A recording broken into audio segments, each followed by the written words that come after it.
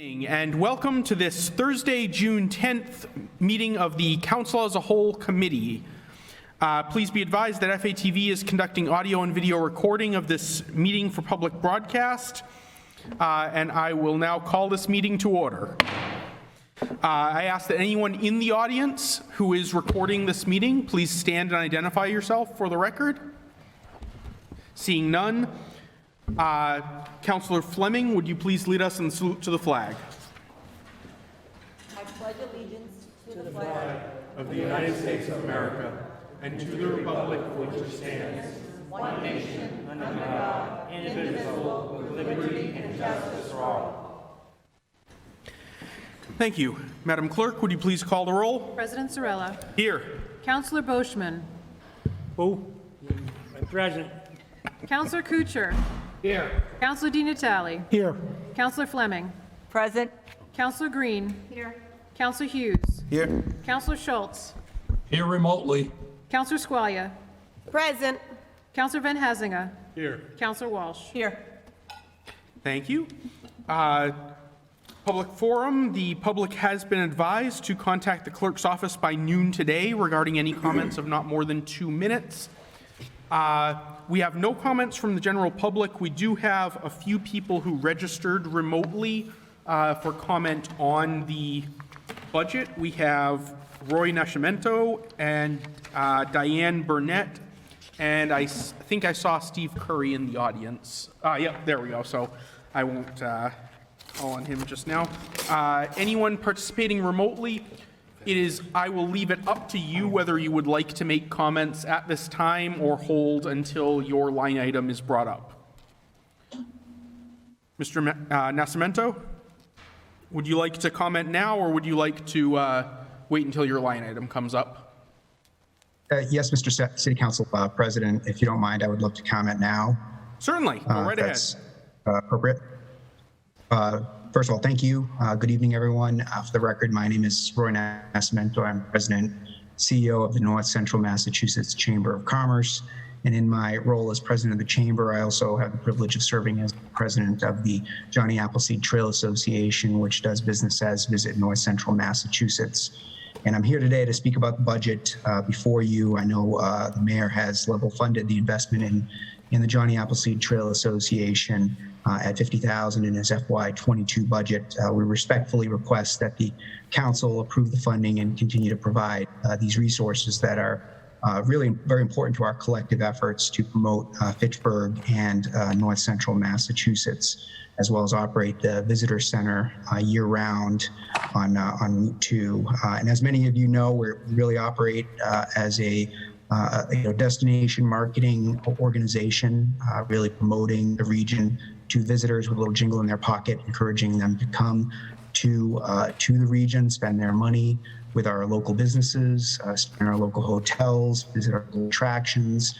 That generates economic impact. It creates jobs. It creates visitor spending in our communities, which leads to prosperity, and it creates tax revenue for the community that helps provide good services that Fitchburg provides its residents, as well as future tax growth as well, and encourages more development. So we operate fundamentally as a partnership. It's a partnership that with the private business community, they contribute money, the state contributes money, and then our local communities also contribute some money. And under the leadership of the mayor and with the support of the city council and past mayors and past city councils as well, the city of Fitchburg has been an important partner and has been a longstanding committed partner in this arrangement and provided crucial funding that helps our efforts and that has really brought a strong return on investment to Fitchburg and to North Central Massachusetts. And I just want to highlight some data that we have. We have identified tourism as a priority industry as part of our new regional economic development plan. It's always been a priority, but this really just validated it. All the data that we collected, that this is an area that we can grow our economy, and there's a lot of potential for future growth. But visitor spending prior to the pandemic was $159 million in calendar year 2019, and that's the last full year that we have data for. Just to give you a sense of the growth that we've seen in calendar year 2004, it was 14 million. So we went from 14 million in direct visitor spending to 159 million. If we included indirect spending, that's closer to $250 million in spending that happened here in North Central Massachusetts. We went from 286 jobs to about 1,000 jobs, and that's a very conservative figure. We have data that indicates that about 16,000 jobs are directly benefiting from visitor dollars that are coming into our community. In calendar year 2019, it generated about 3.75 million in local taxes that helped our local communities. And Fitchburg, as I mentioned, is one of the biggest beneficiaries of regional tourism and the marketing work that we do, and really has the most to lose from really any change from the strategy that's worked so well over the last 25 years. Fitchburg gets a really strong return on its investment. It's about $45 million is estimated that visitors directly spend in Fitchburg. And it has it attributes about 300 jobs that are directly tied. And again, it's a very conservative figure that's given to us by the research department at the state. And in FY 2019, about $1.3 million in rooms tax revenue was generated for the city. And then in FY20, about $1 million was generated in rooms tax revenue from visitors coming into the community. And that was a little lower than 2019 because of the pandemic that occurred in the last quarter, which really, as you all know, really significantly impacted businesses, particularly this sector of the economy: hospitality, restaurants, retailers, attractions. Were the most impacted. Everyone was impacted, but really they were significantly impacted by the restrictions that were placed. And now our economy is starting to open up. Our restrictions are down, vaccination rates are up, people are traveling more. We have aggressively been advertising, North Central Massachusetts investing in new advertising, both print, digital, social media, to encourage visitors to come out this spring. We're seeing some positive numbers, and I would encourage the council to this has been a very successful strategy that has worked here in North Central Massachusetts and has worked for Fitchburg. So I want to respect your time. I know I've probably gone over the time. Thank you for the opportunity to comment. I'm happy to answer any questions if it's if you have any questions now, if it's permitted. Otherwise, as always, feel free to reach out to me or any member of our team with any questions or any ideas that you may have to partner together to improve the quality of life for residents in Fitchburg and to advance our economy here in North Central Massachusetts. So thank you for your time on this important economic development issue.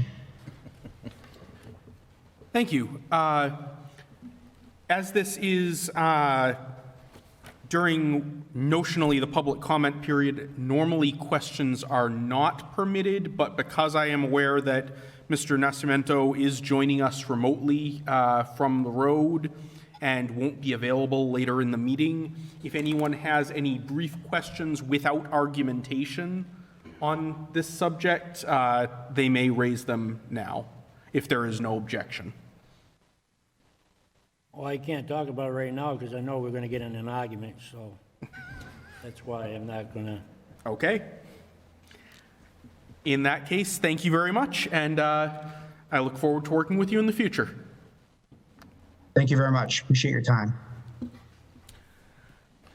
Ms. Burnett, are you in the audience or online? Oh, didn't see you over there. All right, in that case, I will just hold that until your line item comes up. Excellent. That concludes our public comment. We will now begin with the proposed budget cuts. Councilors had until, I believe, 4:30 last Thursday? Yes, last Thursday. I've lost track of my days here. To propose any cuts. A number were in fact proposed. The way we're going to do this is I am going to invite the proponent of each cut or set of cuts to briefly introduce and explain their proposed cuts, after which we will allow the finance team to briefly respond and then open it up to questions for the finance team, followed by debate among the council. First up, we have a set of cuts proposed by Councillor Green. A cut of $2,081 to the IT Systems Administrator line item on page 15 of the budget book. A cut of $564 to the line item for Community Development Director on page 19. A cut of $2,154 from the line item for Community Development Economic Development Director on page 19. A cut of $2,499 from the line item for Community Development Principal Planner on page 19. And a cut of $2,119 from Community Development Director of Housing on page 19. Councillor Green. Yes, thank you. And the reason for my proposed cuts, I'd like to do the IT department first, to the systems administrator. And it was just enough to raise my attention that ends up being a 5.5% increase in pay. And I have spoken with not only the finance team, but to Mr. Bonilla as well, that's contractual, as all of these are. And so my understanding is that not only was it timing of their contract raises due, but also their step raises took place as well. So I do understand that these are contractual raises. I do just have one other question for Mr. Bonilla about the IT Systems Administrator position, that is a 35 an hour or a 40 an hour a week position. 35. That's Mr. all I President, have. how many hours? 35. 35 hours? Any department heads whose line items are raised may come up and address the council. I am going to mostly hold questions until after the initial introduction, but a brief question like that is fine. Any further comments on the IT? And I just want to make sure that I have that right. That was not only contractual, but also the step raises were in place as well. That's what brought it up to the 5.5%? We gotta wait, right? Biannual step raises and We have to the wait. cost of living increase, negotiated cost of living increase. Okay, thank you. All right. And would you like to also address the community development cuts on the same theme, or address IT first and then move on? I'll leave that to your discretion, Counselor. Can we do IT and then we can remove that from the table and then move on to community development? Certainly. Finance team, department head, would you like to respond briefly to the counselor's points? Response, I think the counselor has it correct. These are, all of these are increases as the result of contract negotiations or settlements with the various unions. They are the result of employment contracts, and by having these contracts in place, we are obligated to pay these employees what we have contracted with them for. All right. Any questions first from counselors? Questions only, please. Counselor Di Natale?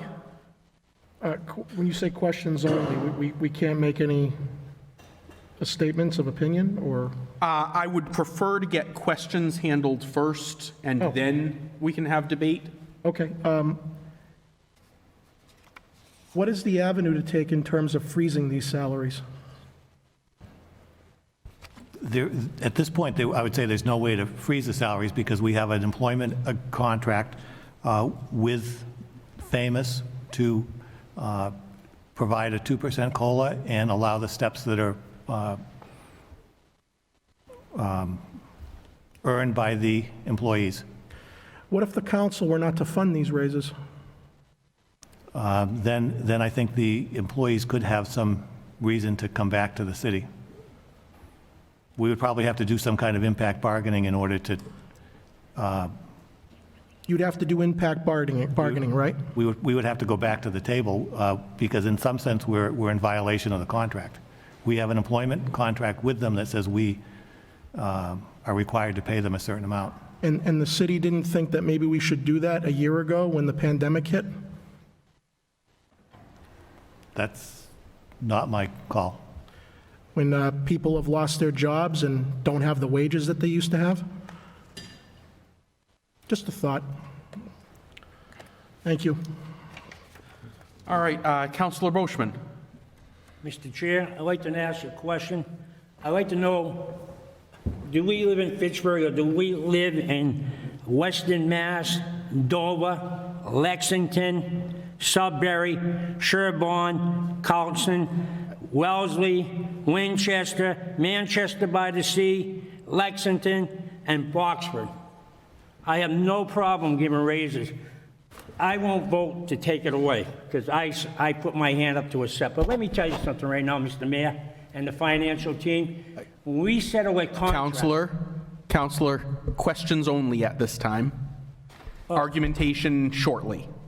Consultation shortly? Yep. Oh, I will come back to you when we We'll hit the hold off on this. argumentation period. Counselor Squalia. Thank you. Mr. Auditor, these raises were previously voted on by the council? Yes, I believe it was last February, City Council approved these contracts by appropriating funds to fund the first year of the contract. And the way employment contracts work is when City Council funds the first year, it locks in the next, if it's a 3-year contract, it locks in years 2 and 3. So the 3-year contract ends approximately next year, and we will have the opportunity to vote on it again? This current contract for Famous, which is the union we're speaking of, goes until June 30 of 2022, at which point there would be a new contract having to be negotiated. And when that is negotiated, it would come before City Council for their funding. Okay, thank you, that's all. Councillor Van Hazinga. Mr. Auditor, are there other employees in the city who are receiving similar contractual raises, or are these the only ones?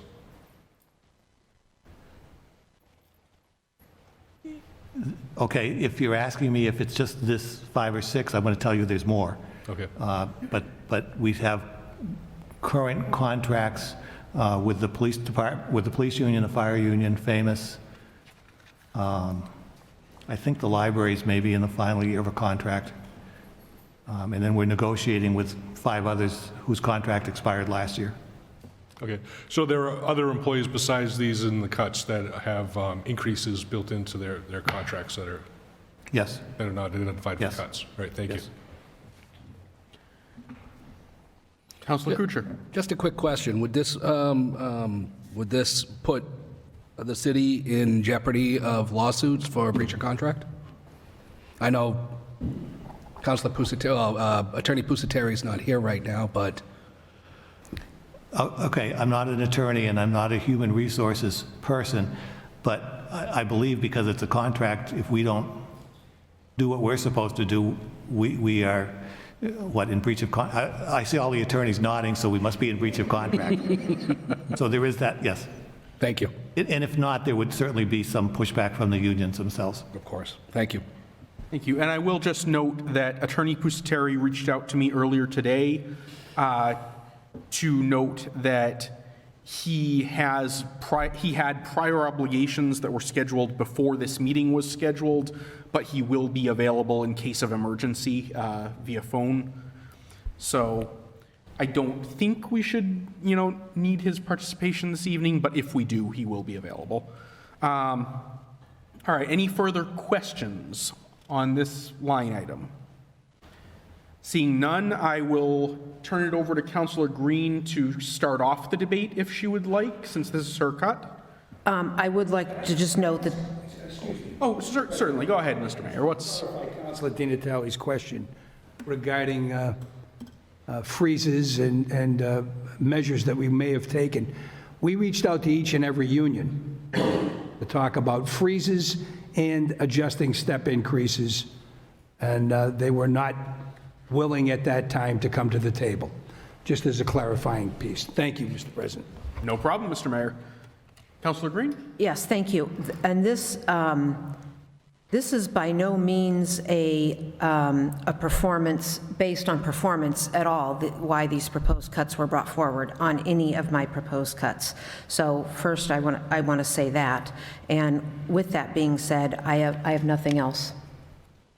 All right, thank you. I already have promised speaking opportunities to Councillor Boschman and Councillor Di Natale. Councillor Boschman? I render the chair to Councilor Di Natale first, because I know I'll be carrying on. Certainly. Councillor Di Natale, go ahead. Thank you. I'm not in favor of the cut, because I understand the contractual aspect. What is frustrating for me is looking at who pays these bills and the amount of people in the city that have been damaged by this pandemic, who do not have the luxury of having contracts that guarantee them wage raises in an unprecedented time like this. So optically, it doesn't look good. But I understand why we can't reverse it. And I wanted to ask that question, not to paint the union or the employees as heartless or anything, but it's just, we represent everybody in the city, and a lot of people in the city are financially hurting right now. And when we have raises baked into a budget that are contractually obligated, that for the most part were voted on before this pandemic started, so we didn't have any clue this was going to happen. It's still hard to grasp that in this budget, I actually counted it, it's over $500,000 in raises. $500,000. And no matter how you explain it to the taxpayers, especially those in the private sector, they don't care. It's just not right to them. That we are obligated to give all of this money out for raises and step increases when those paying the bills by and large have seen wages reduced and gone. So it's really hard to stomach, but I am going to support not voting for these because we've made an obligation and there's legalities involved, and it's already been stated that the union's not going to entertain any movement on that front, so it is what it is, but it's very hard to swallow when you're considering the totality of the city's population and what they've gone through the last 2 years in terms of their own salaries and wages. So thank you, Mr. President. Thank you. Councillor Boschman. Mr. Chair, financial team, I read off these communities. These communities got money, lots of money, a lot more money than I have, these communities. And I come here, I voted for this, and I take part of the blame for not really doing my homework correctly. I will say that, because I went by 1%. But I will say this to the financial team, and I will say this to HR. From now on, when you come in front of us with a contract, we're going to break it down to let us know exactly what they're getting. These wages, in my opinion, if it was the private sector, we wouldn't be here. We'd be bankrupt if it was the private sector. You know, a lot of you look at me and you think I got a big mouth, but I look at the city differently than a lot of you do. I look at the city like people look at Wall Street. I'm an investor and I'm a shareholder. I want a return on my money. There's three things that I consider very important in this city. My opinion. I told the city auditor, a very good school system, very good. I'm not talking about GE, good enough. A very good school system. A very strong audit department. I believe an audit department can control a city. And a very good planning department. I expect a lot. And I'm not going to deny that. I do, because when I was growing up, people expected a lot from me when I was working for them. So I expect the same thing that they expected from me. And I'm not afraid to pull bones about it either, because I am paying. I don't see change. They don't like it. I know the mayor doesn't like it. I know some of you councilors don't like it. But I don't see change. And we're paying top wages, and we're not getting change. And am I angry? Yes, I am angry. 5.5%. I'm the one that went around to the councilors and told them about the raise. I even talked to the guy we're always fighting back and forth, Councilor Di Natale. I called Councilor Squally. I called Amy Green. I called, sorry, not calling you councilor, and all the other councilors, because I was upset. Because there's no change. Nothing, but the only thing that's changing in the city is my taxes and the wages. I look around year after year, same thing, and I believe, and I listen, and I listen, and I listen. I'm getting up there. The next change I make is going to be in a box of St. Joseph Cemetery. Now, I won't see a change. And I'm responsible for the youth of the city today. My kid, your kids, and somebody coming up the road. And I put a lot of pressure because I want better for them than what I had. I remember my city. Maybe it won't come back the same way. It probably won't. But I remember a thriving Main Street. I remember buildings being stacked and people smiling, not hearing crying. Really? We can't do better? We can't, as a department head, do better than what we're doing? I'm not afraid to give raises. I'll give raises. And I can be very liberal. But I want some changes. I can't get changes. I'm the first one to be tight. And I'm very tight. Believe me. I'm going to support you because I called Trevor up. I'll support it because I was one of the councilors to put his hand up and said yes. Because I really didn't pay that close attention. Because I went by, boom, boom, boom, boom. All right, yep. But it won't happen again. I can promise you that. That it won't happen. So that's what I have to say on that part of it. We got more coming. So, Councilor Hughes. Thank you, Mr. President.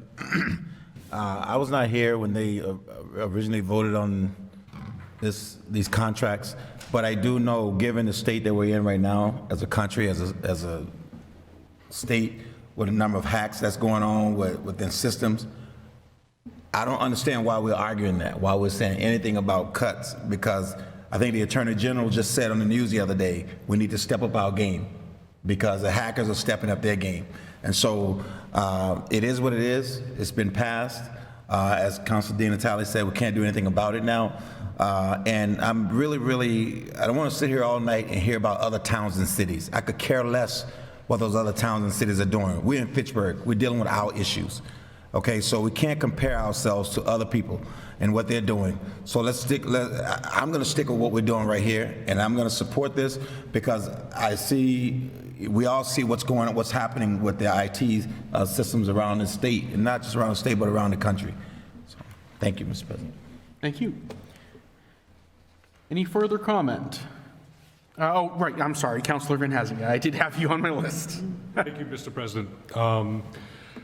I think as a resident of the city, I want us to have good city employees who do well for the city. And I think these are all very important and very good employees. I think it's important that we have a robust IT staff that keeps our networks safe, that keeps our departments functioning. I think it's very important that we have a very strong community development core that really pushes development in our city and keeps us moving forward and gets the change that we want. And if we want good employees, we have to be fair to them. And part of being fair to them is paying them the raises that we negotiated with them and we promised them.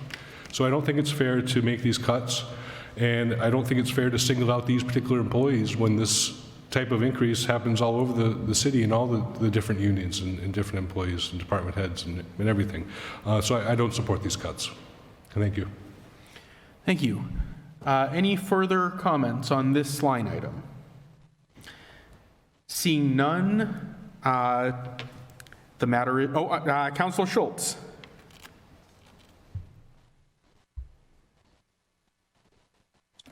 Thank you, Council President Zarella.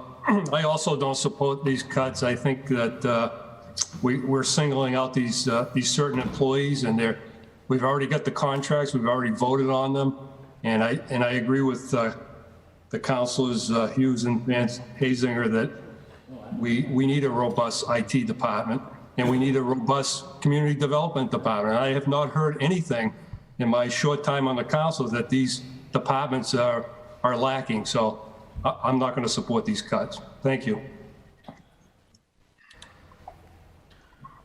All right, I'd like to entertain a motion.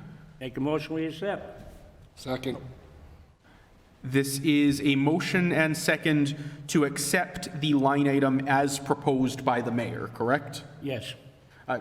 Councilor Di Natale on the motion? I think in the past meetings we've held, Mr. President, that we would make a motion in the affirmative to approve the cut, and then we'd vote yes or no. That's what we've done in the past, where we would motion to approve the cut, and then let's say everybody's against it, they'd vote no, 11-0. That was the motion. Was that the motion? That Because it was the sounded like motion. it was, No, that didn't We we can certainly do that. That's fine as well. We can take this, so, okay, let me make it clear to the councilors then.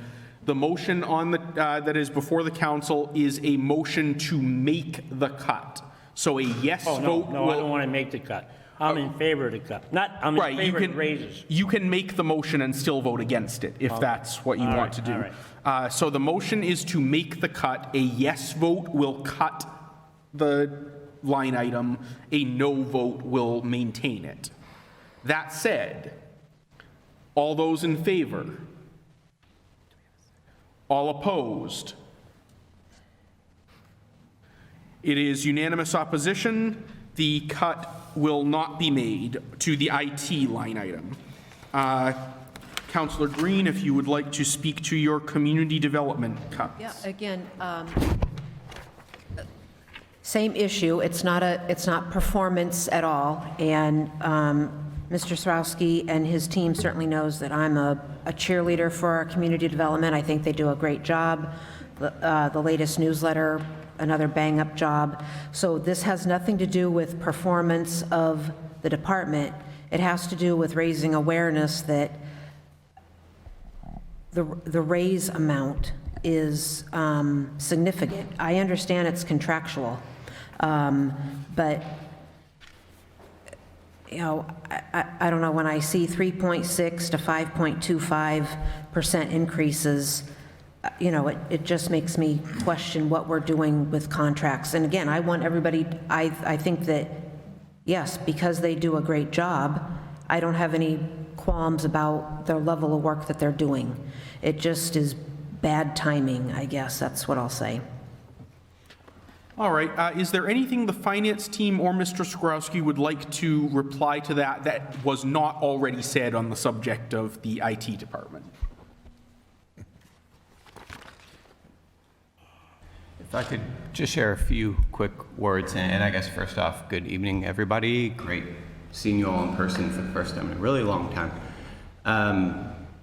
I guess just a few things. I know, Councilor Green, I appreciate the rationale for the cut, and I understand that it's not about performance, but I also heard a lot about performance and about where we're headed and about return on investment. And I do think it's important to talk about the investment that you all as councilors are making on a yearly basis in the Community Development and Planning Department. You know, although we only represent about 0.4% of the general fund budget, we certainly don't take that lightly, and we want to make sure that every dime that is spent on the Community Development and Planning Department is leveraged and does receive a return on investment. You know, that starts first and foremost with our CDBG and home funding, which represents about 40% of our staff funding, including fringe benefits, but it goes further than that. I mean, just in the last month alone, we have applied for 6 grants, and, you know, full disclosure, one of them is for an item that you funded this year in the general fund, the Open Space and Recreation Plan. We continuously look for grants to fund even things that you already did fund, because we don't want to tap into the general fund unless we really need to.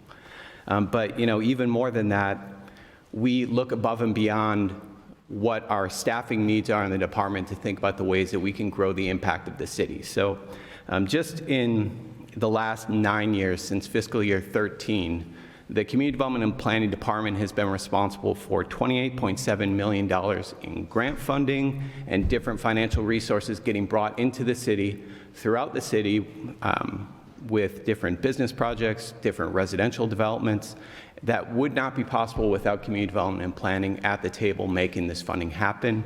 And, you know, admittedly, the Twin City Rail Trail is a really big component of that. So if we take that out, even then, we are at $12.4 million of grant funds and other financial investments being brought into the city just in the last 9 years. In the last 3 years alone, we've gotten $6.4 million of investment in grant funding and other forms of financial assistance coming in that wouldn't be possible without the Community Development and Planning Department. And if you just take that on a per year basis, that's about $2.1 million. That's about 3.5 times the general fund investment that you all are making in my department. So I just want you all to keep that in mind. We're always looking for ways to expand our impact. But that's just grant funding. That doesn't include all the development projects that we're spending a daily basis working on the permitting, working on bringing them up from an idea to a development. You know, that doesn't include Game on Fitchburg and the work that we had to do to get that project zoned for that development, to get that project through the informal reviews, the formal planning board special permits, and over the last 3 years, working with department heads, working with neighbors to make sure that development is happening the way we planned it to happen. That doesn't include the 13 cultivation facilities that we've helped permit through an extremely complicated local and state process. That doesn't include the 8 retail facilities, the independent transport or the independent testing facility, all of which we permitted through our office and through the planning board. That doesn't include Amazon, the 200 to 300 jobs they're going to be bringing to the city, and the work we've done over the last 10 months, ushering them through the planning board, the conservation commission, and the various boards and department head feedback that's needed to make a big project like that happen. It doesn't include BF Brown and the work that we had to do getting that project zoned for housing development, or the work we had to do getting the Article 97 restriction lifted, which included votes through the Parks Board, votes from the Conservation Commission, City Council, the State Senate, the state representatives, and you know, every single project that we are responsible for working on in the city is not as simple as they come in for a quick meeting with us and they go to planning board, they get permitted, they have their funding in line, project happens. These things take time, these things take a really collaborative effort, and I know it was mentioned before, but the Harper Furniture building development is a great example of that. I've been here for 3 years and 11 months now in this position. And the first month I was in, we sat at a meeting with the Harper Furniture developer where he brought his idea to the table. And from there to today, we've been working on that project, every single division of community development and planning to make that project happen. You know, with our economic development division, Mary Jo Bohart did the work before this development came to the table to get Moran Square designated as a historic district. And what that did was open up 40% of the development costs in tax credit equity that could then be turned into funding for the project. Last summer, when the tax credit market bottomed out, Mary Jo took a team of investors on a walking tour throughout downtown to show them what was happening in the city and to show them why they should invest, and ultimately they did. That was just one division, economic development, the role they played. Housing and development, our division helped support this project through home funding, which is a critical component of seeing a project like that happen. They need to see local investment and a local match. We provided that in home funding, which again, it wasn't just writing a check. It entailed, for the last 3 months, I think, Liz Murphy has been sitting in on closing calls with all the different financial partners in this project, reviewing the pro forma, reviewing the development costs on a weekly basis. And when the project's done, she'll have to do monitoring for years to come to make sure it's in compliance with the funding requirements. And then, of course, planning and our planning division, first and foremost, really helped make this project happen. We got this project designated and permitted as a 40R development, which will open it up to about $130,000 of density bonus payments once the project is completed, but also, we work through informal permitting reviews, the formal planning board process. I think there were like 4 modifications where they had to come back in front of the planning board, and we had to walk the planning board and the applicant through that process to get their special permit modified. Then we've got to file the decision in the Registry of Deeds and go through that whole process. It takes time. And I totally appreciate that it's not happening fast enough. I'm not satisfied. No one in my department is satisfied with the work that we're doing. And I think on a daily basis, we're trying to continue to improve on what we're doing. But what I would ask, I guess, at the end of the day is if you aren't seeing tangible evidence of improvement, please talk to me. We're always willing and open to hear feedback. And at the end of the day, if you're not satisfied with what you're seeing, I'd recommend that you propose to cut my position and my funding, not those within my department, because ultimately it's my job to make sure you see the value in what we do.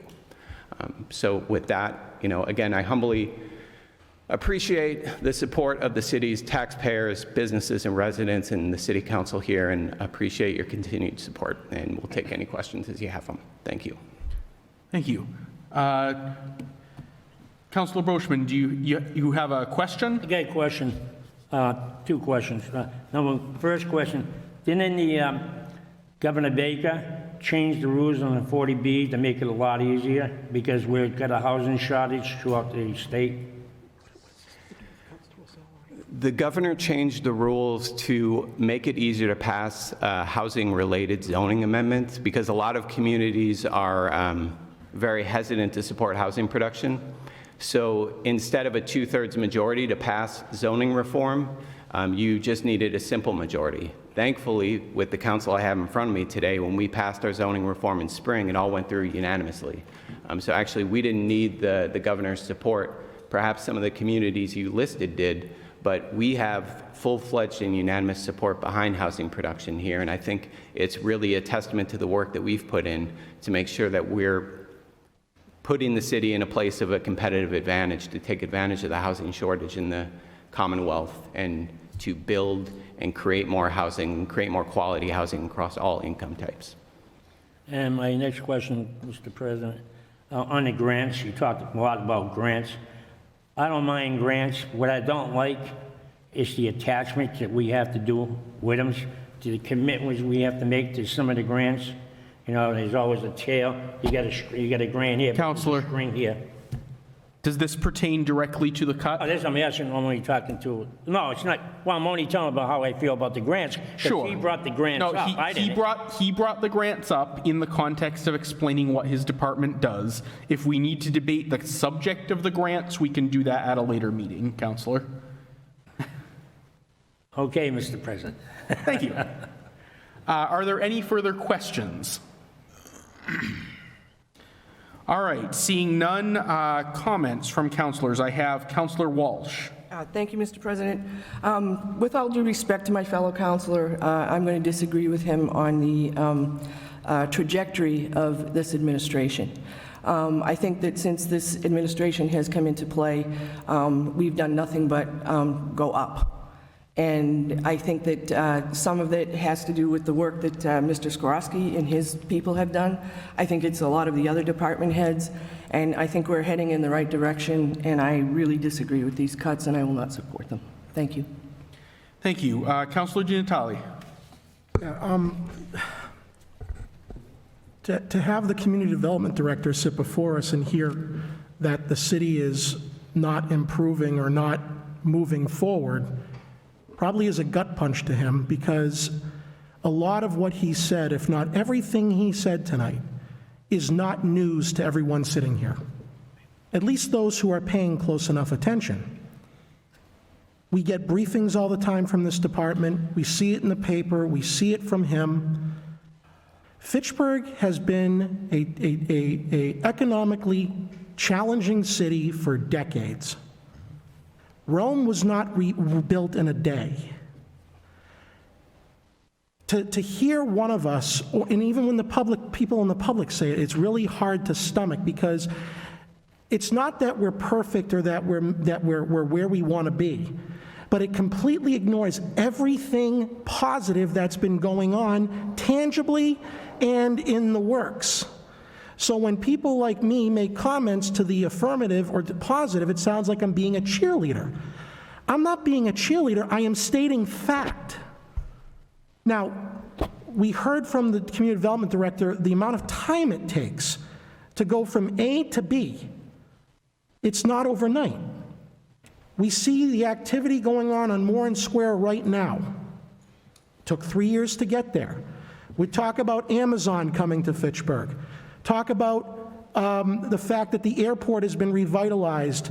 The fact that we have B.F. Brown and Fitchburg State across the street, this building, Dario's, Kingston Island Cuisine, Bion. I don't want to leave anybody out, but downtown has been very challenged for many, many years. Anyone who honestly thinks there's no improvement in the last 5, 6, 7 years is not paying attention. And I lay a great deal of credit on that to not only the administration, but to the Community Development Office. One thing I'll make clear on as a person in finance and the trade is return on investment. It was stated that we're not seeing a return. The Community Development Office's budget is $600,000. How many grants have you gotten so far, total? In the last 9 years, 28 million. 28 million. So let's, 9 years, 600,000, I probably know what it is, but I'm going to do it on the calculator because that's just my nature. $5.4 million we've spent in taxpayer money for his division, and we've gotten back 28 million. That is a return on investment of well over 500%. Because that's principally what they do. It's part of what they do, but they've brought to the city $28 million. That doesn't just, the state doesn't just call us up or the feds and go, hey, Fitchburg, would you like a check for $2 million for something?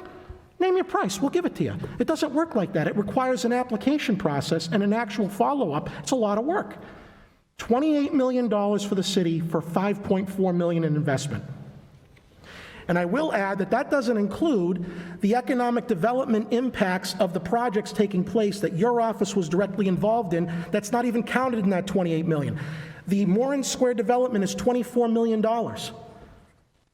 Add $24 million to the 28, because if it wasn't for you guys and for the TDI district and the historic tax credits that you worked so hard to secure, that wouldn't be happening. I mean, that's one example, and I'm not going to go any further than that one example because it belabors the point. I sit here and I feel sometimes like I've been asleep for 10 years because maybe it's because I have a different perspective. I've lived here my whole life, and I was a counselor during the worst time of the city's financial history, 2008, where we couldn't even keep the streetlights on. I won't get into that. But look at where we are now. Maybe I have a different perspective, but to sit here and tell the public that we're not making inroads, that we're not making progress, it's not factually correct, folks. It just isn't. So I don't support these cuts either, but for some reason, and I don't agree with this, the cuts on salaries turned into Mr. Skaworski having to justify his existence. I mean, we're not cutting his job, we're not cutting jobs, we're talking about cutting a salary increase. So I feel sorry that he has to come before us and have to justify again why his department is essential, because a lot of what he said has already been said many times already. Thank you.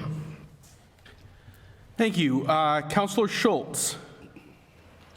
Thank you, Council President Zarilla.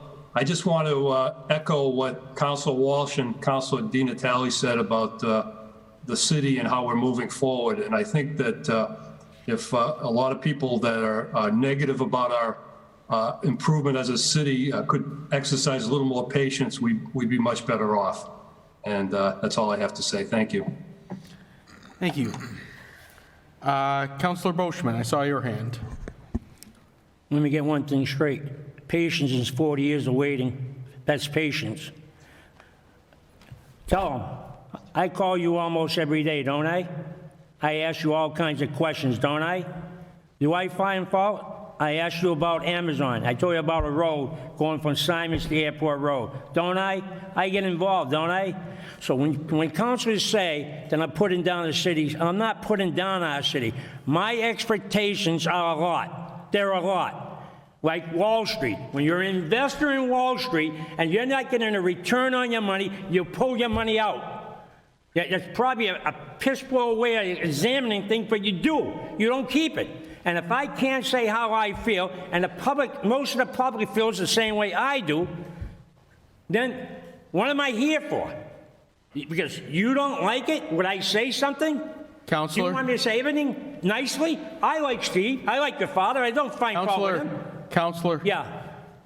If you have further debate on the subject of the cut, we can certainly I'm not have making, that. I told you earlier, I wasn't going to make any cuts to the thing. I know the contract. I voted on the contract. Right, so- I told you that. So we understand where you're coming from, or at least I do. We don't need to get into a discussion about who should be saying what, about what.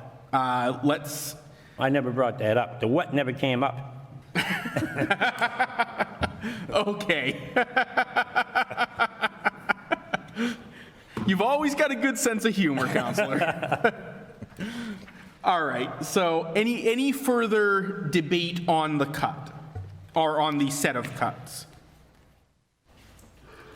Seeing none, the matter is before the council. Move to approve the cuts. I have a motion and second, again, to approve these 4 cuts. A yes vote will make the cuts. A no vote will retain the existing line items. Anyone speaking on the motion? All right, all in favor? All in opposition? Unanimous opposition, the cuts will not be made. Next, we are moving into a set of cuts to new or increased positions. The first up is a cut that was proposed by both councillors Di Natale and Green in slightly different amounts. So I'm going to ask that we take those 2 recommendations up simultaneously, and if the councillors would like to justify why they want one number over another, they can certainly do that, but it's the same general cut. And that is a cut to the line item for IT help desk technician. The increase, the cut is either $23,958 by Councillor Di Natale or $27,140 by Councillor Green. Either way, I believe the intent was to eliminate the increase of the position from part-time to full-time. I will allow Councillor Di Natale to kick this one off. Thank you. So I will start off by saying to my colleagues that all of the cuts you see from me under the new position section are the same reason. So I know we're probably going to vote on these individually possibly, but my reasons apply to all of them for the same reason. The new position, the barometer by which this city can effectively ascertain whether or not we are out of the pandemic woods yet is the reliance on free cash to balance an operating budget. The city of Fitchburg prior to 2008 would not only use free cash to balance the budget, they would use anticipated certified free cash, meaning they didn't even have the money in hand and they were expecting to use it. The DOR stringently objected to that practice when the recession hit, and we ceased it. Over the course of the recession and towards 2014, the city relinquished its reliance on free cash. And why is that a good thing? Because that indicates the budget is structurally balanced. Structurally balanced means your recurring revenues meet your recurring expenses. You don't need reserves to cover the balance because those reserves are not guaranteed. Fitchburg did away with that practice in 2015, which is the right thing to do, and we haven't done it since the pandemic struck us. This year's budget, I voted for it with a reliance of $1.6 million in free cash because free cash is for emergencies, one-time emergencies, stopgap measures, which is what the applicability of this was used for this year and is used for in FY22, which I don't disagree with either. I was expecting it. What I'm also expecting is that eventually, over time, that number goes back to zero, like it was before the pandemic. Because that is the one line item that serves as the principal barometer of our revenue strength. So I am encouraged to see that the free cash reliance this year is less by $334,000, and that's a good thing. It's going in the right direction. But we still need $1.1 million to balance. Now, before anybody thinks about ARPA funds from the federal government, Mr. Brooks testified that these decisions to bring on these new positions were irrespective of that. So I cannot stress this enough. Do not look at the ARPA funds as the bailout to why we were doing this. That's not why they're doing this. Certainly not why they're adding new jobs. These new jobs were not here in fiscal year 20. They were not here in fiscal year 19, 18, and 17, when revenues were the strongest and when we had robust free cash. Some of these jobs, including the IT part-time to full-time, Mr. Bonilla has been asking for this job for almost 10 years. I should know. He's battle-tested with me on this, okay? But I want to make it clear right now, and I want to make this very clear. I was frustrated with what I was going to do tonight because I felt like it would be a waste of time for every department head to spend their time here, because I am not here to argue that they're not needed. I'm not here to argue they're not necessary. I know he needs this position full-time. I stipulate it should happen. I have a problem, a very big problem, and a disagreement with the administration on the timing of, forget the attrition jobs, he wants to add new positions that didn't exist before the pandemic, in a time when we're still in the pandemic and we need $1.1 million in free cash to balance. We are essentially using free cash to hire new people, which is rule number one against budgetary finance. And if I vote for these, I am a flagrant hypocrite. So I'll get to the attrition jobs later, but the new positions, folks, I want to impress upon everybody. If we were not confident in funding these jobs before the pandemic hit, we're confident in funding them now when we need over $1 million to keep us afloat. It makes no sense. It makes no sense. And I am not arguing the need, the necessity. So the department heads are going to come up here tonight and say, I need that IT person. I need that police officer, that fire. Wonderful. Highway. Got it. Not arguing those points. I know you need them. But to be prudent and fiscally responsible, as we have been for the last decade, we are being overly aggressive with doing this. The attrition jobs I maybe can understand to a point, but adding new positions when we're not off of free cash yet flies in the face of everything that we have attempted to do for a long time. If it wasn't good then, it ain't good now. So I'm advocating we give it more time. And I want to make one last point before I turn it over. Theoretically, these are cuts, because the mayor's putting a number forward and I'm asking that we reduce it. But in reality, they're not really cuts, because these positions don't exist. The IT part-time, the person is part-time right now. They're not going to lose their part-time job. It doesn't exist. So while it is technically a cut in the budgetary sense, no one's losing their job, no one is losing their benefits. It's the status quo is what I'm proposing until we get the free cash reliance off. And then we can assess very confidently if we can sustain these new hires under our existing revenue structure, because as I look at this, these are being funded through free cash. Now, if the administration is going to tell this council that the money's coming, it's just not here yet, because I know that's probably what's going to be said. Great Wolf Lodge hasn't started yet. They will. We know with relative certainty that we're probably going to get at best a half a year worth of revenue out of them. All I'm asking for is that we wait until that happens. And we be more prudent, just like we were prudent last year. Give it some time. And then when we get the money, we should be in a position to have more confidence, certainly I would, that we can bring these jobs on, this part-time to full-time. And I won't argue for it at that point. That's all I'm asking for is timing. I would argue that the administration has been overly conservative in not projecting any Great Wolf revenue. We know that's not going to happen. But they chose to take that tactic, because if they put a couple $100,000 in there, that would have been $200,000 less in free cash reliance, and you could have added back $200,000 worth of jobs. I would have went along with that, but that's not what they chose to do. So that is what I'm advocating for, is a maintenance of the status quo. You do not add new positions when you're reliant on free cash. You don't do that. I mean, you can do it. It's not wise. And if the argument is, we're going to get the money soon, wonderful. Then when you get the money, come to us for a supplemental budget. Or wait until next fiscal year when Great Wolf is 100% online and we get a full year of revenue. Until I see that free cash number go back to zero, I won't even entertain new positions, let alone bringing jobs back. And I don't think this council should either on the new positions. Thank you. Thank you, Councillor.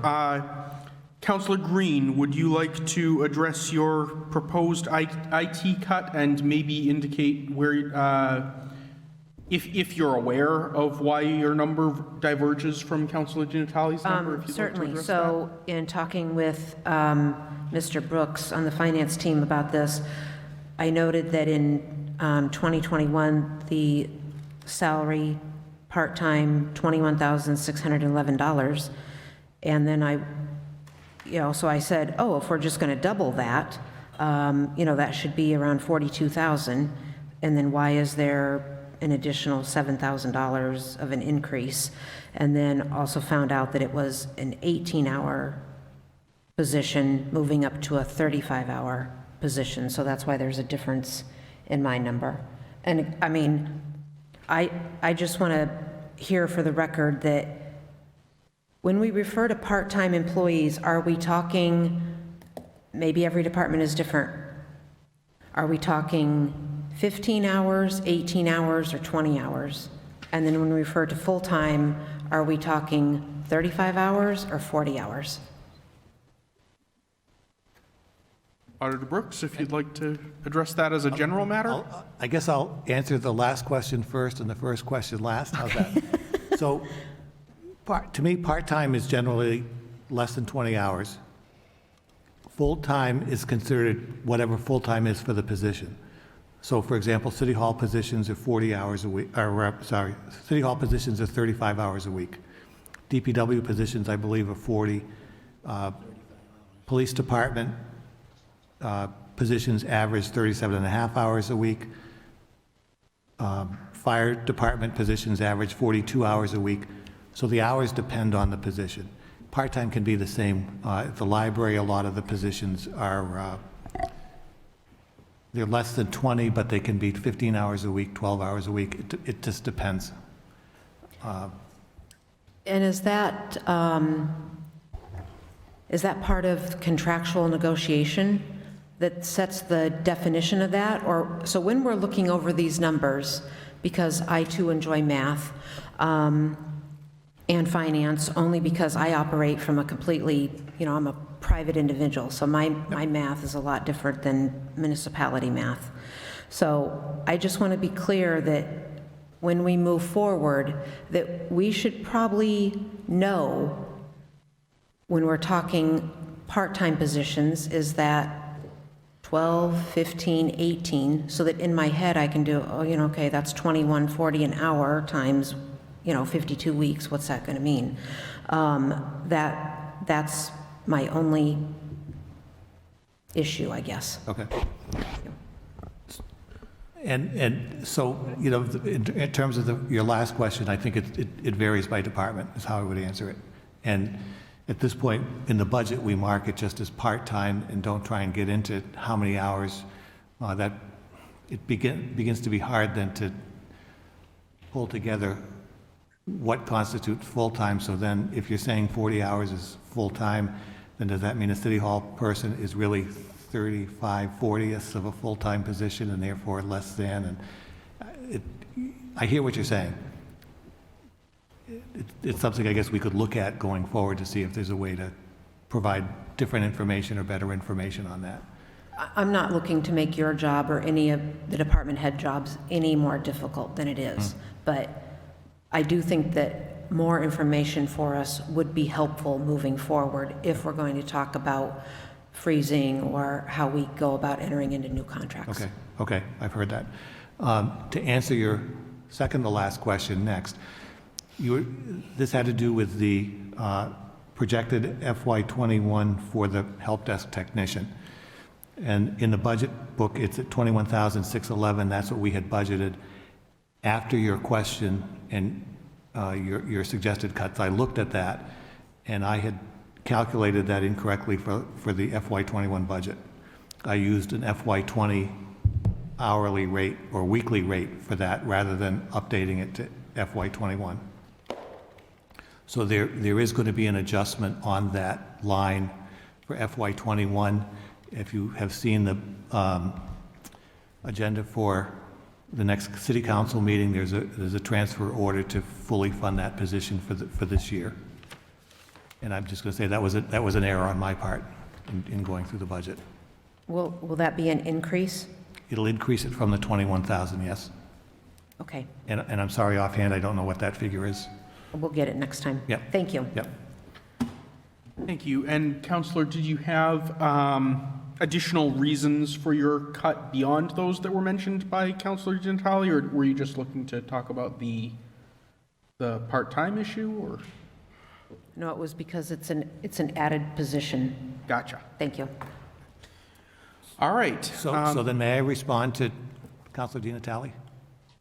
Yes, the finance team may certainly respond before I take questions. Thank you. Let me take this. All right, so I guess to answer the counselor's argument, I guess to me it's a question of how the city wants to proceed through this pandemic. I understand Counselor Di Natale's concern about using free cash to fund positions. Free cash is one-time money, and to be prudent, you shouldn't be using one-time money to fund an ongoing position or an ongoing operation.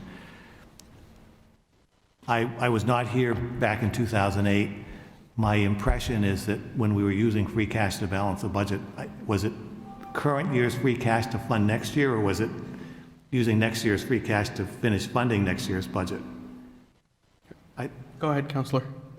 We would be using anticipated free cash. Didn't even have it certified yet. Okay, so in that respect, you may not like this. We did anticipated free cash, and then we pivoted to certified free cash. Right. So I guess we're being a little bit more prudent than where the city was 15 years, 10, 12, 15 years ago. Yes. Because we're at least using money we have in our pocket instead of money we expect to have in our pocket next year. Okay? However, in this case, I believe that we're using free cash to bridge the gap between our pre-pandemic revenues and our post-pandemic revenues. And that's how I look at it. I think a year ago, we made the decision to eliminate positions through attrition. We didn't add positions, and I think this help desk technician was a position that, barring the pandemic, we probably would have added in last year's budget, or at least had a very strong discussion within the finance team about adding it.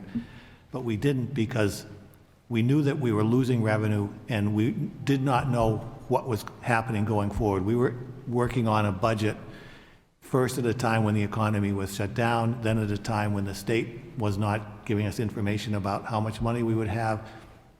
When we finally got that, we were in the middle of the pandemic, Great Wolf was gone, and we were not sure what else was going to happen. We were heading into the winter where everything was getting tighter. This year it's different. I think, we look like we're coming out of this. There's an expectation that Great Wolf will reopen, and I think it's reasonable to assume that the revenue will come back. I'm not able to estimate revenue from Great Wolf for FY '22 because the Department of Revenue makes me look at how much I took in FY '21. We took in nothing. I'm not in a position to say we're going to take something in. They're not going to let me say we'll take in $500,000. On the flip side, if Great Wolf were closing, and if this had been announced, then I believe the recommendation from the mayor would be very different because we would not be anticipating that revenue. We would have to be making the cuts we need to make in order to live with $1 million in less revenue.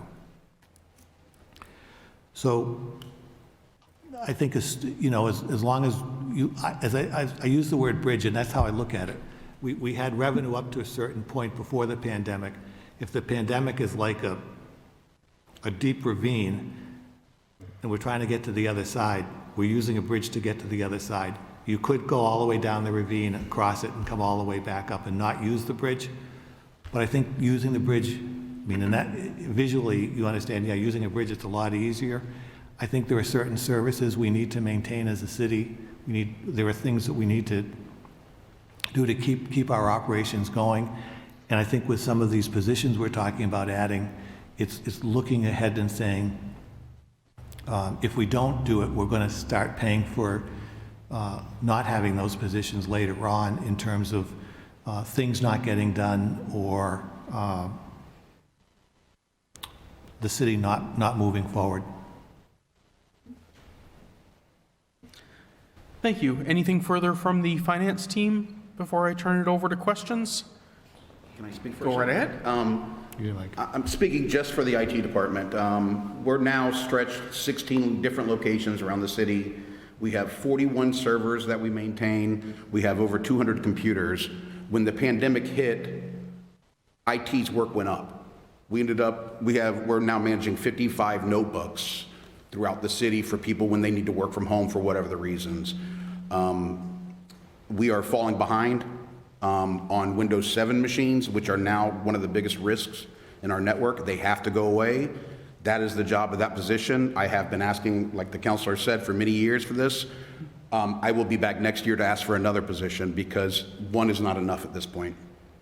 So I just want to let you guys know, I don't want to take a lot of time, but it's critical for IT to get some staffing. Thank you. Thank you. Mayor Giannatalli. Thank you. The department head, Bonilla, didn't mention something that we all are very, very well aware of today, and that we as a city have to be very concerned about, like most cities do, and that's cyber attacks. This is a reality. His department has averted some of those potentialities, but that takes time, that takes effort, that takes a workforce to do it. So that's why he's saying he's probably going to be back next year, and that might be too late. We don't want that to happen. We don't want to be subject to ransomware, which is happening everywhere. So his department becomes even more critically important. And I just wanted to make sure. 50 a week. What's 50 a week? Yeah, we've had 50 a week that have been averted. 50. So, yeah, it's a concern. Only takes one. Thank you. Thank you. First up for questions, I have Councilor Squalia. Thank you. Mr. Bonilla, or Calvin, the help desk technician is currently part-time and proposing to be full-time. It says it's funded by general fund and a grant, and in the June 15th agenda, we have $3,300 from Monty Tech school assessment to fund the help desk technician. Is that part of our grant from Monty Tech? No, that should just be general fund. That's fully funded by general fund, so that's an error in the budget. I think if you look at fiscal year 17, you'll see that it says less grants on page 15. Fiscal year 17 says less grants? Yep, in the red, at the bottom of the Oh, salary. less grants, Less okay, yeah. grants. Sorry. That was the grant. Less takeaway grants, minus grants. So, yes, so that position had, I would say, had the 23,000 less the 13. Okay, so it's not funded by a grant? Has not the- been the funded help that way desk since. technician. PEG funding that we use for cable-related costs, but we're not using that for salary anymore. It's just, we've focused that PEG money on other issues, more direct cable-related costs, like Is FHTV. it partially funded by the Monty Tech school assessment, or does it relate? No. Does this 3,300 go to the salary, making the salary higher? I thought you had mentioned that this 21,611 is actually lower than the reality, and you're coming back with more funding? Back with it's an appropriation. Oh, I know what you're looking at the agenda for the next meeting. Yes. So that's just a transfer. So I'm jumping ahead to the Finance Committee meeting in 2 weeks, but the actual assessment for Monty Tech came in less than what we had budgeted. So there's about 13,000 left in that Monty Tech assessment account. So there's a couple of requests to spend that, to transfer that money out of Monty Tech into those lines. But that's part of this year, that's part of the FY21 budget, so it has no impact on FY22. Yes, I'm looking at the FY21, the 21,611 that Councilor Green had referenced, and you said Right, that that and is we're gonna- actually incorrect. The 21,611 is incorrect, it's low. And so whatever I forget what the appropriation is. 3,300. 3,300, So the total is 24,911 correct, for the current should be 20, FY21 Correct. help desk technician. correct. Okay, thank you, that's all. Yep, thank you. Thank you. Councillor Fleming. I guess my first question, and I probably should know this, is every employee in City Hall 35 hours, full-time? There's nobody that works in City Hall that actually works 40 hours? I don't believe. Has that always been the case, or is that? Well, I know the mayor works at least 60 or 70 hours a week, but, no, the standard work week for City Hall is 35 hours. And has that always been the case, or is that something that was adjusted maybe 10 years ago, or? I couldn't tell you how long it's you've been been that way. there. Yep. Okay, and this is actually, maybe I want to present this to you, President. Can we take these items individually, or do we have to approve them or not approve them as a group? Oh, we certainly can take them individually. Okay. Currently, only the two IT line items are in front of us. But when we get to the remainder of them, we certainly can take any line item individually. Okay, thank you. All right, no problem. Councillor Boschman. Listen, I want to make it very clear. When I first started on the council many years ago with Councilor Green, IT came in front of us and they wanted a full-time person back then. And I voted for it. I believe in the IT. They need it. And I'm going to support the IT on a full-time position because I have trouble with my computer, and I had to call him up at, what time, 9 o'clock last night, so I can get notes from my Microsoft Words, because I got hacked.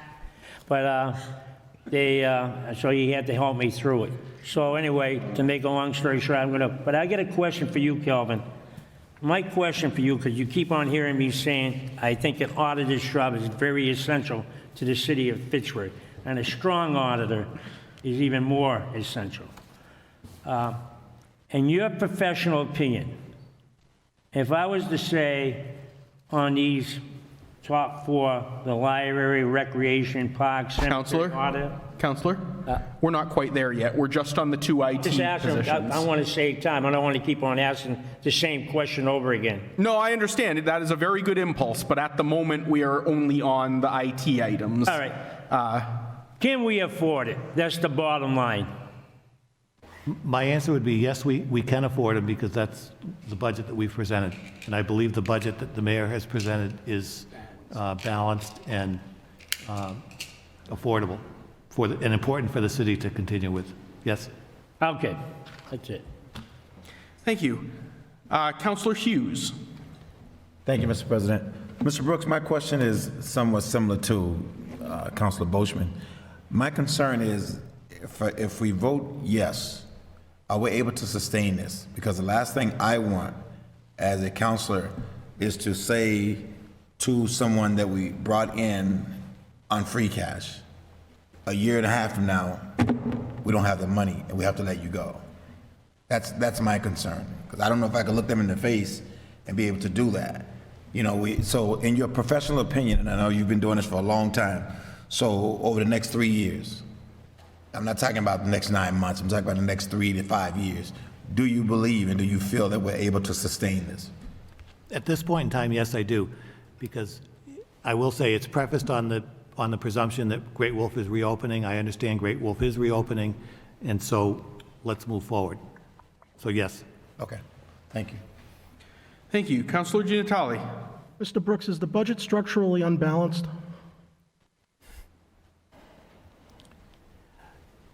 I would say that this budget has been structurally unbalanced since I got here. And I think it goes back to 2008, 9, whenever that was, and I think the city still has a lot of work to do to get it structurally balanced. Is it more At the structurally same time- unbalanced than it was before? Yes. Yes, we've made progress. Is there more progress to make? Yes. So- Would I like to get rid of the block grant for support for the health agent? Yes. Would I like to get rid of the 100 or 200,000 that's in there for DPW labor? Yes. Would I like to put another 200 or 300,000 in there for snow and ice? Yes. But there are some things we can't do just because it makes it more structurally sound. We have to keep moving forward with the functions of city government. I'm only talking about free cash. I'm not talking about grants. I'm not talking about overlay surplus. Stan? And, you know, I'm getting frustrated because I knew this was going to happen, that the questions are going to be, do we need the position? I've said 15 times already, I'm not arguing we need the position. What are you guys going to say? No, we don't? Of course you're going to say you need it. The question is, do we need it right now when we're not out of the woods yet? These are new positions.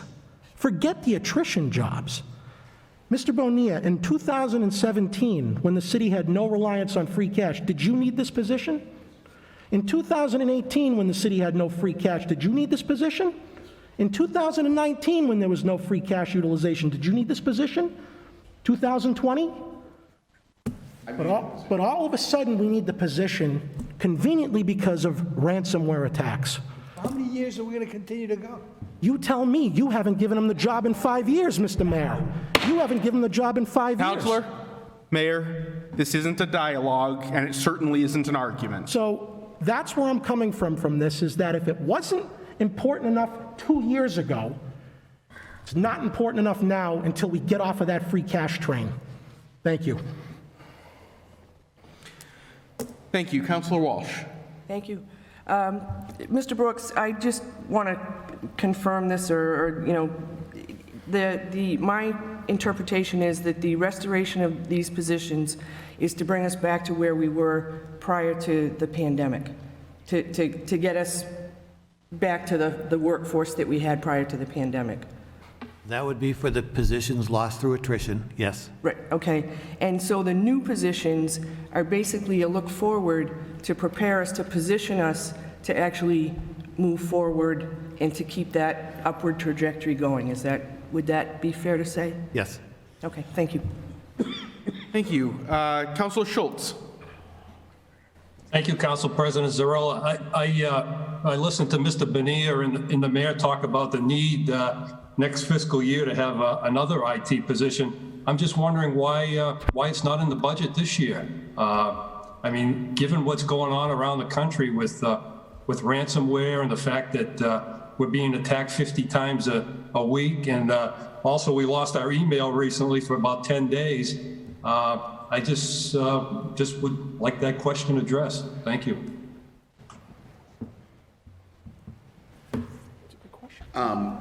I actually did ask for a full fourth person this year. I think that the finance team thought that filling that half a position is something that was more reasonable at this time. Like I said, we need the help. We did get that proxy login attack, the Exchange server attack at the first quarter of this year. we were on the phone with the FBI and the state police for almost 5 straight days. Without that system administrator and the times that he was not in there, the department was not moving at all with any other issues besides the attack. We ended up rebuilding our entire Exchange server, redid everything we needed to do to bring that mail back in about 5 days. It was incredible, in my opinion, on what we did. And we need the help. I don't know of another community our size that got through that attack, which was 33,000 communities, something like that, as quickly as we did. So I'm proud of that event. Hopefully we won't have to do it again. That's why I'm asking for this position. Thank you. Councilor Schultz, did you have further questions? Well, I just hope that, we take that in consideration in considering this position from part-time to full-time. We definitely need this position. We need another position. So I will be supporting this position and not cutting it. Thank you. Thank you. Councilor Van Hazinga. Mr. President, I do have a statement on the issue, but I would yield first to any other councilors who have questions. I forgot they were bringing All this right, up. certainly. I will put you first on the list for deliberation. Thank you. Councilor Fleming. My question has been asked and answered. Okay. In that case, are there any further questions from councilors? All right, then. I will, as has been the practice for the first few cuts, I will first open the floor to the proponents of these cuts, and then move on to the rest of the councilors. So, Councilor Di Natale, would you like to begin? I'm all set. Thank you. Councilor Green. I would just like to, I guess, ask or bring about more debate on if you had this part-time to full-time position restored, would that have prevented our ransomware? Thank you. Thank you. Councilor Van Hazinga. Thank you, Mr. President. This is a very different budget process than it was last year. Last year, we were walking into the deep, dark forest, and we didn't know what was ahead of us. We didn't know how scary it would be, how dark it would be, or where the path would lead us. So we were very cautious. We made a lot of cuts. We made cuts through attrition. We made layoffs, and we also made effective cuts in not hiring positions that were identified as areas of need. But we're in a very different position. We're not necessarily out of the woods yet, but we can see the tree line. We can see a path. We have Great Wolf. We have ARPA funding outside the forest waving us forward. We're almost there. And because we were so cautious last year, we have the ability to restore these positions, to add some areas, new areas of need to fill these positions. Because we have free cash available, we were cautious. We didn't overextend ourselves last year, and now we're in a position where we can start filling these areas of need and getting staffing that we need, because these cuts have a real effect on the city's ability to function, for our departments to function, to be secure. And I think right now we're debating the IT positions, but my statements go for all of these proposed hires and restoration of positions.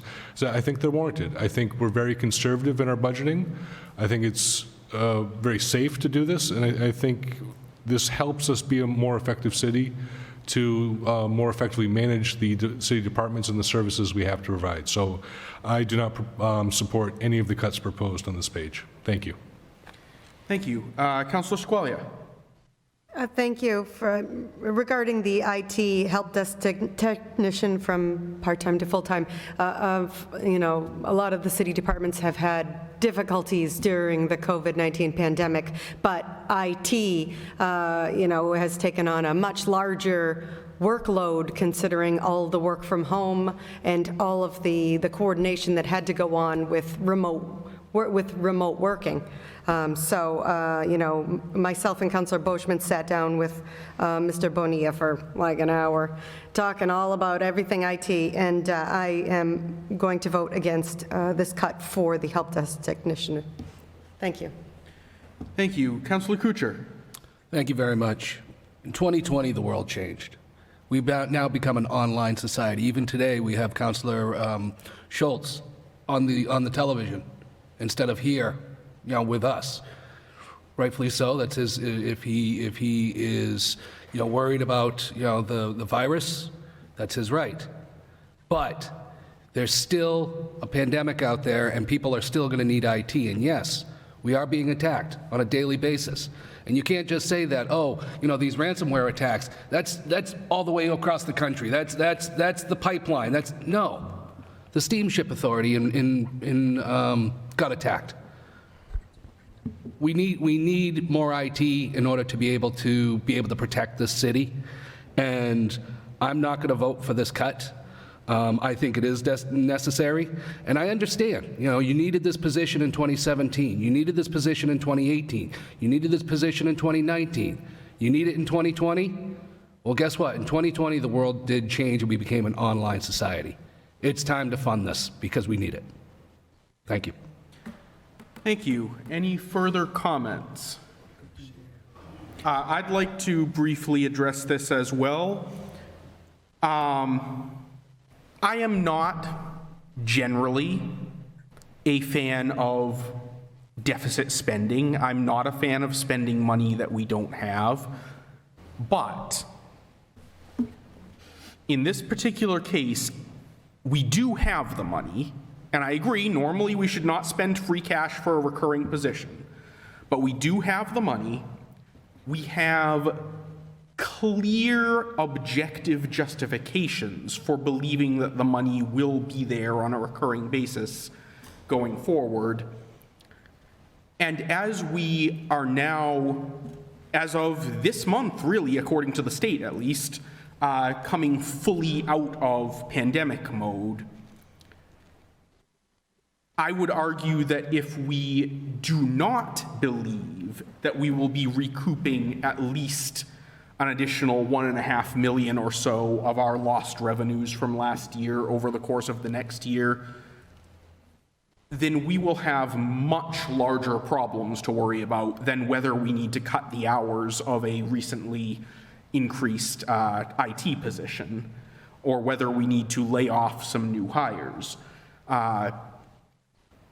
I think it is very conservative still, even though not guaranteed in a strict sense, to estimate that we will be getting these increased revenues to cover these positions going forward. I would also like to briefly address the argument that this position has been needed for quite some time and wasn't filled. That is true.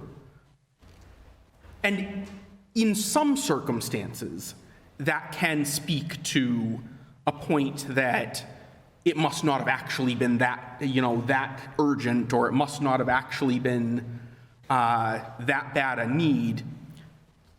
But there's another way to look at that as well. Look at City Hall. In 2010, it needed to be fixed. In 2011, it needed to be fixed.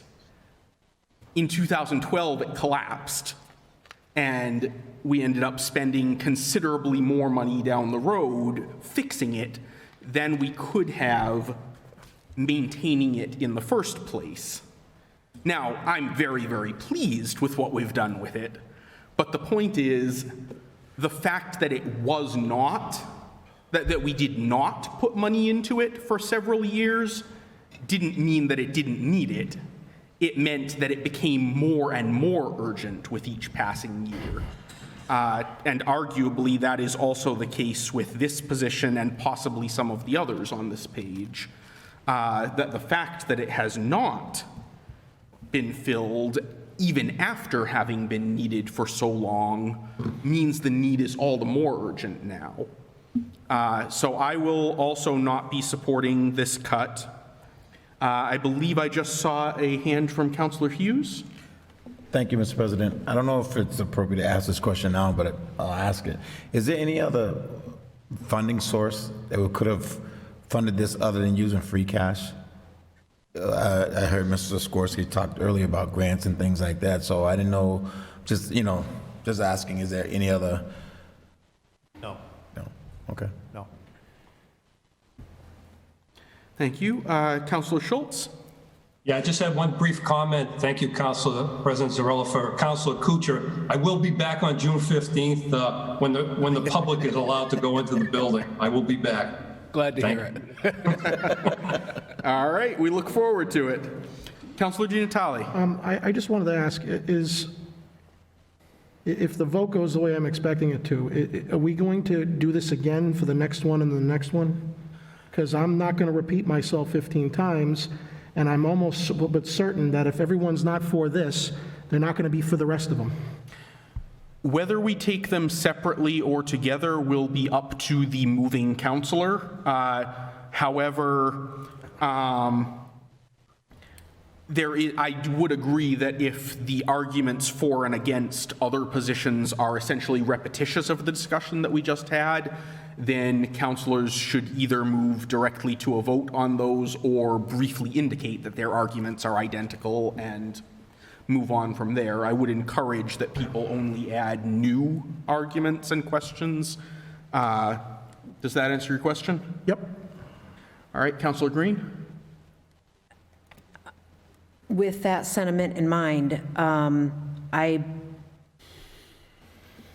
if myself and Councilor Di Natale are going to be the only ones that vote not to move forward in reestablishing these positions, I'm a belief that I don't want to spend money before we have money in hand, and I don't want to count on money that may get to us at some point. And again, I'm not willing to say that I don't ever want these positions restored. I'm saying I want to have money in hand, guaranteed money in hand, before I restore these positions.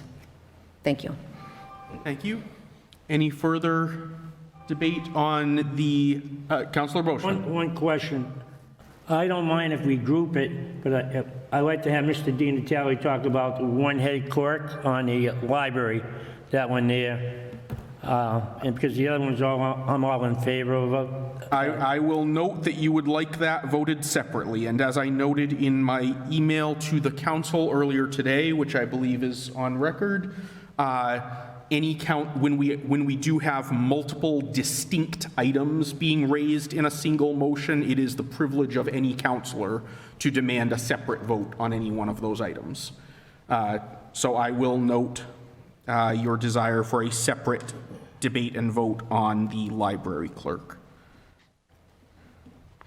Any further debate on the IT positions? Councilor Squalia. I just want to comment on the discussion about taking them all together. I'm open to listen to the argument for the individual line items rather than take them all together all at once. Thank you.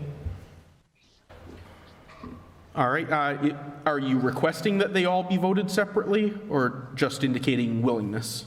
I would request that we vote on them all separately, except for the cemetery, parks, and recreation would be one block. All right. That said, I didn't hear what she said. she made a request that we take each position separately. Okay. So any further comments on the IT position? Seeing none, the matter is before the council. We can entertain a motion. Move to approve the cut for IT. Second. Which one? Yes, which cut? Move to approve Councilor Di Natale's cut for IT. Second. All right, I have a motion and second. For parliamentary purposes, I am going to ask if I have a motion and second on Councilor Green's as well. Everything's to approve. Yes. So if you don't want to cut it, you vote no. So moved. All right, I have a motion on Councilor Green's cut. Do I have a second? Second. Second. All right, I have a motion and second for both of those cuts. The way we do this when there are two motions on the same subject but with different numbers is we vote the highest number first, then proceed to the lower number. So we have Councilor Green's cut of $27,140. A yes vote will make the cut. A no vote will move on to Councilor Di Natale's cut instead. All in favor? All opposed? Motion fails by a 2-9 vote. We now have Councilor Di Natale's cut of $23,958. Again, a yes vote will make the cut, a no vote will maintain the line item as proposed by the mayor. All in favor? All opposed? All right, that is also a 2-9 vote. The line item will be maintained.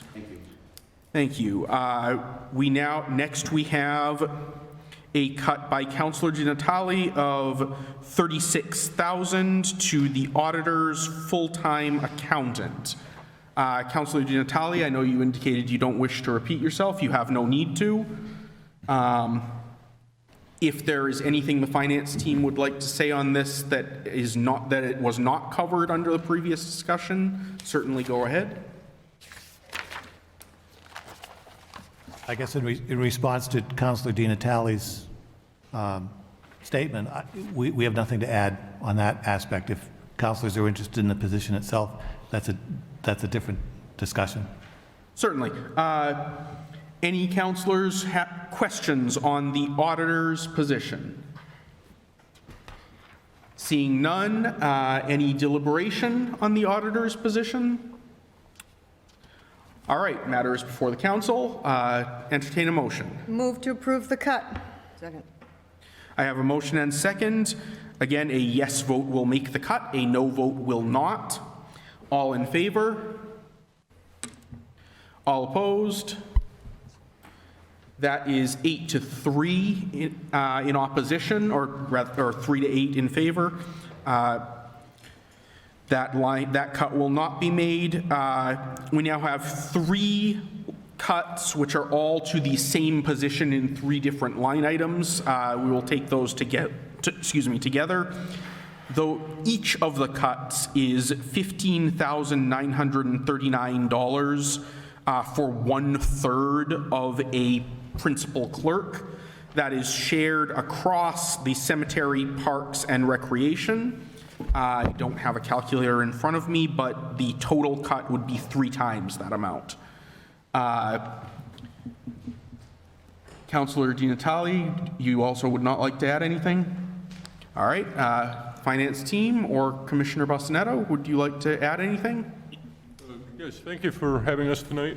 Just very briefly, this position was actually a layoff during the 21 pandemic budget. The position was originally a 25-hour position within the rec department. So what we did is we're bringing it back as a 35-hour position, and we spread it across 3 divisions: cemetery, parks, and recreation. As a efficiency reorganization, we're putting cemetery and parks together because they mow lawns and take care of monuments and flags. They do the same kind of work, so it makes sense to have those folks working together. They have the same equipment. As part of that efficiency, also, this position that was a 25-hour just for the rec is now a position, a 35-hour position across all 3 divisions, and it will be the clerk for the cemetery, parks, and recreations division. And that division is large enough that it does need a clerk to do payroll, invoicing, warrants, all those functions. The $15,939 times 3 is $47,817. Thank you. Any questions from councilors? Councilor Boschman. My first question is, the person that's running the cemetery, she makes about $90,000 a year? I can go back to that budget. Hold on 1 second, sir. Councilor, the person heading up the cemetery department is not I understand that, and I'm not making a cut. I'm all in favor of the position because I'm just trying to show you that we're paying her $90,000 a year to do cemetery work, but we're also paying her to do secretary work, which is kind of crazy. And that's the only thing I'm trying to stress here. Go ahead. I'm not trying to cut anybody. I'm all in favor of that. The same thing with the parks and the recreation, if you could tell me. They're doing secretary. But one question. If we go along with this position and we hire this clerk, Is she going to be working in one location, or is she going to have to get in her car and travel to another location? I'll answer that question, sir. So the Park Cemetery Recreation Clerk would be sitting at City Hall a couple hours a week because Nate LaRose, the Recreation Director, has to go out and deal with, playground events and the concerts. So he wants somebody there at City Hall, so when people come in to reserve fields or whatever, there's somebody there. So that position would be at City Hall. We haven't figured out how many hours yet. And then the rest of the time, the position would be at DPW, managing payrolls and things like that for all three combined divisions. With the modern technology that I hear so much about today, there's no way we can have the emails sent to one position where she actually literally stays where she is? Well, City Hall and DPW are very close together, so I don't think there's a lot of lost time there. Well, when I worked at GE, the bathroom was close too, and we seem to get lost sometime. I don't know. But, I'm just saying that, yeah. Yeah, no, we'll keep an eye on it. We're All right. Any further questions? Oh, right, Councillor Green. Do we have somebody doing that job now? So, like I said, the recreation person was laid off due to the pandemic, and that job has fallen, a lot of the job has fallen on Nate LaRose. Nate LaRose is an incredible person. He does a great job with Parks and Recreation. He sets up, all the concerts. He does all the events, all the parks, and, he's over, I don't want to say he's overwhelmed because he's so capable, but it is a lot of work to just put in one person. A lot of the other stuff that's being done is the cemetery superintendent is doing a lot of that clerk work of the warrants, the invoices, the payrolls, things like that really belong with a clerk. So right now, we're always shorthanded, but we always keep working. But it is at some point you can't. You got to take care of the employees and not overburden them with two jobs. Would you be looking to have each of those three departments have their own principal clerk moving forward? No. And not a shared position? No. It will always be a shared position? It's always going to be one position, and then what we're doing is Park, Cemetery, and Recreations are now one division. So that one division will have one clerk. Streets is one division, they have one clerk. Water division has one clerk, and wastewater division has one clerk.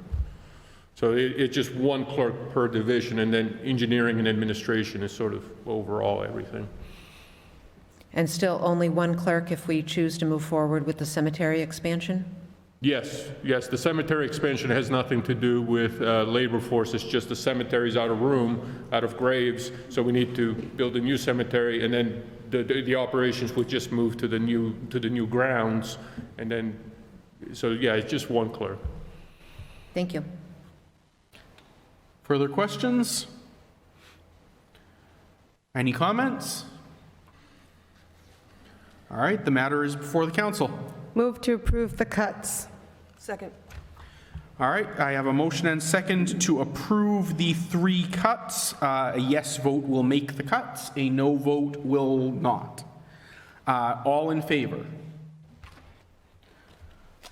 In opposition? That is 2-9.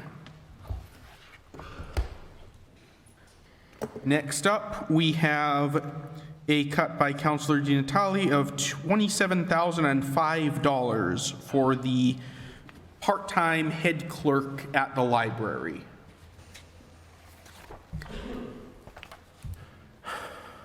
Councillor, I'm just going to ask one more time. Anything to add? Nope. All right. Finance team, Ms. Bernard, anything to add? Yes, I have lost the staff member who was helping in the office, and we haven't had a head clerk since 2008 when we had our budget cut. I'm retiring in February, so we need somebody in the office that can carry forward. So this is a part-time position. Ideally, it would be a full-time, but we know those are hard to come by, so we would do an 18-hour position to do the budget and warrants and payroll and all the reporting and things that need to be done. All right, thank you. Any questions from councilors? Councilor Brochman. What's this head clerk going to do? You said accounting and what? They'll be doing all the accounting for the payroll, the warrants, the budget, the reporting that we have to do to the state, Oh, okay. those types of things. All right. Further questions? Any comments? Mr. President. Yes, Councilor Brochman. One question. I know, I don't mean to go above, I think I give the chair to Amy Green first. Go right ahead. I'm sorry, I only didn't see your hand. Question, that's not a problem. My only question would be, you said you've been without this position since 2008? When we had a 69% budget cut, Okay, how, without that, how has it been getting done? I've been doing it. I have had a part-time person that works in the library helping me the last maybe 4 years, and she left last week. Okay, so when I make this next statement that I like to have money in hand before we bring back positions, so it's not, I mean, I'm a fan of the library, you know this, so I would just as soon have it funded, money in hand, before we fund it versus waiting for the money to come in. So, thank you. Councilor Giantelli? It is amazing to me that you have needed this for 13 years, and this is the year we're going to give it back to you. Amazing. I'm telling you, I'm not even going to say it. I just, this is, I heard the auditor make the comment about we're anticipating revenue. That's no different than anticipated free cash, in my opinion. We don't have the revenue in hand, but we're going to base a budget on fictitious revenue. I'm interested to know what you guys are going to do next year, because if you can get new positions now, sky's the limit.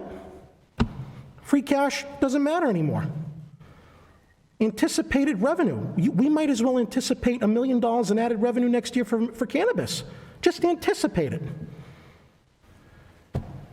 I mean, I'd like to know how many departments in this city have needed positions for 10 years and haven't gotten them. You guys hit the lottery then. I mean, it blows my mind.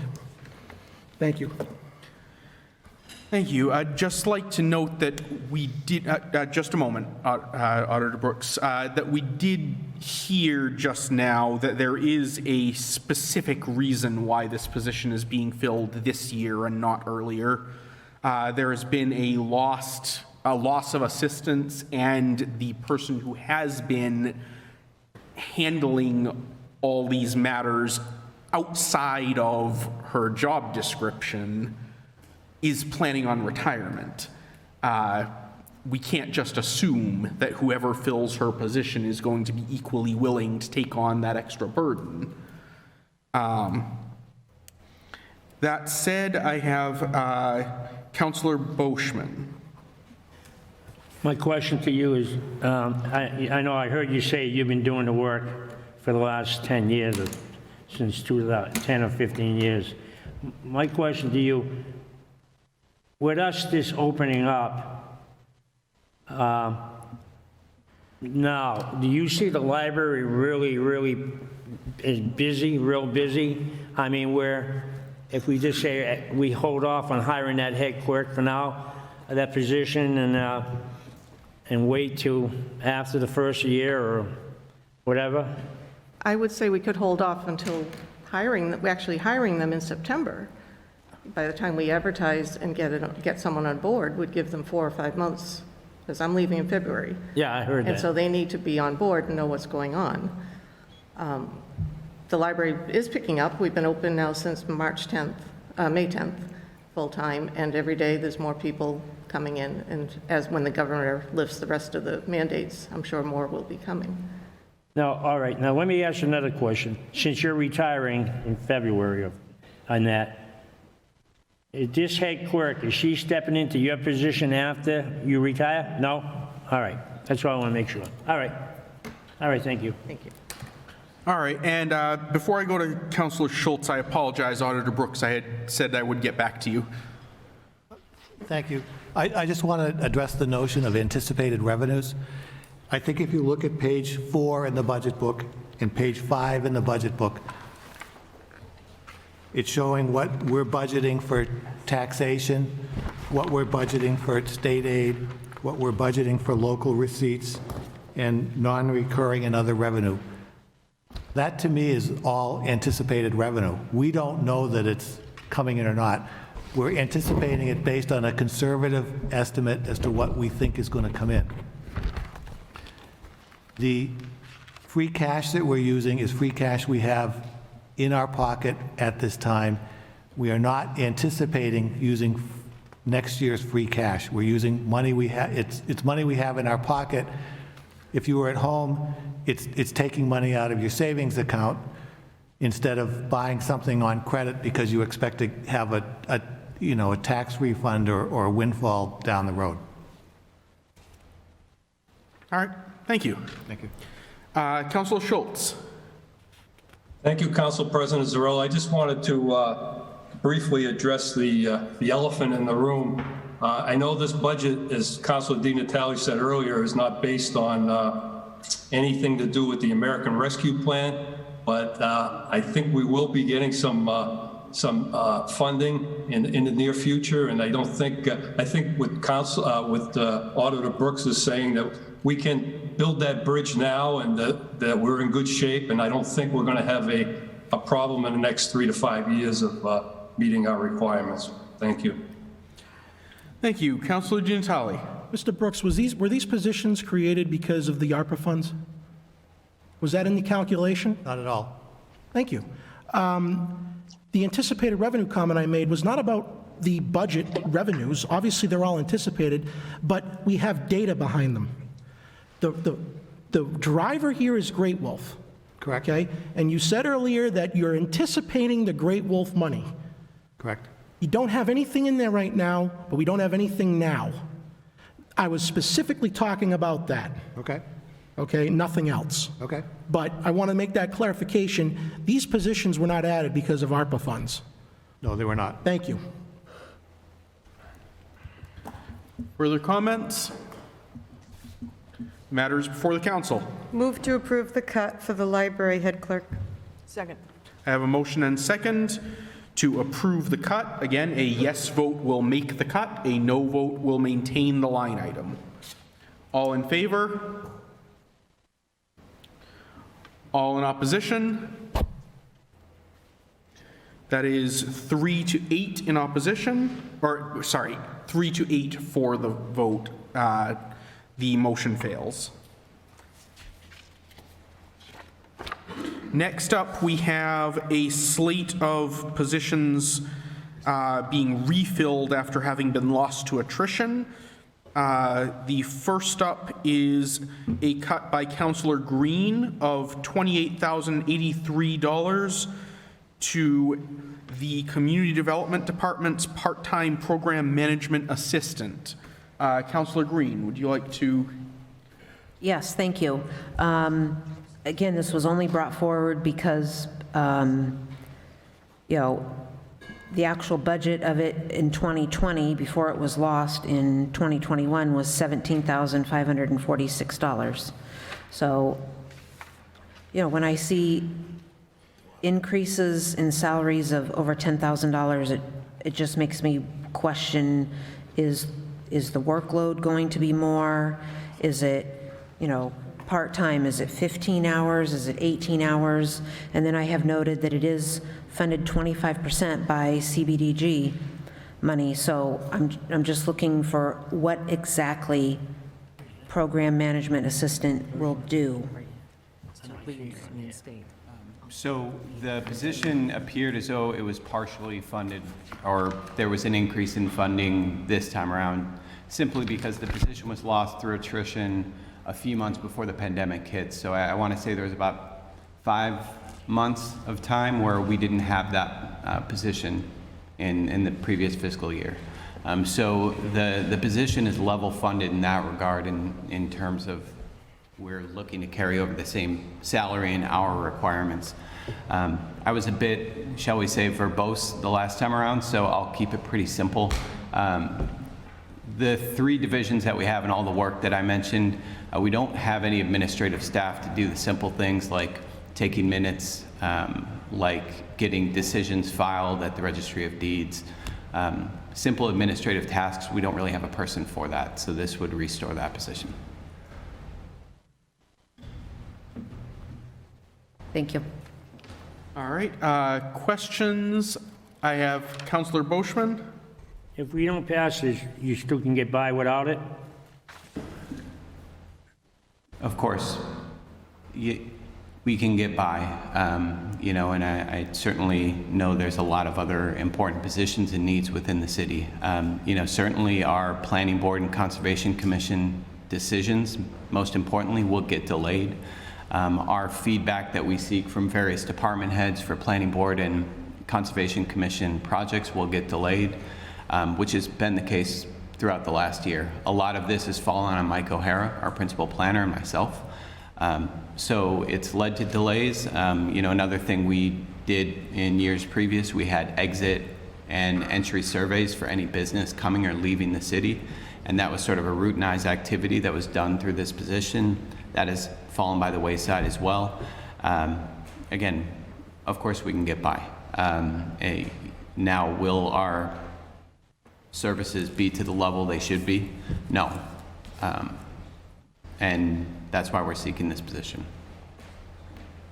And Counselor, I will note on that subject that because of the various roles that I've played over the years, I do still to this day get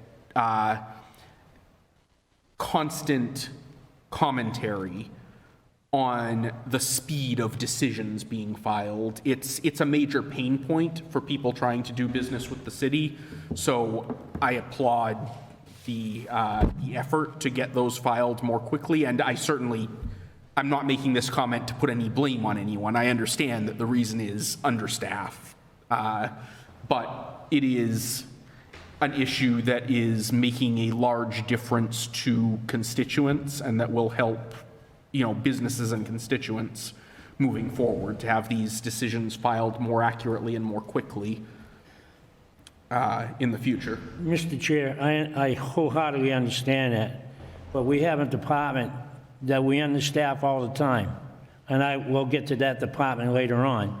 And we don't say, and the residents are the ones that are suffering. So when I ask this question, it isn't because I'm trying to get the economic development team problems.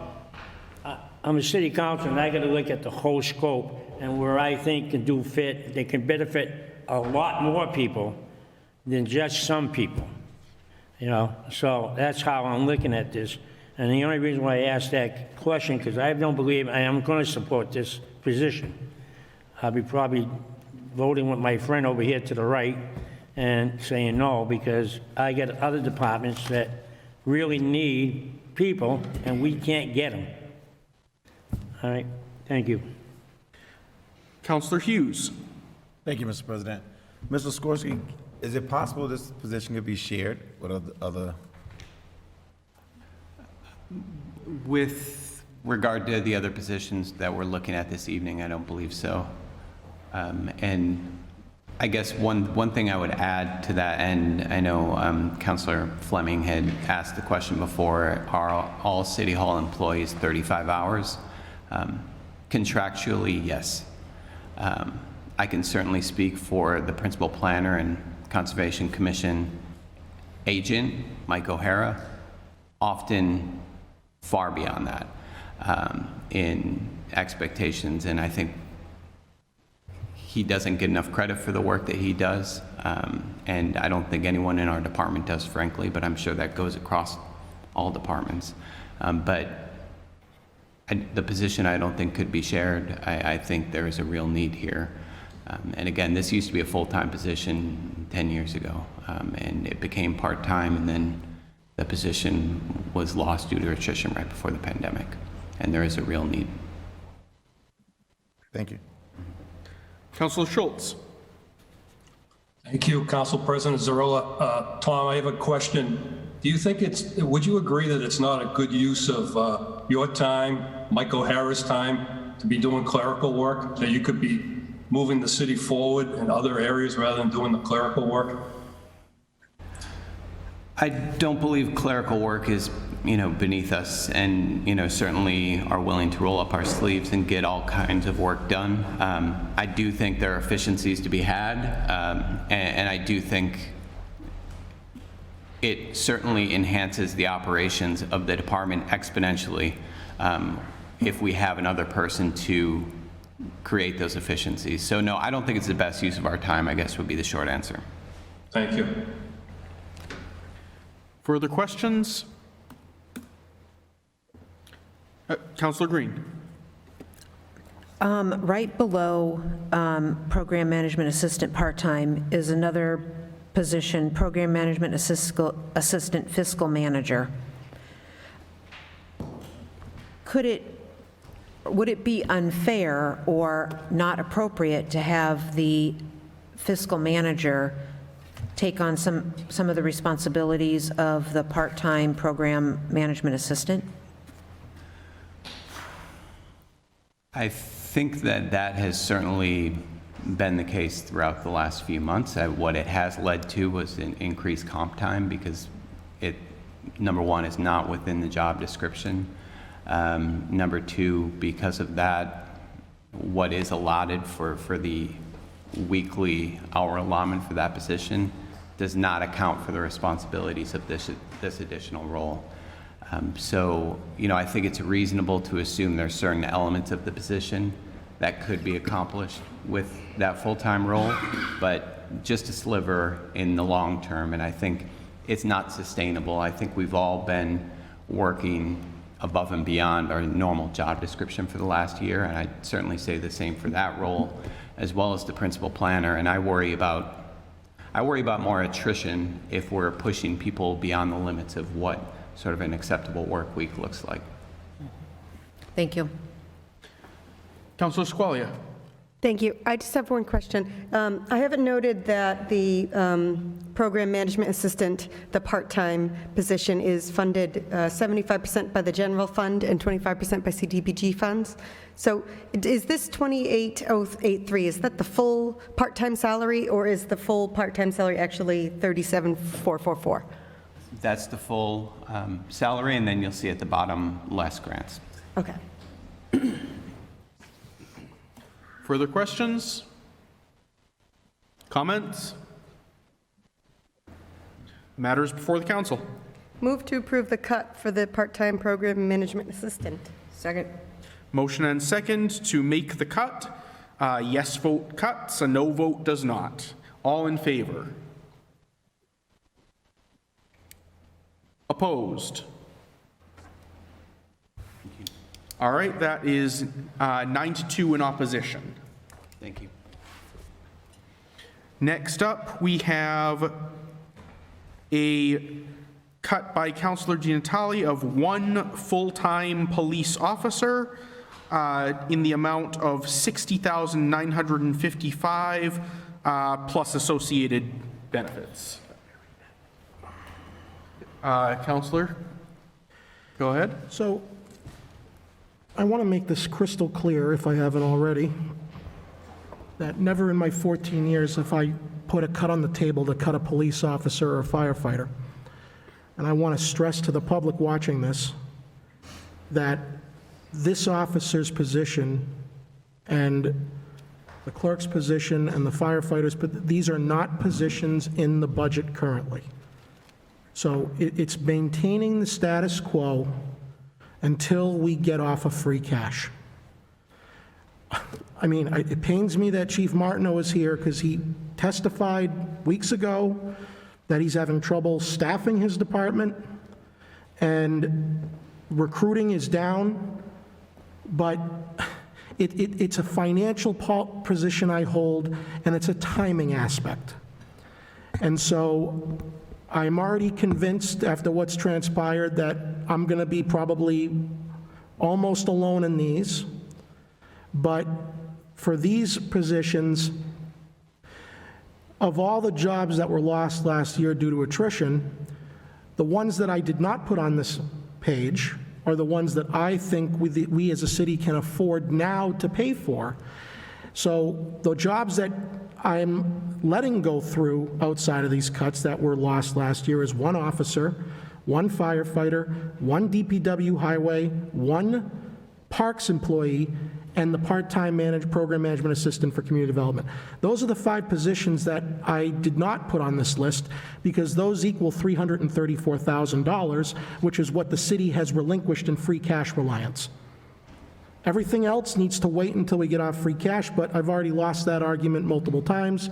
So we'll hear the chief and Chief Marama and everybody talk about why we can't do this, and I already stipulate that they're necessary positions. It's just, we should not be bringing back jobs too soon, give it more time, but again, I belabor the point, so I will leave it at that. Thank you. Thank you, Counselor. Finance team, Chief Martineau. Thank you, councilors. I want to take it into 2 different steps. I want to first talk about the principal clerk. Councilor Dean Natale is correct. We eliminated that position last year at the height of the pandemic, which made perfect sense. We had an outgoing clerk. We didn't fill that position. We had shut down records department. We had no staff coming in. To give you an idea of who comes into the police department on a yearly basis, we have, in this budget, there's 2 principal clerks, full-time clerks. On any given year, there's 10,000 visitors looking to obtain records, come into the police department, ask questions of these clerks. That's a lot of visitors coming into our public building each year. And in this year's budget, when I was talking to the finance team, I expressed my concerns that we would soon be getting out of the pandemic, and it was extremely important that we refill this position. So that is the reason we refilled that position. The police officer's position, this year we were very fortunate that Monty Tech once again wanted to reinstate their school resource officer. As you're well aware of, Monty Tech pays the entire salary plus fringe benefits in order to have a school resource officer at Monty Tech. Make no mistake about it, the personnel I have at the police department, I'm still understaffed. I still need more personnel. However, I'm very conscious to the constraints that we have here in the city of Fitchburg to fund my police department. If you look at police departments our size across the Commonwealth, major city police departments or gateway cities, we are woefully understaffed compared to our partners out there at other gateway cities. We've done an exceptional job with the numbers we have. This administration has been very supportive of the police department, and our numbers have slowly grown over the last few years. What we've gone through this past year in this pandemic, what we were facing from a public safety perspective, both fire and police, my people didn't go home. They didn't work remotely. We worked hard each and every day. We were infected with COVID-19. Trust me, this position that is presented as a cut, this is not a luxury. This is a necessity, and it's one step further to where we need to be. And before I yield the floor back to the council, I want to make a point, because there's been a lot of talk this evening about free cash. Historically, I'm going to give you a little bit of perspective on free cash as it relates to the Fitchburg Police Department. Historically, the Fitchburg Police Department will return anywhere from $200,000 to $400,000 a year in free cash. That's not because I'm not anticipating my budget correctly. That's because that I have such a changeover in personnel on a yearly basis. I may be down 10 positions during a year, and it takes me anywhere from 6 to 8 months to hire a police officer. It takes me anywhere from 2 to 3 months to hire a dispatcher. So I'm always down those positions. So when we talk about free cash and not utilizing free cash to fund positions, I would argue differently that historically, and I can show you historically how much the police department's given back, it's because those positions are unfilled. We're a unique profession where it takes such a great amount of time to fill a position. This is never going to change. I can tell you, I looked at my anticipated end of the year budget. We're going to be returning well over $200,000 again. And it's going to happen in FY23 and FY24 and FY25. The only way that's not going to happen is if I hire enough people that through attrition, you're never down people. So I hear the arguments about free cash, but I can tell you, in my perspective in law enforcement, with the amount of time it takes to hire personnel, vet them out to be police officers, you're always going to have free cash. Make no mistake about it. This budget, this is the bare bones of what I need to run the city. I can always use more. I'm very aware of the fiscal constraints in the city, and I hope you can support not doing these cuts. Thank you. Thank you. Questions from council? Councilor Fleming? Comment? If there are no questions, go right ahead. This is one department I'm never going to cut from, so keep up the good work. Thank you, Councilor. Councilor Hughes? Thank you, Mr. President. Chief, you said earlier that this was a position that Monty Tech will fully fund. Is that this position that we're talking about tonight? At the onset of the pandemic, Monty Tech pulled away their funding. They realized, well, they saw the value of having a school resource officer. The superintendent called me in April, said they were reinstating the school resource officer, and that's where this position is. Okay, all right, thank you. Councilor Schultz? Thank you, Council President Zarella. Chief Martineau, how many officers would it take that you would need to get up? What's the long-range plan? Do you have a long-range plan on how many officers you'd like to add in the future? My long-range plan is dependent on the financial constraints of the city. No one's better aware of it than I am. If you look at other departments, other gateway city departments, other urban departments, other major city departments, their personnel is in excess of 95 to 100 sworn officers. We're currently in this budget at 81 sworn officers.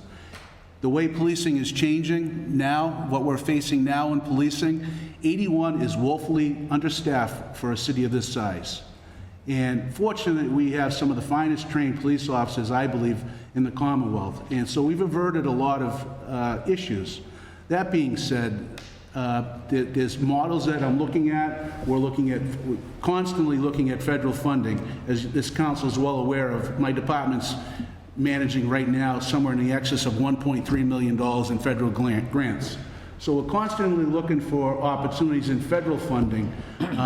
Like I said before, policing has changed so drastically in the last 2-3 years. It's mandatory that we stay staffed the best we can, and I give credit to this administration. They have been very supportive of the Fitchburg Police Department and law enforcement in general, and I know when funds become available again, whether it's through Great Wolf, whether it's through the marijuana industry, or whether it's just through growth in our downtown district, the police department will be a priority of this administration. So we're going to have to take it in steps. I think you began by asking me what I thought a proper number would be. If you look at FBI statistics on how many sworn officers should be in an urban city of our size, we should be roughly between 88 and 90 sworn officers. So we've been making strides in that direction, but we do have some room to make up there. Yeah. Thank you, Chief Martineau. I'm not in favor of this cut. Thank you. Further, Councilor Squalia. Just to clarify, currently with this budget, if it's approved, we will have 81 total officers? That includes me, Councilor, but yes, 81, including me, 81 sworn officers. Thank you. Further questions or comments? Councilor Natali. The testimony by the chief,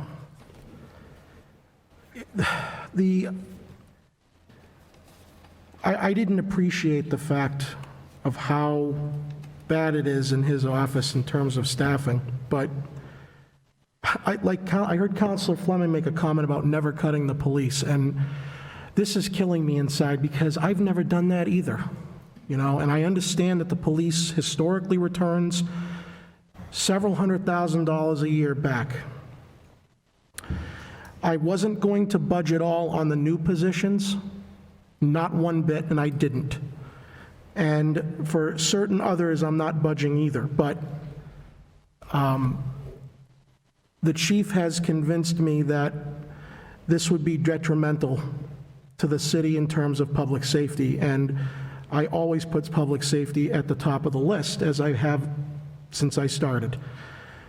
So the fact that I expect the city, well, you see, this is tough, but for me, I have to think about this because I know how this is going to look outside of here, and that is not my intent. And I hate being put in this position because it would be, I guess what I'm trying to say, Chief, is you've convinced me to think twice about this. And it is my right to reconsider my decision and to choose which ones I think warrant a passage and which ones don't. This one would be very hard for me to stomach after listening to what you just said. And I got to swallow my pride once in a while and, you know, in certain circumstances realize that maybe this is better if we let this go through because I didn't appreciate some of the things that you said. I know you were short-staffed, but I didn't factor in the other components. And so for that reason, and I don't want to put the staff at risk by being that way. So I'm going to not support my own proposal for this position, the police officer's position. Thank you. Councillor Fleming? Just going back to how many offices you need, is there some kind of a calculation, like a ratio of police officers to residents? And the only reason I'm asking is where we're having the new apartments being built and the new developments coming in. There is. There's an FBI standard on how many police officers should be patrolling in urban city environments, which the city of Fitchburg is. And it fluctuates year to year, but most recent calculations puts the city of Fitchburg should having to at least 88 to 90 police officers. I'd like to make reference to our city code. Our city code says that we shall have 96 police officers. That has been part of city code since, I believe, the late 1990s. In the 1990s, we did a study. We determined under the FBI standards at that time that we should have 96 police officers in the city of Fitchburg. I think one time in my 34 years, we reached that point. You know, the city's gone through some tough times. I've heard Councilor Di Natale say some of the darkest times are 2008. Well, I lived it, and I remember it very well. And but I think we're moving in the right direction. So if you follow FBI standards and the statistical standards as it relates to urban cities, you know, we should be around 88 to 90. And at some point, we should consider taking a look at our own city ordinance where it says you shall have 96 police officers. So is that calculation based on square miles of the city or residents? It's based on residents, it's based on crime statistics, which I will be presenting this body with in the next month on the annual report. So it's based on crime statistics, it's based on demographics. As a whole, there's a bunch of different calculators that go into coming up with that number. So in the next 2 years, we could need over 100 officers based on the FBI. It's stayed pretty statistically in that 90 range, especially, and I've said it, you know, the changing in policing. You know, there's been a drastic change in policing, rightfully so. And with that change, the focus is starting to go in different directions. You still have to respond for calls, but the demand put on law enforcement today is much greater than just responding to the fight call. I mean, we've taken on a much different role in society, which is going to demand more personnel. Thank you. Councilor Boschman.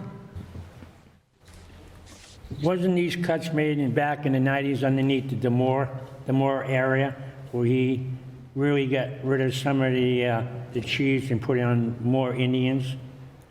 I thought underneath Lisa Wong and Demore.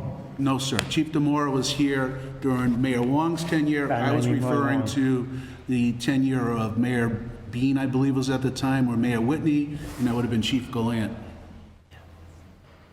And when was the cuts made back then? I thought it was underneath his administration, Demore. Significant cuts made in 2008. That's when we've heard it said the bottom dropped out, and it dropped out. I think we lost 15 to 18 people, and I see Councilor Di Natale shaking his head.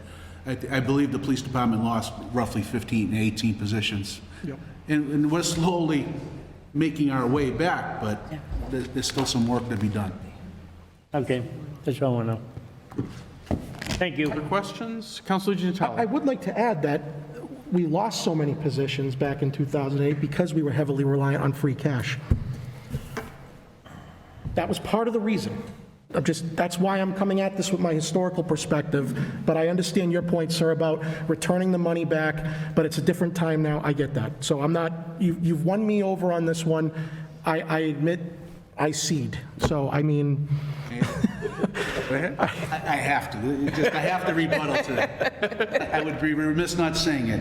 If you look at what we do historically, on what we return historically, with the challenges faced on hiring and retaining police officers, the police department will constantly be giving back that kind of money because we cannot just staff everybody. It's not like hiring.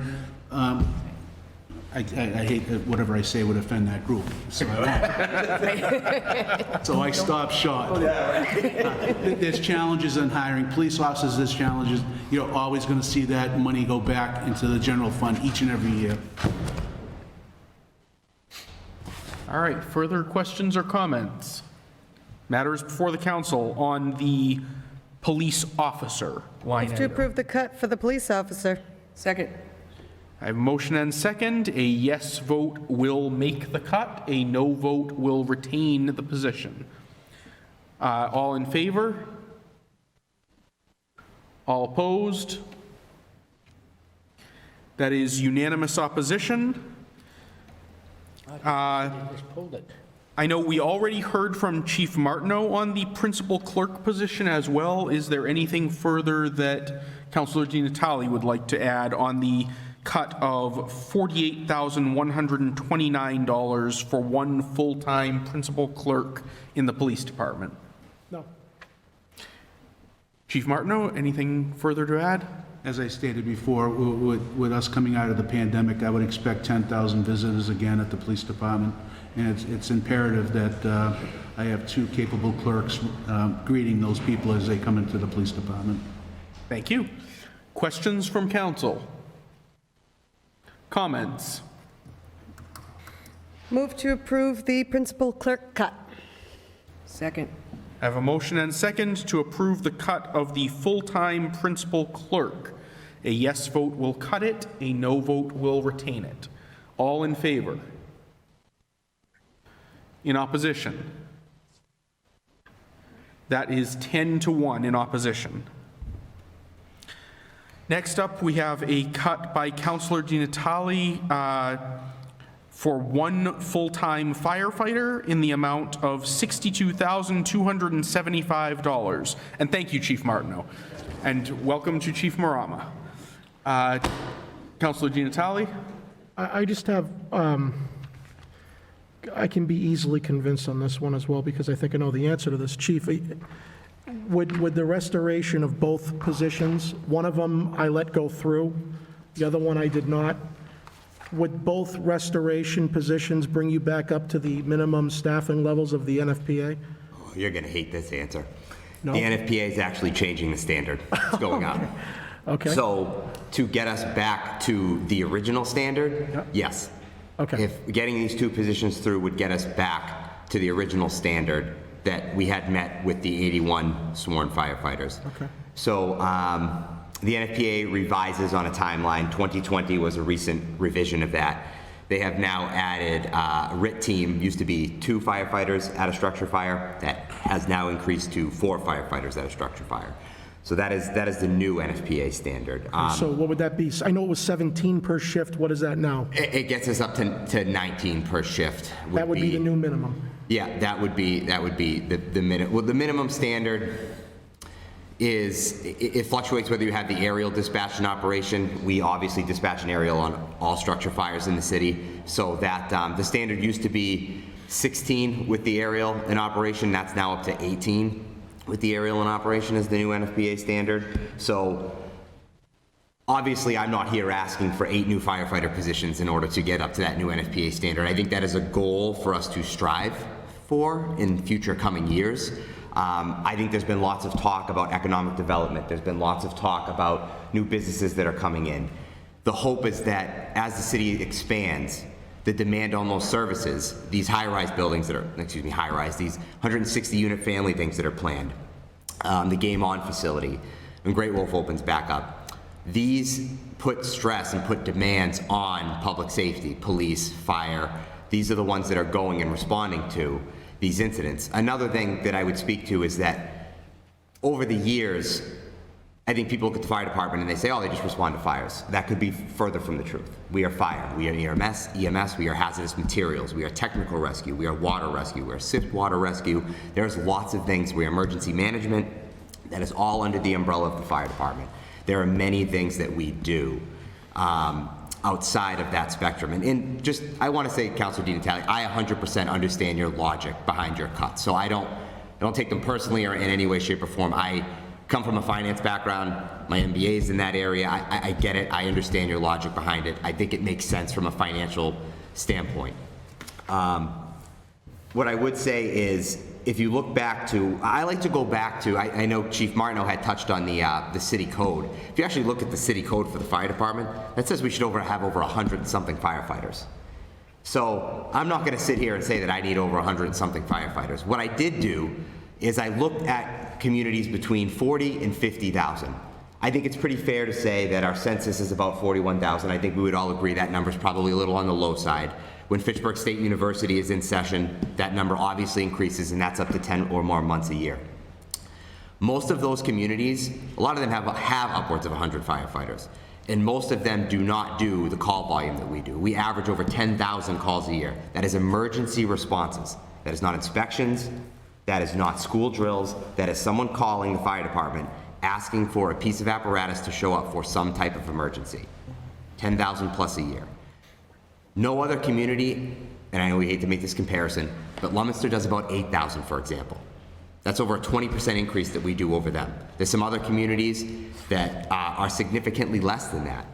Just to speak about that briefly, we have Holyoke has 118 firefighters. Holyoke, it's very similar in terms of old mill buildings, lots of three-deckers, a similar structure. They have 118. Pittsfield has 96.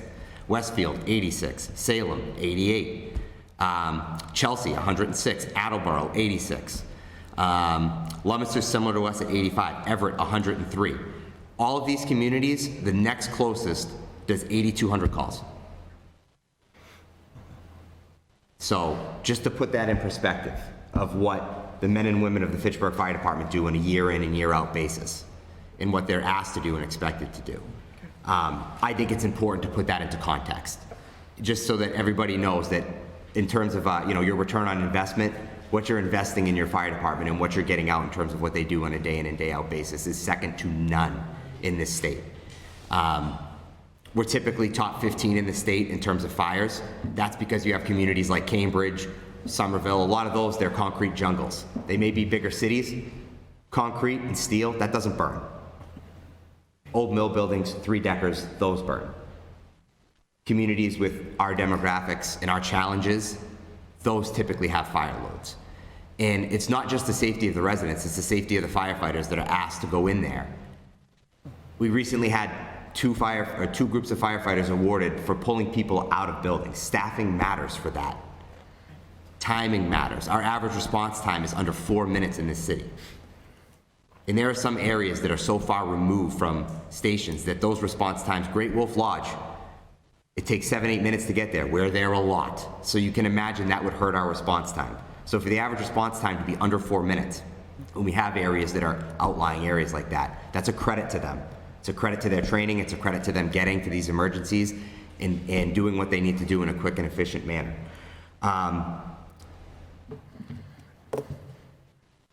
When this pandemic struck, I took over as chief 3 months into it. I had firefighters that had to quarantine from their families for weeks because they were exposed. And in this beginning, this was the wild, wild west. We had no idea of what level of, how volatile this was, how contagious this could be. They had to stay in different sections of their houses. They had to stay in hotel rooms to get away from this. They have shown up to work every single day, without question, without fear of getting in the back of ambulance and transporting these sick and injured individuals. And I got to tell you that credit to the union, credit to the men and women, they never once came to me and said, we feel unsafe, this isn't right, we need to talk about this. They got on the trucks and they did their job. We took measures. We made it as safe as possible, as safe as could be.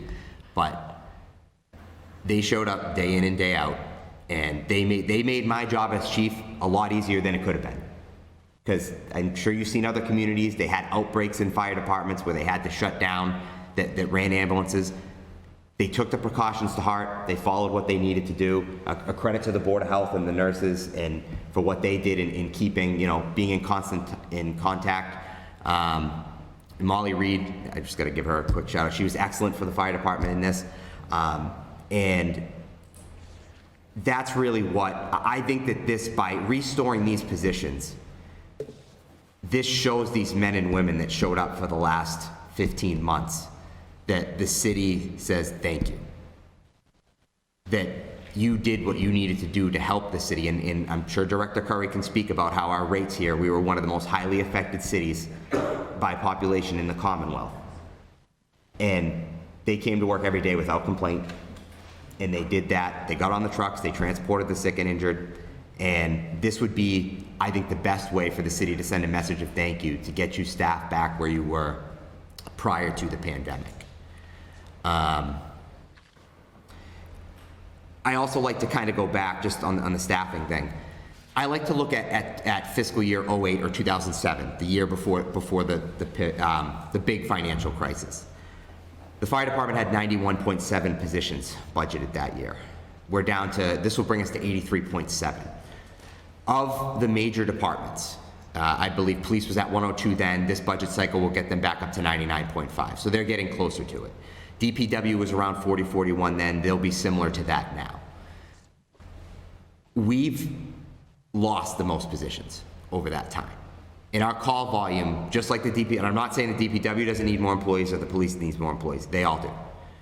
I just think sometimes we need to put it in perspective and look at the hard numbers and see who has lost the most positions during that time. And our call volume has increased over 2,000 calls per year then. There's more requirements that are on us. We've taken on more roles than we normally would have taken 15 years ago. So I think that this is a step in the right direction. And moving forward, again, as the city expands, that's going to put a strain on DPW. It's going to put a strain on police. It's going to put a strain on fire. Making sure that as we do make expansion in the city services that are going to be required to keep up with those expansions continue to do so in stride so that we can provide the services that I feel like our citizens, I feel like they have a top-notch DPW department. I feel like they have a top-notch police department.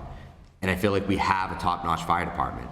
And those things only happen in part through proper staffing.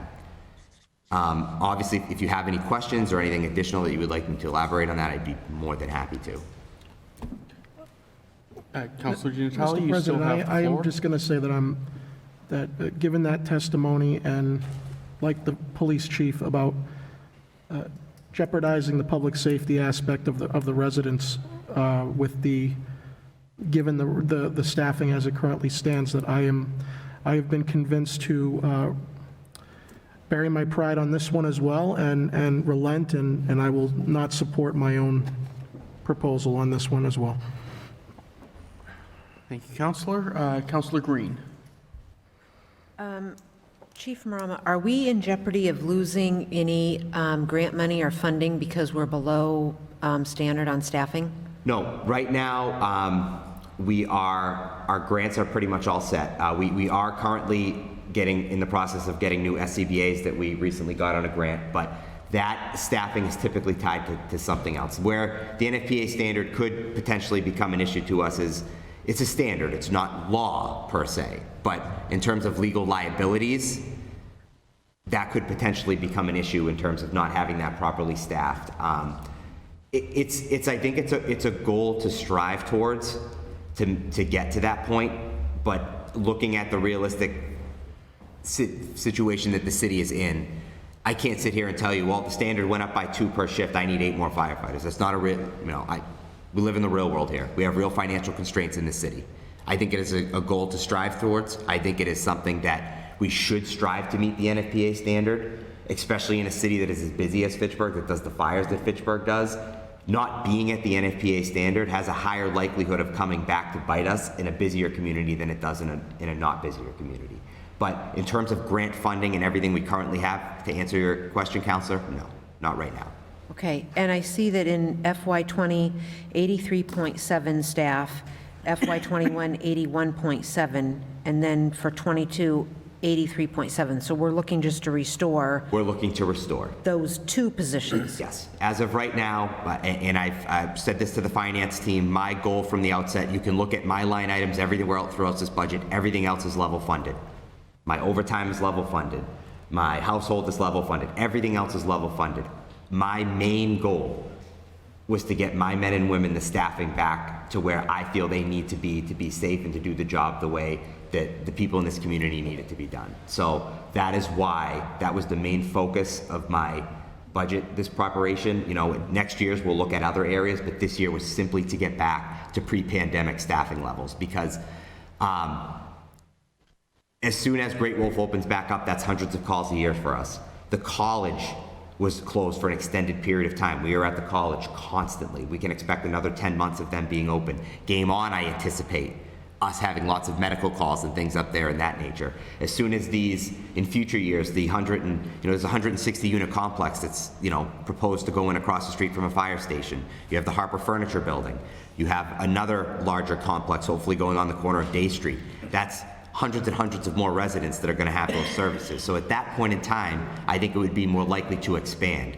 At the point in time we're looking at right now, it's simply about getting back to where we were and recovering from this pandemic. Thank you. I appreciate that. Councillor Squalia. Thank you. What's SEBA? Self-contained breathing apparatus.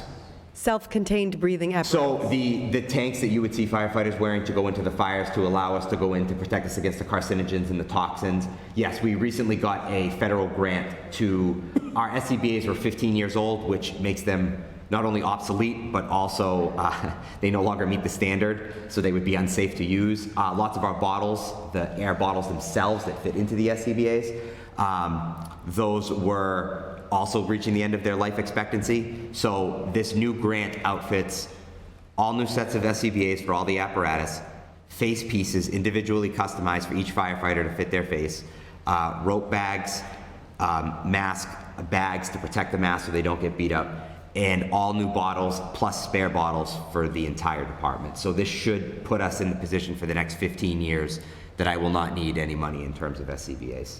Thank you for that. Yep. So I have two more questions. You touched on it with Councillor Green.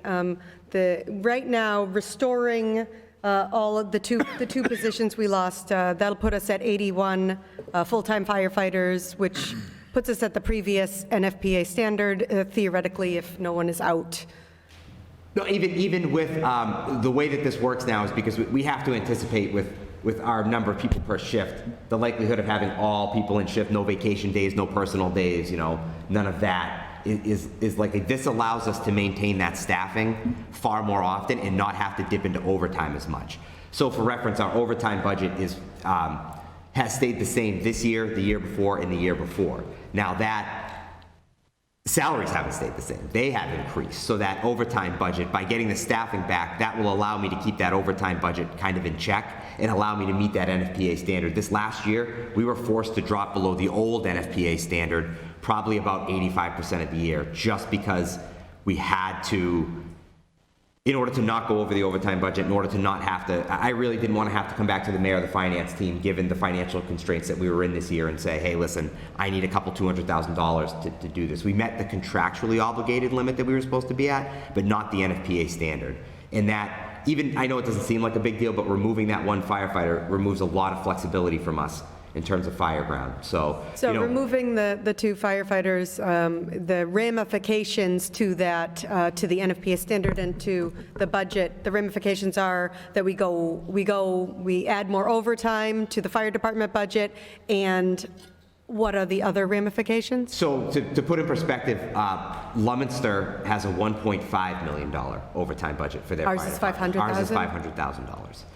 They're on pace, I spoke with Chief Sidlow, they're on pace for about 1.8 million this year with COVID. So my overtime of the 500,000 also includes $65,000 that was associated with COVID backfill and having to have firefighters out. So I really do have to credit the men and women of coming to work more, using less vacation personal, sick time was down this year. That's a credit to them that we were able to stay on budget. I'm not able to stay on my budget if they didn't if they didn't come to work more often, if they weren't here, showing up day in and day out. So we were able to stay on budget despite having that $65,000 of expenses incurred just strictly due to COVID-related backfill overtimes. So you referenced the budget, and you referenced liability with Councillor Green, potentially. Is that it, for ramifications to not having the NFPA standard for firefighters?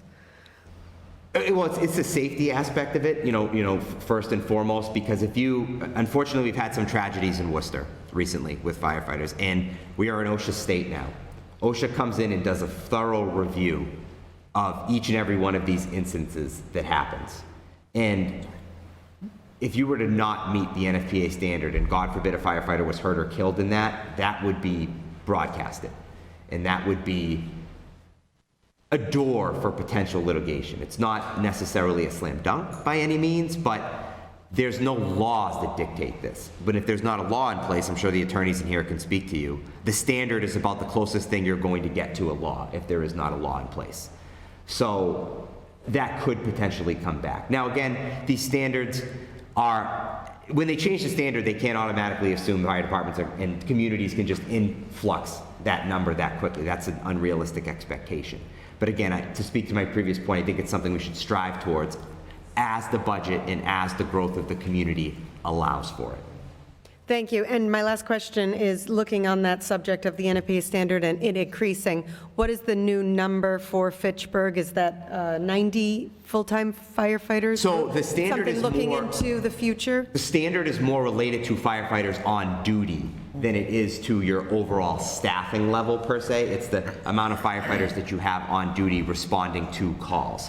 In order to get that staffing, when we deal with the amount of, because we have day staff, for instance, that don't respond to fires. I have my fire prevention director, I have my fire prevention inspector, I have my FEMA director, he does FEMA/training.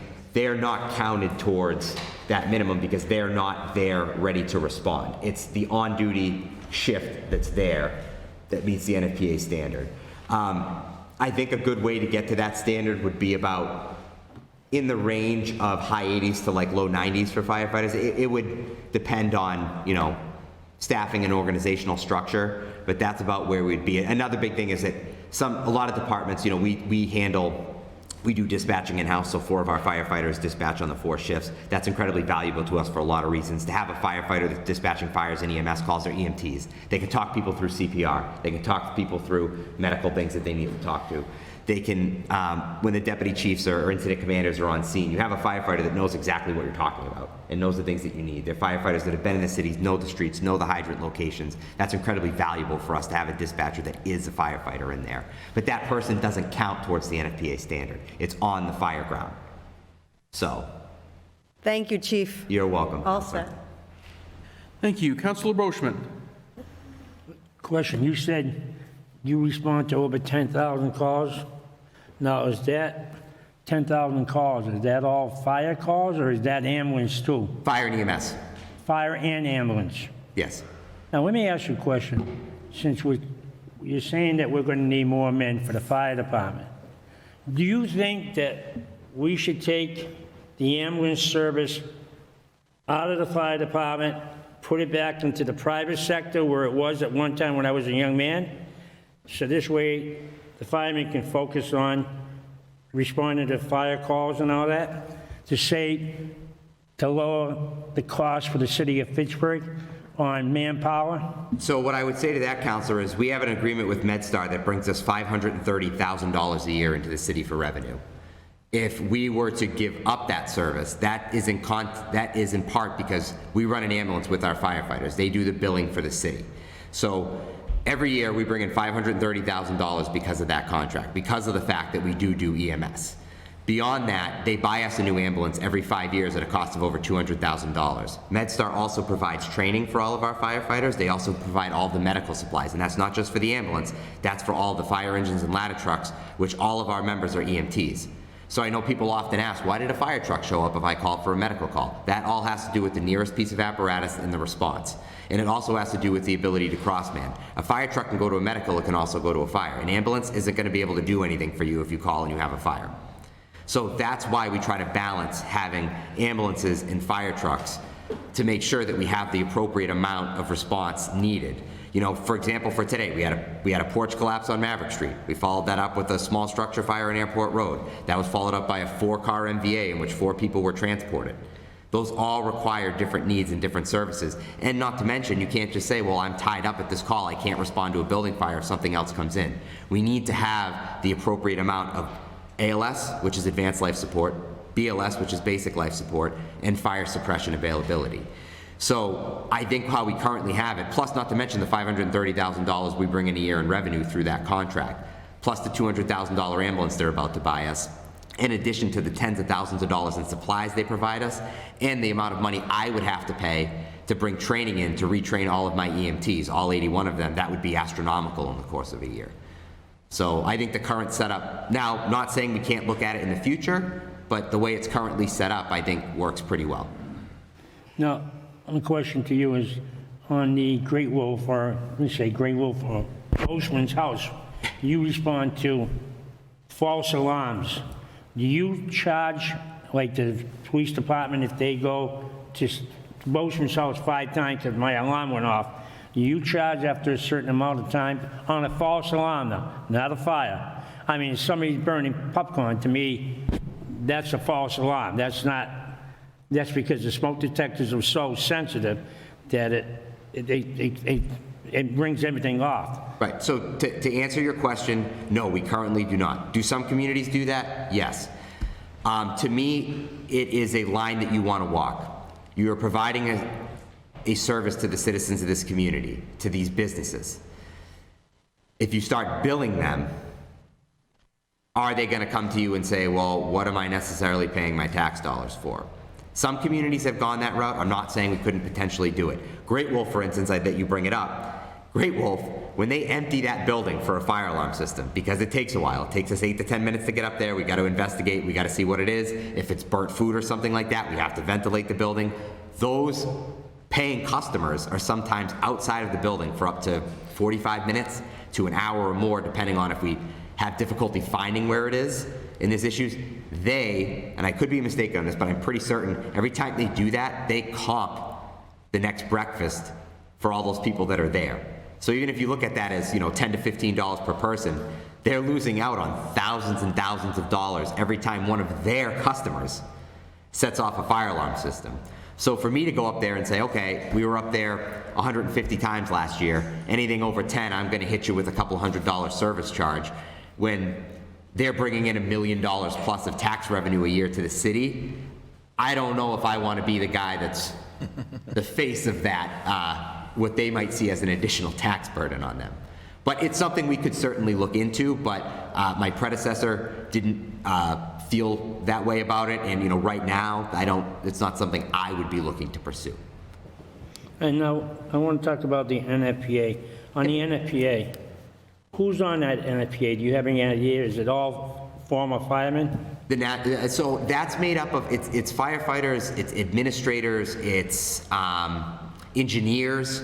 The NFPA puts out standards for almost everything that you could imagine. It works very closely with the building code. It works very closely with lots of other areas. So the NFPA is made up, they actually have like different divisions within the NFPA. There's the engineering division. There's like the suppression and the firefighting aspect of it. There's products that the NFPA has standards that are out there for. So I can't simplify as to exactly who it is, because it's a pretty wide-ranging organization that covers a lot of different areas. And my final question, at one time in the city of Fitchburg, we used to allow volunteer firemen. If it gets to a point where the NFPA says we need 107 men, but the city of Fitchburg can't afford 107 men, and the city of Fitchburg turns around and says, we're going to do like the city of Lancaster, we're going to have some volunteers. So when the alarm goes off or the bell goes off, they come running, and we can just pay them for the time and service at that time. So to answer that question, I would say the NFPA standard is typically dependent on getting X amount of firefighters to the scene in X amount of time. So a call or volunteer firefighter would obviously make that time much longer. A lot of departments around us are having issues retaining call vol because most people no longer work in the communities. A lot of people commute. So if they're outside the community and they're working in Boxborough or Tingsboro, being a call vol firefighter, which may be helpful at certain times, perhaps nights and weekends, is not going to be helpful during the daytime. The level of training that's required between call vol and full-time firefighters is also different. There's a call vol academy, which is about half the hours that the full-time academy is. That's 10 full weeks of training that they have to go to for a full-time academy-trained individual, which, again, for the city's liability and safety and things of that nature, it's better to have somebody complete the full-time academy. That's also part of the union contract for them to have that. So it works in smaller communities where they don't have the fires as often as we do. Fire doubles in size every minute. So if you have half a deck on fire, a minute later it's going to be the whole deck. And then a minute after that, it's going to be half the outside of the building. So when we say response time matters, it's not just a cliche or it's not just a scare tactic for me to throw out to you guys. And I think a lot of times people say, well, you know, I haven't seen lots of fires in Fitchburg, you know, fire blowing out through the roof. That's because we're there in 3 to 4 minutes. And because we're stopping it when it's a stove fire, or it's a cooktop fire, or it's just got to a cabinet. That's a result of having proper staffing and of response times being there. If you, we submit our annual report every year, you can look, we save tens of millions of dollars in property through our actions that our firefighters do. So my fear with any type of using a call or volunteer response would be the impact on response times, and then potentially the impact on, there's this thing called the ISO rating, which is Insurance Service Organization. The higher ISO rating that you have, the less homeowner rates are.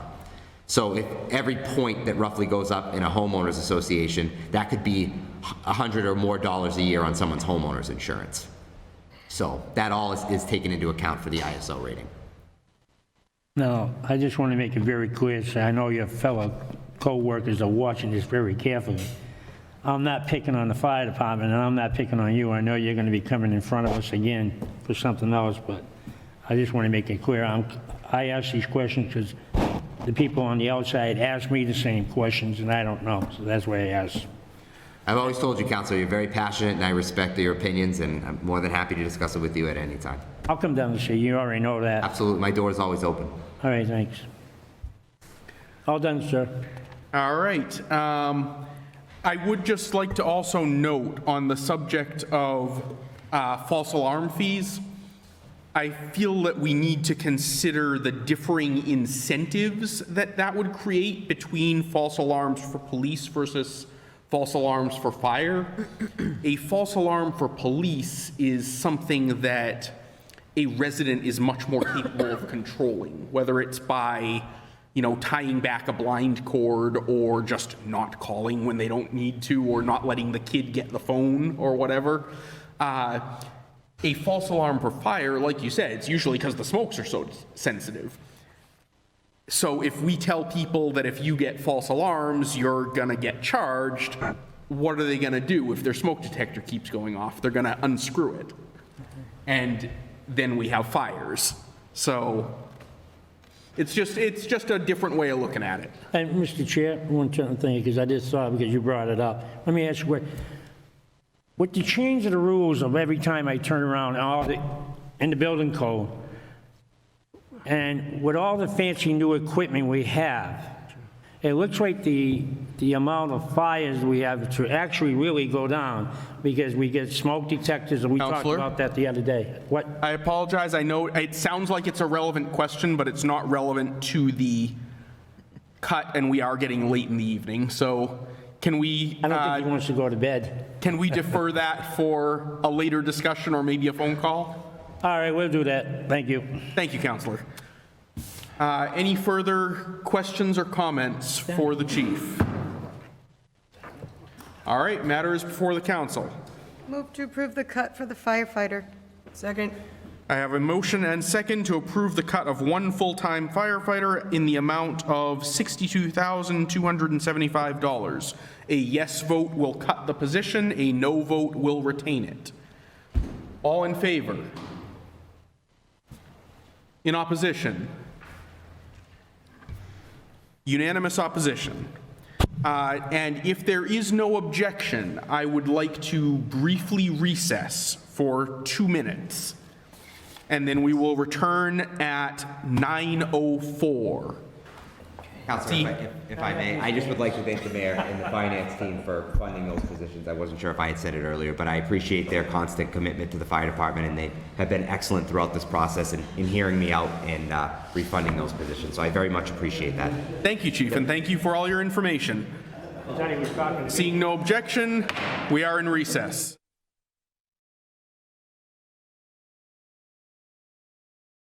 My apologies, we are running late. That's my fault. I now declare us back in session. Next on the agenda, we have a cut proposed by Councilor Di Natale in the amount of $46,479 for one full-time highway laborer. Councilor Di Natale. Mr. President, I would like to make a motion that my recommendation be withdrawn. Second. Have a motion and second for leave to withdraw. Speaking on the motion, Labor? all in favor? I have one question Oh, on the labor, but it's to the finance team. no, we have a motion on the floor, before the council. No outside communications unless the moving councilor would like to withdraw his motion. No. All right, so in that case, all in favor? Oh. All right, that is unanimous. The cut is withdrawn. Next up, we have a cut by Councilor Di Natale in the amount of $49,956 for one full-time teen librarian. Councilor Di Natale. My reasonings for this applies to most of the others that I've had go through. All right. I'm not withdrawing it, is what I'm saying. Sorry? I'm not withdrawing it, is what I'm saying. Okay. Would the finance team or the library team like to comment?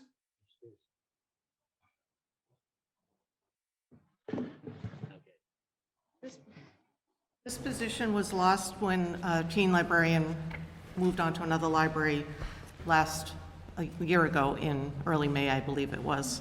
And we didn't need it over the pandemic time because we weren't having people in the building. But the teen librarian does handle all the programming and purchasing for the teens. What I would like to do is make this a regular librarian with part of the work be a teen librarian as opposed to just teens, because we need other people on our information desk. And part of that is for security purposes. There are times there are only 3 people in that building, including the youth library. That's not enough people. We really need 5 or 6, and a full-time position would help fill those hours. Thank you. Question? Sorry? I was just going to say, with these positions, it puts us at 14 and a half full-time equivalents, including the custodian and myself. And I know we've talked about other towns. The other communities that are our size, that have already been mentioned before, have 20 to 25 full-time people. Thank you. Councilor Squalia. Thank you. I saw that we had advertised for a new teen librarian, and I saw that we introduced our new teen librarian, I believe. Is this an additional, would this cut be removing that position? Counselor, that was a children's librarian. Oh, children's librarian. So we have no teen librarian Correct. at the moment? We haven't for over a year.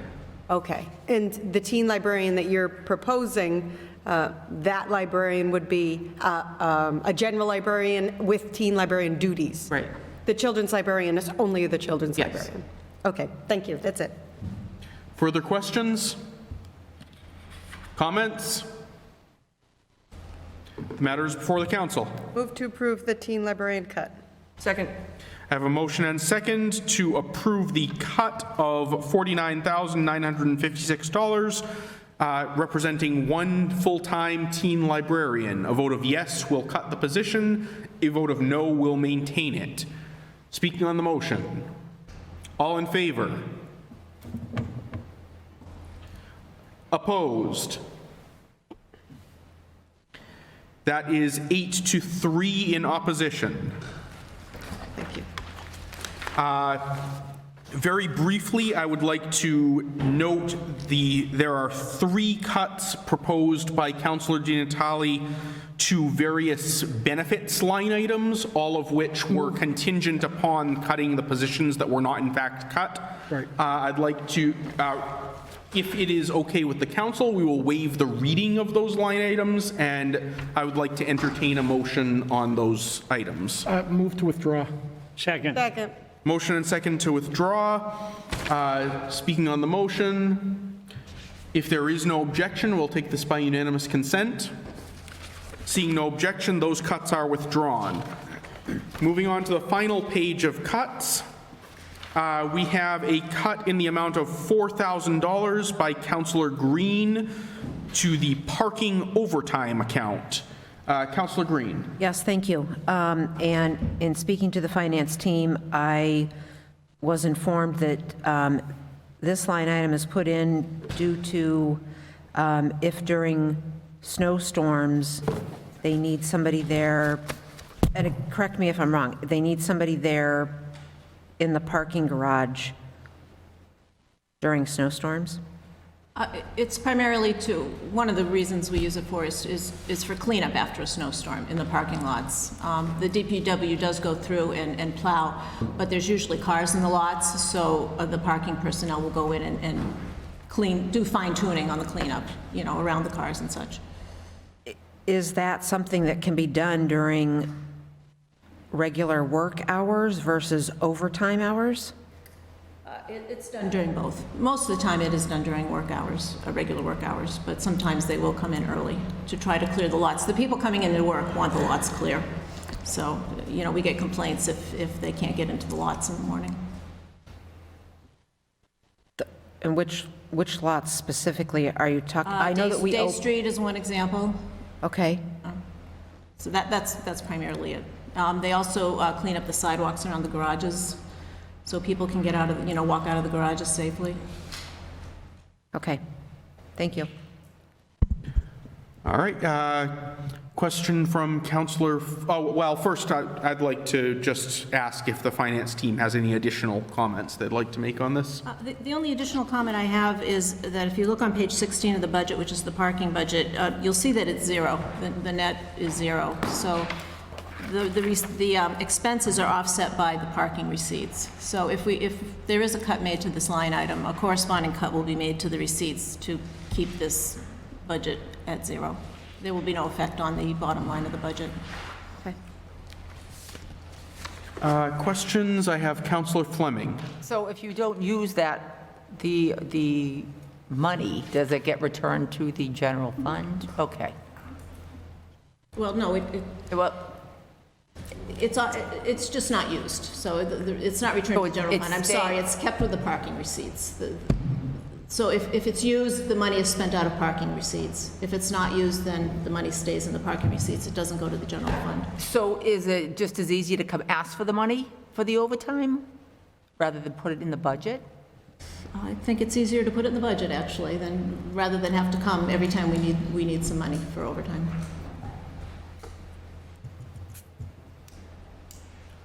All set, Councillor? Yes, thank you. Thank you. Councillor Boschman. I'm going to say one thing. I agree with the treasurer. You have to keep the sidewalks clean. You know how people are today. Somebody falls. I just don't want to give them an extra bonus. The government's doing enough for us. And that, so that's all I want to say on that. Councillor Green. Only because it's just glaring me in the face. If over the past, 5 years, you've operated with, from $100 to $300 up to $800, why now the increase of up to $5,000? I don't think it is an increase. It's what we ask for every year, and that's where it's been funded. We don't use it all, but that's where it's funded each year. Okay, thank you. Councillor Giancelli? No, nothing. Councillor Fleming? So if you're not using it every year, you should have that extra money already in your fund, correct? Yes, it is, but it has to be appropriated in order to use it. So if we don't appropriate anything in this line item, I can't spend it on overtime. Okay. Further questions? Comments? Make a motion, we accept.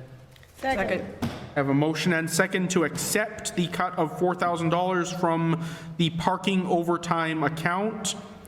Speaking on the motion, a yes vote will make the cut, a no vote will retain the $5,000 original line item. All in favor? In opposition? 10 to 1 opposed. Next up, we have a $160,000 cut by Councillor Di Natale from rubbish collection, contract fees, collection, yard waste. Councillor Di Natale. Thank you, Mr. President. The number that is on the page was arrived at through my conversation with Mr. Curry on an estimated cost. It's $8,000 a week, he said, for collection, and I did times 20 weeks. That's the 160.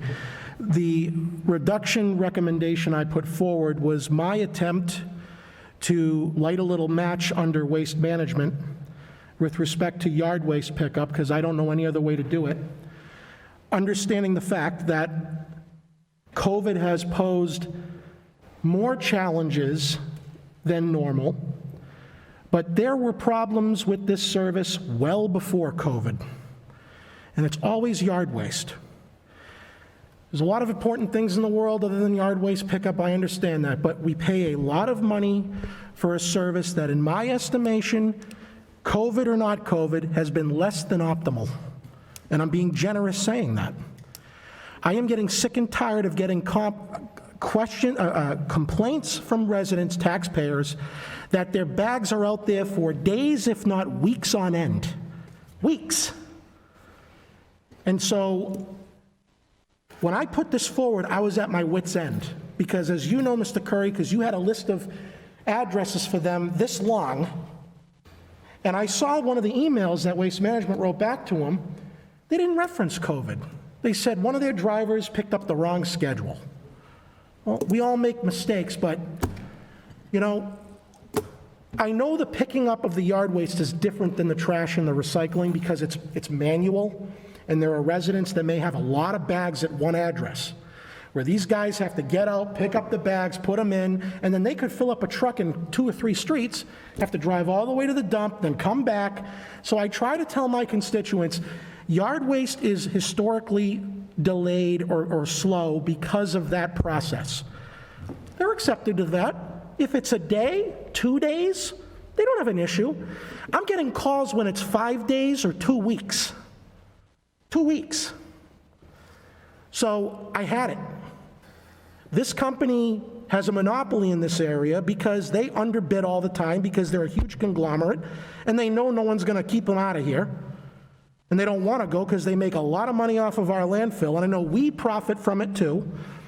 But my constituents are saying, you got to do something here, because I put a bag out expecting it to be picked up, and after a week or two, it's not. In the rain, I would assume it makes more work on these guys too. So I've been told in some cases, even without COVID, well, it's staffing issues, then get more trucks. What are we paying for? I'm getting sick of it. And I'm not blaming you, I blame them. And I know that COVID was going to be a convenient excuse this year, but it's been way before that. So I just don't know what else to do about this. I don't know what else there is to do. I've been doing this 14 years. I am sick and tired of the complaints. And if it's 2 or 3 days, people look the other way. They understand, but this is unacceptable. So what are we going to do as a city to incentivize these guys that when they make a commitment on what they're going to do, they do it? I don't know what to do. And the other thing I'll say, too, in relation to contract fees, that while that's specific to yard waste, the other issue I have with them is when they have a one-day delay, what they do is they'll hit the neighborhoods that they're not supposed to hit because they're trying to make up time. Well, all of these residents see the truck go by. I thought you told me it was a one-day delay because of a holiday. Well, yeah, Waste Management likes to get ahead of things and send the trucks through. But that doesn't stop people from ringing my phone off the hook endlessly, thinking that they missed their trash pickup, blaming me that I told them it's a day late. We don't communicate properly with them, to the residents, that if there's a one-day delay, I got news for people. Keep your barrels out there no matter whether there's a delay or not, because Waste Management's not following the delay. They're doing whatever they want to make up time. And then I get 40,000 calls because they think they've missed the pickup. No, keep your barrel out there, bring it back out because they'll come back. Well, it just causes so much headache. So my main issue with this is the yard waste, principally. Secondarily, it's when we have one-day delays. If the policy of Waste Management is they're going to come back or they're going to hit neighborhoods that they're not supposed to hit because we tell them it's a one-day delay, can we please make that a big flashing sign somewhere on the website or in our communications to residents that I would just say, who cares if there's a delay? Put your barrel out as if there isn't. I'll tell you what, that's what I tell people from now on. Don't follow the delay, because I'm sick of the calls. And they don't know. They're following the rule. Counselor, so can we stick to the yard waste? Well, it goes in tandem with that because it's contract services. The yard waste cut is specific to that, but secondarily, it's just, Mr. President, I'm at my wit's end with it because I don't know what else to do because I know they're under contract. And the attorney said last couple of weeks ago about breach of contract. I would consider the yard waste alone a breach of contract. I know you're frustrated. I've seen your communications to them, and I'm not sympathetic anymore. I don't care if it's COVID or not, because it was going on well before that. So I would just like to, I put this forward because I don't know what else there is I can do as a city councilor to get some fire under these guys to understand that I'm not going to take this. The yard waste service has got to get better, or we need to find somebody else. Thank you. Thank you, Counselor. Would the team like to make any response? So, councilors, I understand your frustration. I too, at times, share it. Yard waste has been a bit of an adventure for a couple of seasons now. I can't speak for their operation, but I do have Ed Pasek, who is the regional manager, here with us. I also have Matt Hill, who is an operations manager, with us. I will let them talk to you about the operational issues. However, on my end, what I did as far as my control is I have moved FY22 to 20 weeks. Ordinarily, we have 16 weeks. And well, actually for a couple of reasons. One being the tonnage has steadily increased in the last 3 years, upwards of 10%, in trash recycling and yard waste collection. Two, there is some incentive with the state to increase to 20 weeks. It increases our points for our sustainable materials recovery project, so it would increase our annual grant. This year it would only increase it $6,000. The 4 weeks of yard waste collection costs $30,000, so it really doesn't cover the cost, but I feel like someday in the future it will, and maybe also it will help with the increase of tonnage, and it provides the residents a little bit more service. I will say that there has been some slow yard waste collections, I agree. I will also say that there's many residents that don't make the effort to know when the schedule is. I will tell you this year it's been quite challenging. We've had to postpone weeks simply because the staffing wasn't there. We have been in positions more than 2 or 3 times to postpone yard waste for the entire week, so we can make trash and recycling a priority. I will also tell you that, and I will let Mr. Pasek and Mr. Hill tell you that there is a staffing shortage with hiring in Massachusetts. They are, I'm not going to sit here and make excuses for them, but I will tell you that the tonnage has increased for, and trash and recycling and yard waste, well, not so much yard waste, but those items usually go hand in hand with the economy. Tonnage increases when the economy improves. It's been a fact for years now. All right, Councilor Squalia. Thank you. Were we going to hear from the representatives from Waste Management, or? Given the format that we've been following, I would think that they will be, I assume, available for questions, but I don't think we need a separate presentation. Okay, well, I have more statements than I have questions, so. All right, then, thank you. Councilor Fleming.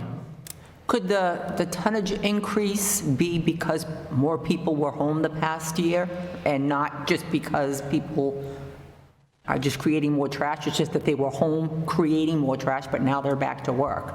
Definitely. The last year has increased. Our barrier rental program has doubled, but it actually doubled the year before as well.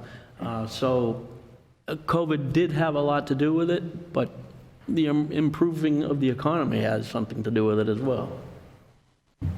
Thank you. That's all I have. Further questions for either the team or the waste management personnel? Councilor Boschman. Recycling, did that increase and do a better job? Well, I think it would help with the amount of tonnage in more times going out in neighborhoods. I know they were behind several times, but I tell you that they are also a $12 billion company.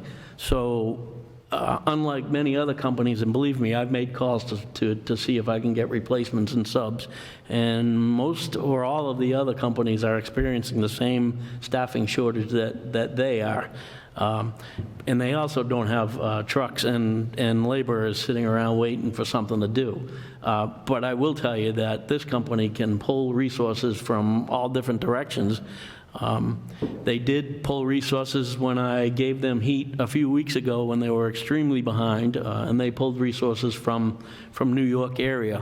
Now, that's great, they got the resources, but we're also pulling people in the area that aren't familiar with Fitchburg, so you run into the misses, and I mean, it takes effort on our part to manage it, but I suppose that is our job. I have seen a lot of change in the 28 years that I've been with the city, with the company.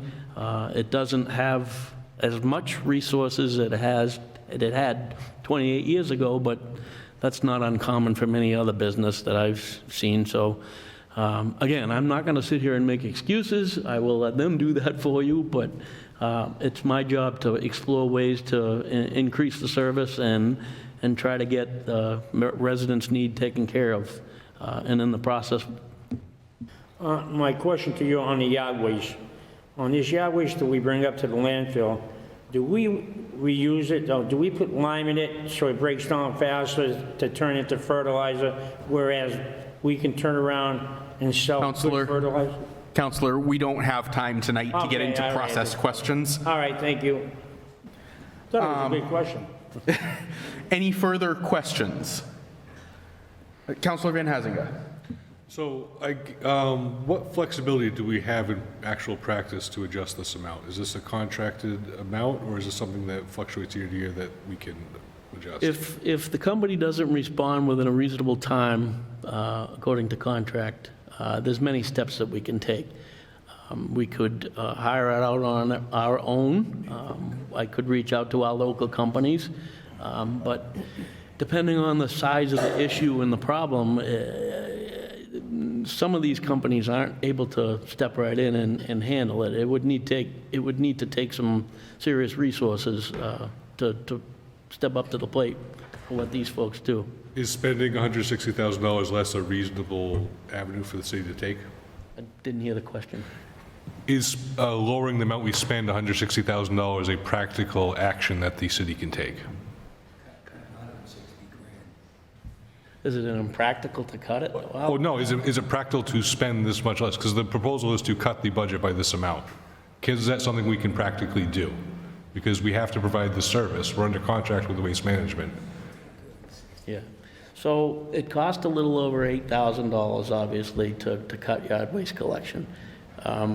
As you know, we work very hard on the department to try to keep our streets clean. If we were to cut the yard waste program, I think we would be contributing to that problem. So if we cut this amount, this means that we just don't have a yard waste collection. Okay, thank you. Councilor Gianatoli, questions? To that point, this is somewhat symbolic, because obviously I don't want to get rid of yard waste. I'd catch hell like you wouldn't believe for that. I know that we can call them in another time, but I wanted to put a little fear into them that if it continues, we may need to take other avenues here. When is their contract up? This contract runs to 2023. Oh, good, so we got 2 years left. Yep. Are we required to go with the lowest bidder? We are not required, no. However, trash collection and disposal is exempt from purchasing regulations. So, I mean, what I'm trying to get at is, just me, I would gladly pay $200,000 more if the service were better than give it to them. Because in my opinion, they're complacent because they know they've got a monopoly in this area. There's nothing to incentivize them to keep going, or to really light a match, because there's never any competition. I would argue that in the next contract negotiation, I would be amenable to paying more to get better service. My opinion, but, I don't know what else there is to do to get the point across, because this isn't the first time this has been happening. It just keeps happening. So I don't expect the council to vote for this, and I don't normally do this, but I just wanted to make it publicly clear to people that, at least for me, I'm trying to do something here to get the message across that I'm sick and tired of the complaints. I just can't take it anymore. So, I mean, that's just, you look at the C-Click Fix app, Steve. I bet you if you spent, I know you don't have any free time, but if I took a day to go through the list for the last 5 years, there's probably thousands of missed pickups. Of course, some probably didn't follow the right schedule, but when I tell people they didn't follow the schedule, they're very, very accepting of that. 90% of the time, it's not because, for me anyway, it's not because they missed the schedule. They've legitimately been out there for 2 weeks. So, I'm done. I've made my point, so. Councilor Green. I would like to know from Mr. Hill and I didn't catch the regional director's name. Pasek. What? Mr. Pasek. Pasek. Still don't. Basic. Thank you. I'd like to know how many staff, waste management employees for picking up Fitchburg's not only trash, recycle, but yard waste. What's that what number are we looking at for staff? 5 days a week, you have 4 dedicated trash and recycle drivers. Four? You have 4 drivers. Yep. So there's 4 trucks in town, 5 days a week for trash and recycle, plus a laborer on one of those trucks. So you have 3 automated trucks, and you see the arm. And then you have 1 traditional rear load, 2-man team to do like a lot of the dead ends and the tighter streets. It's a shorter truck. So the automated trucks are a lot longer, they can't get down some of the streets. So that's 5 days a week, and then yard waste in the spring is typically just 1 truck, 1 driver, 1 laborer, and then in the fall it's 2 trucks, 2 drivers, 2 laborers on top of your trash.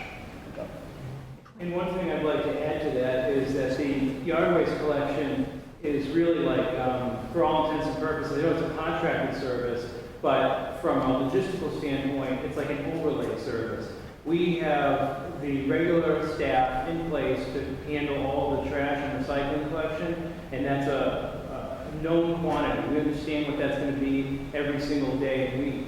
But when it comes to yard waste, we don't know what it's going to be. And we also have to tap into a staff that we can't staff for 16 weeks a year, or I should say we can't hire somebody for 16 weeks a year that's spread out throughout the year. that's an issue for us because nobody's going to work intermittently like that. And we also have training considerations that we're not able to meet when we have people who would be otherwise just working for a few weeks in the fall, a few weeks in the spring. So what we need to do in order to provide this service to the city is we can tap into our spare drivers and our spare trucks in order to provide the yard waste service.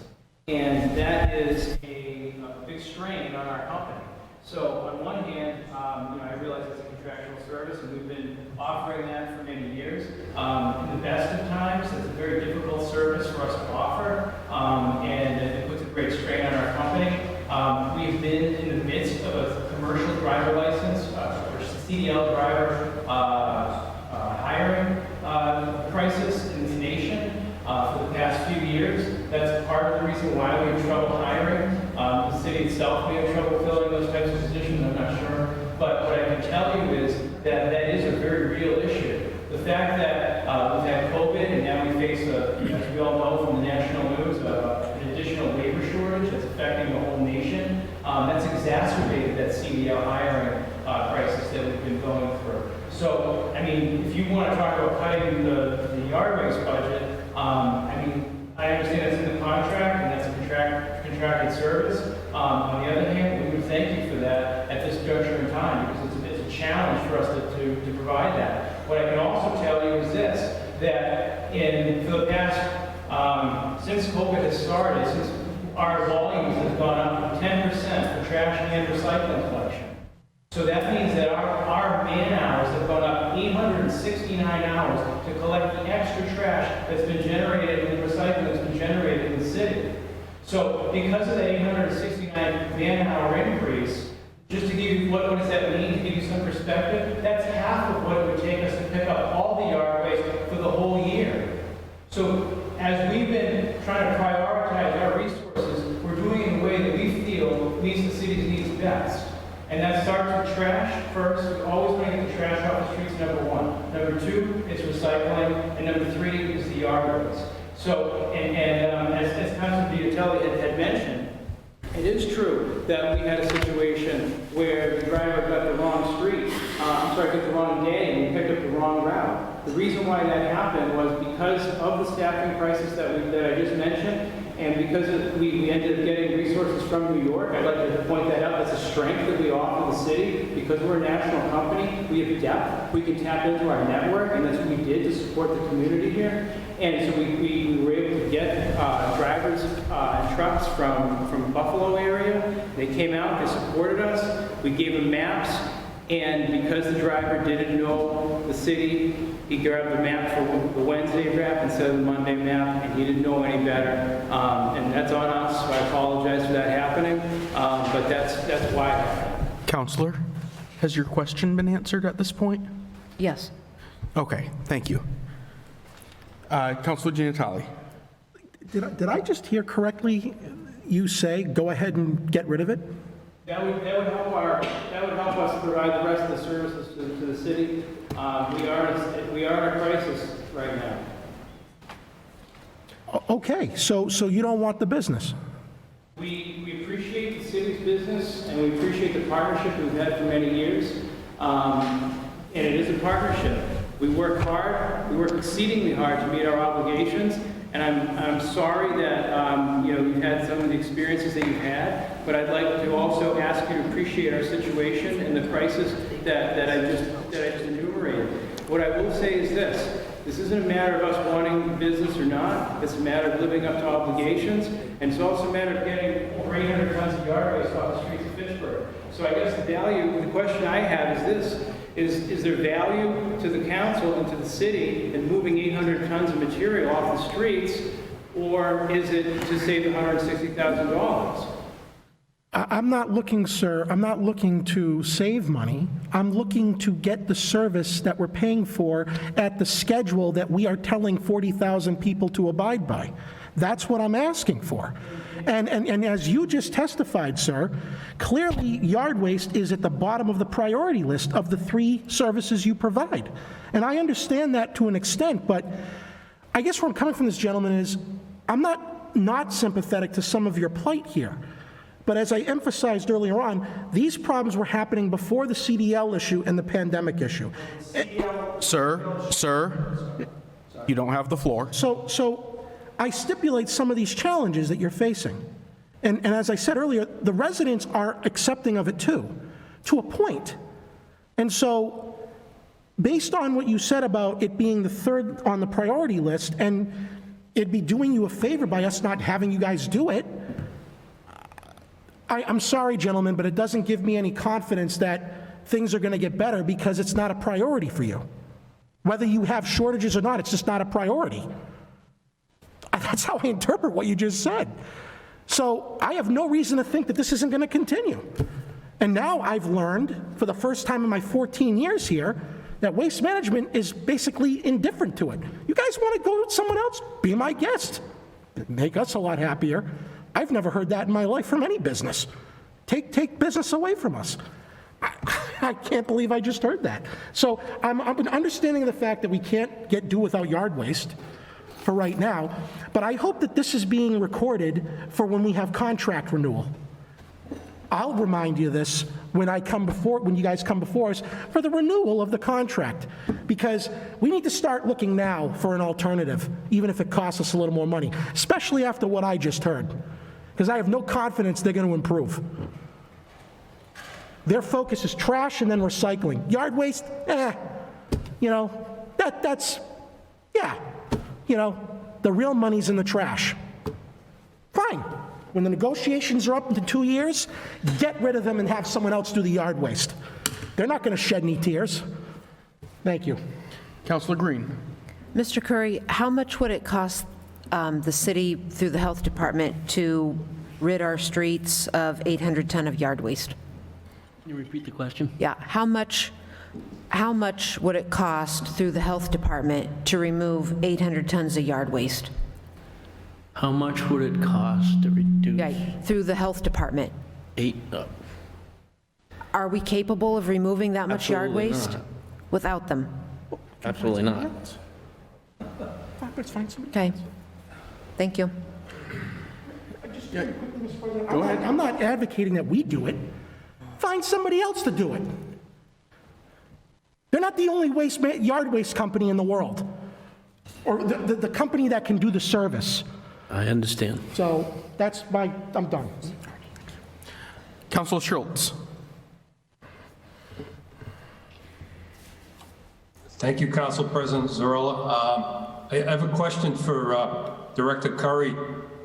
Steve, how much more do you estimate it would cost if we got another company to do the yard waste? That's a tough question, but we did go out to bid at the beginning of this contract, and the closest contract bid was about $500,000 different from Waste Management's bid. Thank you.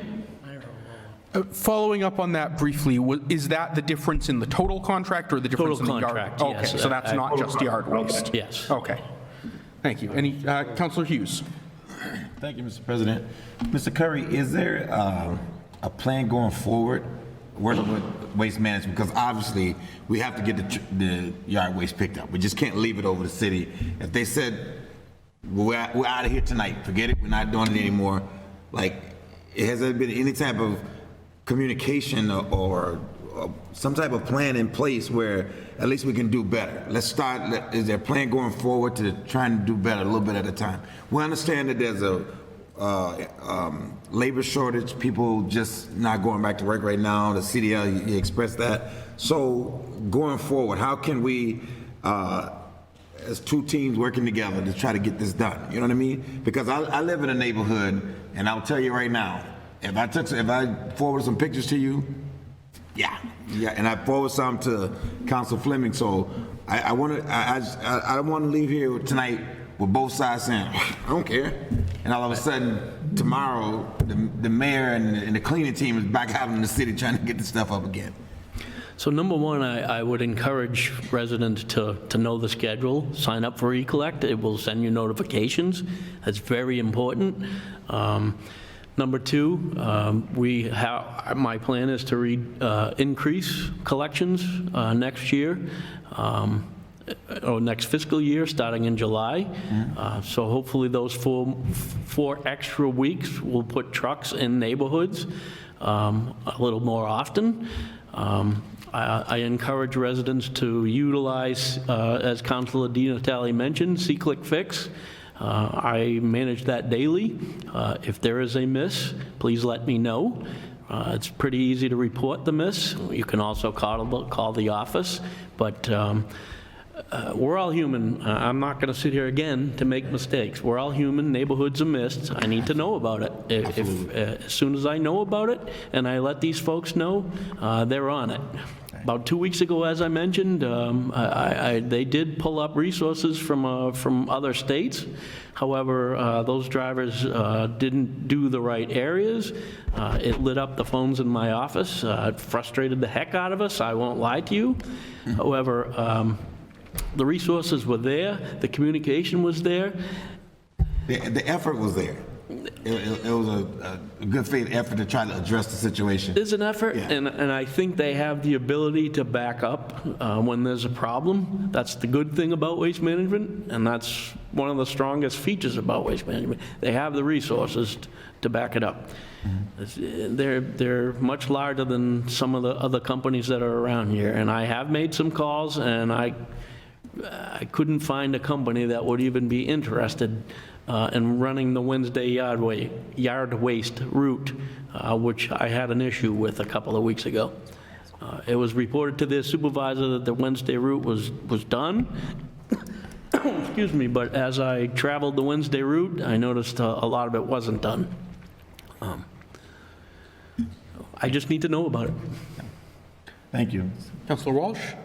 Yeah, Mr. Curry, can you just repeat how people can find out what the schedule is? Sure. The best thing to do would be to go to the Health Department webpage. It is on our homepage. It is called Recollect. Recollect, you can enter your address. You can control how much information you want to receive. If you want to just print a calendar, you can do that. Or you can receive reminders via text or home phone line. It's a sort of a great tool as a reminder, because we all have busy schedules, and there's not yard waste collection every week. And it also helps with keeping the curb clean and not putting yard waste out in areas that aren't, or times that there are no collections. Thank you. Councilor Schultz? Thank you, Councilor Cirola.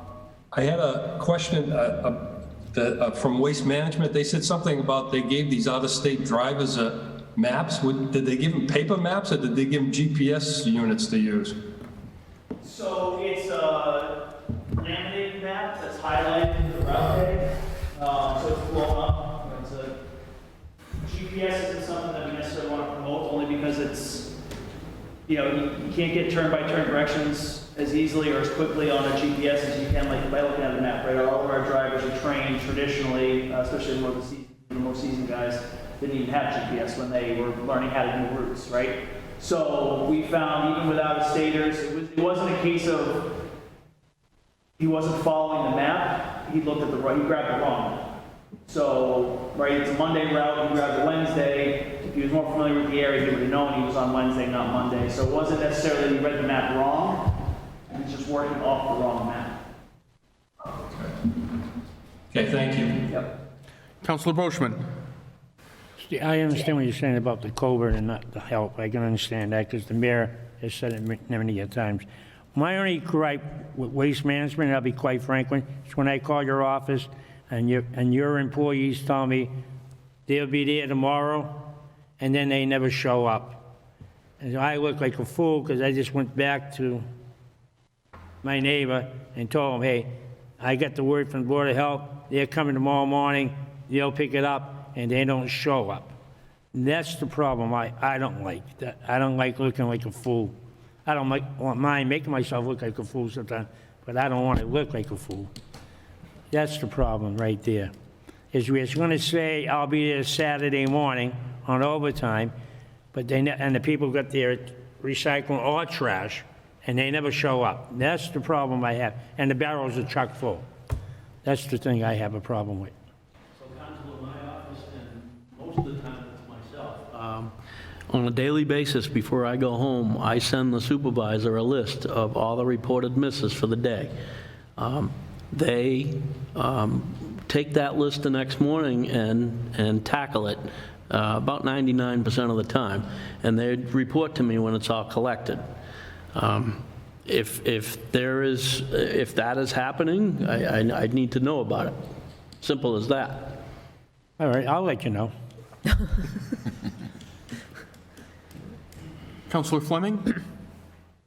Yeah, I don't know where I heard this. I don't know if it was the last time you came before us, but the way I understand you do the pickups is you use one truck to pick up the trash, you bring it, you dump it, and then you come back to pick up the recycling, correct?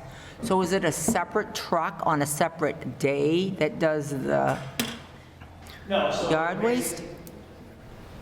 So with regard to trash and recycling, it's the same truck picks up, your the trash and recycle on a given route, right? So there's 4 different trash routes, 4 different recycle routes. So yes, each driver goes around, they pick up all their trash in the morning, go dump out at the landfill, then they circle back and basically do their route again a second time to pick up the recycling barrels and then bring that to transfer station.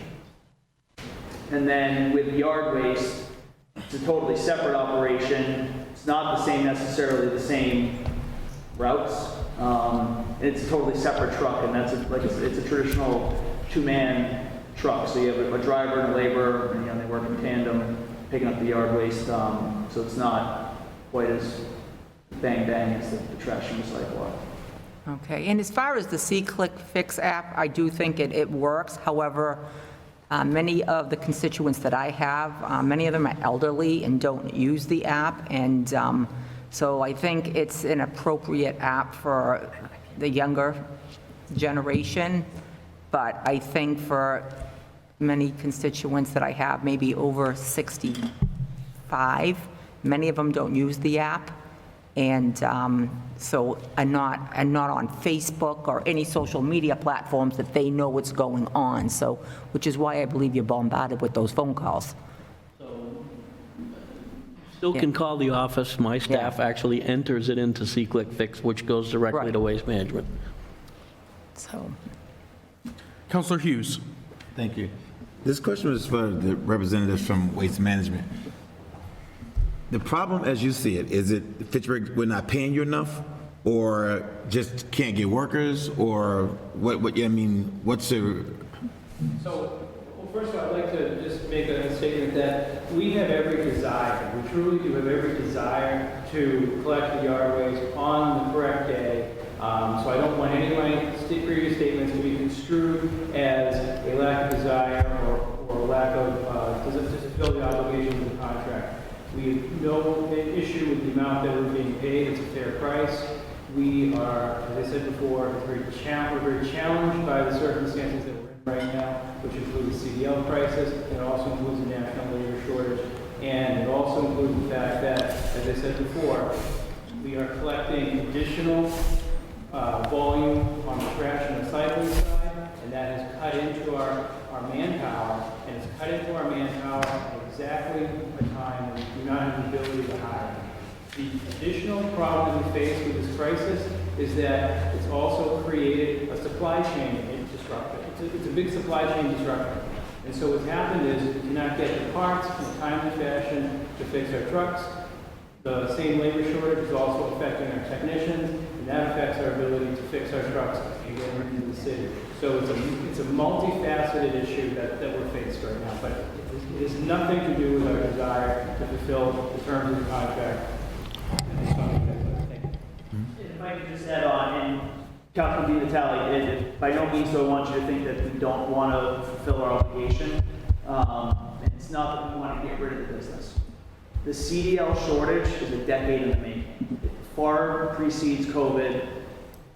Yes, COVID definitely makes it hurt more, I can tell you, I mean, I personally conducted 2 interviews in the last 2 weeks. Gentlemen were very interested. They currently already have their CDLs, and their exact words to me were, "That sounds like a great offer. I'm going to call you in the fall when my unemployment comes out." So it's great. Hey, call me in the fall, because that's when fall yard waste starts. It'll be great then.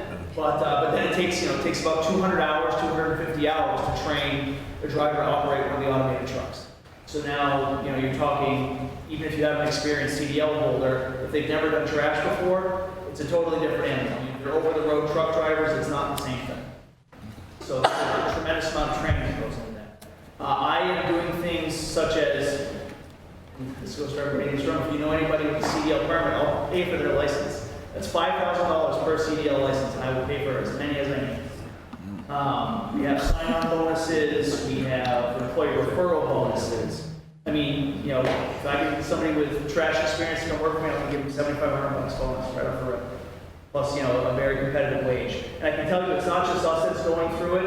I talked to my counterparts at, some of the larger competitors. I'm not gonna name them, but I mean, I think everybody pretty much around this area knows who they are. And they don't have any drivers either. Because, I talked to their district managers and their general managers, and they're doing the same thing I am. Paying for licenses, and offering sign-on bonuses, so it's, I can tell you that a competitor that's starting a municipal contract not too far from here, starts on July 1st and currently has no drivers. So it's not that we don't want to fulfill it, it's not that we're not making every effort to increase our staffing. Again, CDL shortage has been in the making for quite a while, and the pandemic just kind of exacerbated it. Councillor Fleming. This is more of a comment. I mean, now that we have all the information about why the delays, is there something we can put on the city website to make people aware of this, that it's not just somebody missed it, it is all these factors that are, involved in why it's not being picked up? Councillor, it's a very good point and a very good question, but I think because it doesn't affect whether or not we're going to make this cut, we need to move past it right now, just because we're getting so late in the evening. I can answer it quickly. It's already there. Okay, excellent. Okay. Okay, Councillor Squalia? Can I say comments, or? Yeah, go ahead. Yep. I appreciate this cut. I don't appreciate that it specifically has yard waste, because while yard waste has been a huge issue the past month and a half, the majority of the issues are trash and recycling, missed trash and recycling pickups. Councilor Dinatelli mentioned See-Click Fix, if you were to analyze it. I analyzed just the last 40 entries in See-Click Fix. Over 50% of them are missed trash, missed recycling, or missed yard waste. Over 50%. And I bet if you look back years, it's the same thing. It's not just during COVID. While I appreciate how difficult it must be to provide staff at this time, this is not a new issue. This has been going on for years. And we've heard, oh, well, it's not always Waste Management's fault, sometimes the residents' fault. Or Waste Management, they have had staffing issues. Or Waste Management, the trucks need new tires, or whatever it is. We keep hearing excuses, but, seeing an actual cut, it feels like, something is actually being done. Like, all I keep hearing is excuses. And Director Curry says, you report it on the app, you put it on See-Click Fix, and it gets done. Except all of those 50% of See-Click Fix entries, all of them were answered by our health department director, Steve Curry. I don't know how many hours a week he spends alone answering people's phone calls and the See-Click Fix of the misses. It's got to be a ridiculous amount of time. And I don't understand why the city of Fitchburg should be burdened with paying employees to do all this administrative work for unfulfillment of the obligation of the contracts that we've had with Waste Management. Why isn't Waste Management providing a customer service line for the city of Fitchburg to contact them directly, so we're not using city resources over and over every day for these misses? And while I appreciate the $160,000 cut, again, the yard waste issue, if we were to cut $160,000 for just from yard waste, of which is the one line item we get reimbursed by DEP of some portion, if you were to force all the residents to bring their yard waste to the landfill, the hours are not convenient for residents. I mean, the majority of people I know, they go out on Saturday and they clean up and then they create their bags. But you can only bring yard waste to the landfill till 1 p.m. on Saturday, and then the next chance you have is Monday, 8 a.m. to 3 p.m. For people that work, 3 p.m., I don't know, you know, some people work, 7 to 4, 8 to 5. That's very difficult to be able to get rid of your yard waste. So if we were to remove the trucks from picking up the yard waste, then we have a huge other, burden, because we have these landfill drop-off times that make it very complicated. And not only that, but when you actually bring things to the landfill, even in the designated times, you get asked 21 questions, and sometimes they don't allow you there. And then you want to get a landfill permit, and you can only do that at City Hall. It's just all very complicated. But I'd like to see more, to quote Mr. Pasek, to fulfill the obligation of the contract. Otherwise, I'd like to see the city of Fitchburg hold them in breach of contract, because just the amount of complaints that all of us councilors must get, and then even worse, for Director Curry to spend all of his time on. It's unacceptable. Thank you. Can I comment on that, Council? Briefly. I will be brief. There is a call center available for waste management. I feel like that takes me out of the equation, yes, but it also doesn't allow me to understand what's going on with the contract and the complaints that are out there. So I'm not a fan of taking that and moving it to them. How do I know in the process what the problem is, and how do I fix it if I don't know? What does it even matter if we don't hold them accountable? Well, I feel like if I know about it, I hold them accountable to the best of my ability. Thank you. So I don't want to belabor this much longer because we've taken quite some time on it. I'm going to make a motion to withdraw. I would like to make a comment first. Yep, sorry. I will support a motion to withdraw, both because this isn't necessarily the right thing to cut, and because I'm not a big fan of pulling the trigger when I don't know where the bullet will land in terms of getting into a contract fight. But I sympathize very strongly with the objections raised by Councilors Di Natale, Squalia, and others that, not having read the contract thoroughly, as a lawyer, I would be remiss if I actually said that there is a breach. I don't know that. What I do know is that when you have a service vendor, this isn't my profession, this is my family's business that I know this from. When you have a service vendor, and that service vendor has difficulty fulfilling their end of the contract, that is the problem of the vendor, not the client. The client should not bear the burden of staffing shortages on the vendor's part. The client should not bear the burden of equipment failures on the vendor's part.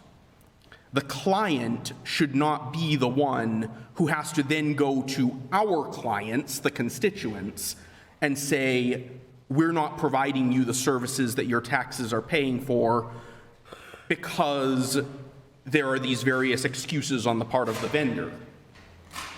If the contracted services cannot be provided on the terms of the contract, then even if there is a perfectly understandable reason for that, there should be some sort of compensation to the city, whether via a court case or whether via a voluntary offer just because it's good business. The city should not be paying the full contract price for less than the full service contracted. I feel very strongly about that, and when either I have had time to review the contract more thoroughly and discuss it with the solicitor, Or failing that, when the next contract renewal comes up, then that is a fight I am willing to have. It is not acceptable for even reasonable excuses to result in the burden being placed on the client. Do better. Thank you. Councilor Giannatalli, you had a motion? I would motion to withdraw only because considering, as you said, Mr. President, that we have to read the contract, maybe we even have to have a separate hearing on this as well. Consider this the first salvo. The fact that we have less than 2 years left on this contract, I'll be very interested in that point when we have the contract come before us for ratification. So I'm glad we had this discussion and got some information from them. And I do sympathize with the CDL component. I've seen that everywhere, and I don't begrudge these guys that. That's not their fault. But as I've said many times, this goes well before that problem started. So yes, it came to a head now, but it goes way beyond that, or it has for quite a while. So I motion that we withdraw the cut. Second. Motion and second to withdraw the cut. Speaking on the motion, if there is no objection, we will take this by unanimous consent.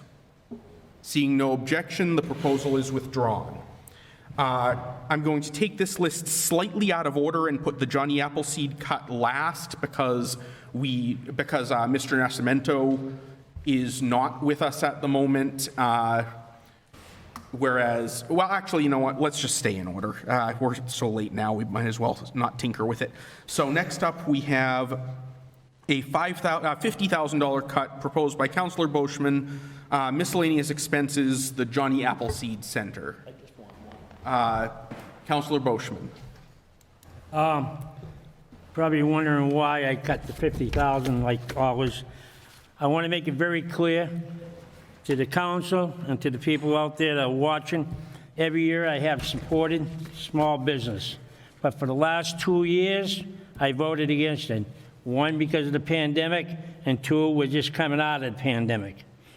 Now, if you heard the Commissioner of the Chamber of Commerce, Roy, he's right. I went to the meetings.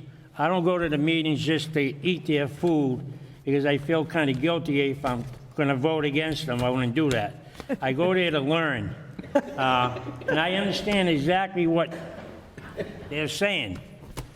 But my argument is this. For the last 2 years, businesses weren't open.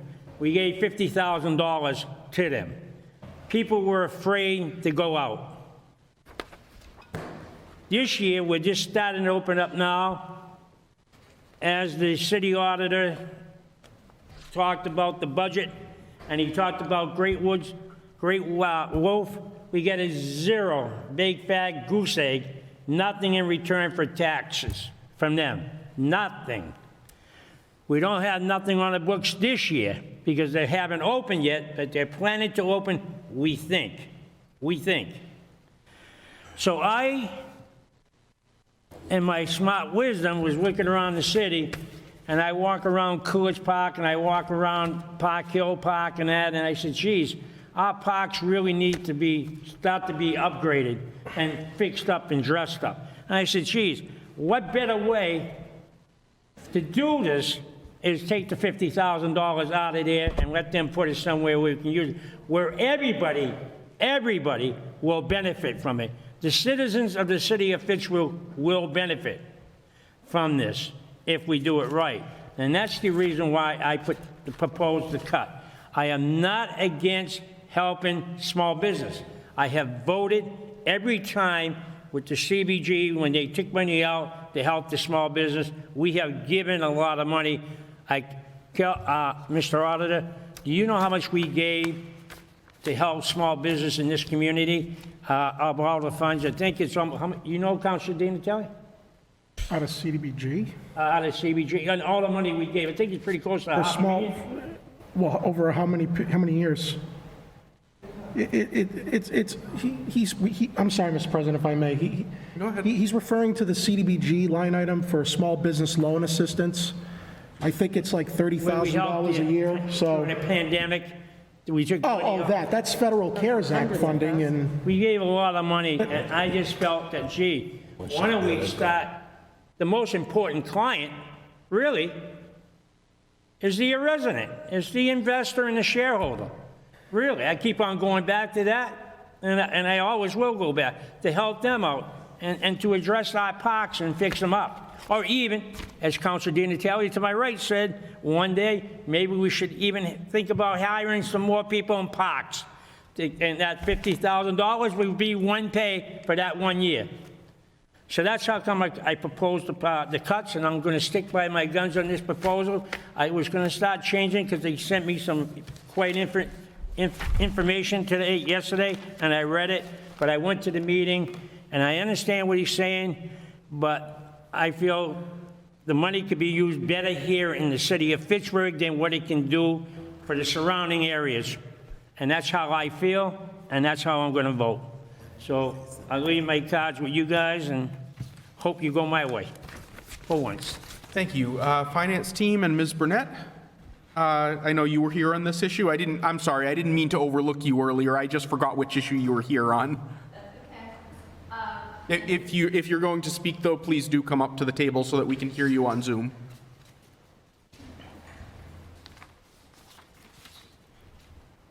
Good evening. I'm glad to be here with you all. On one of the notes that Councilman Boschman says, everybody was suffering. We stayed open.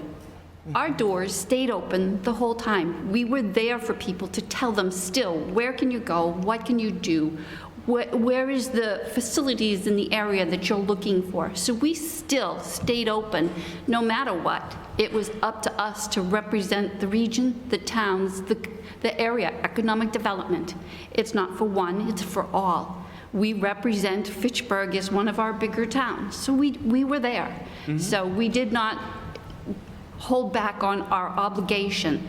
We talked about where people were, what was open, how to patronize them. We did as much as humanly possible to keep this going. Everybody's struggling. We were a small business struggling right along with you. We were. So we're still there. We're still going to be there. We have to keep going. And for us, this is about economic development. It is for each town. It is especially for Fitchburg and for Leominster.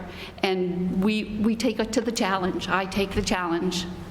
We lost employees just like everybody else did, but we work weekends to cover them. So we've taken our hits just like everybody else, but we still would like your support. We still care about our cities, and that's what we're here for. Thank you. Mayor Di Natale, would you like to add to that? Yes, I'd like to respond to Councilor Boschman. Councilor, you paying attention? I'm all ears. Oh, you need two of those, don't you? Yeah. Right, okay.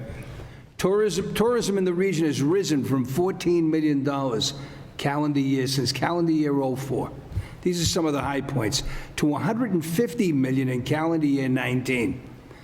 It's more important than ever now because of COVID, because of what we went through for over a year to bring people back. And one of the key factors that the Chamber provides is tourism into our area.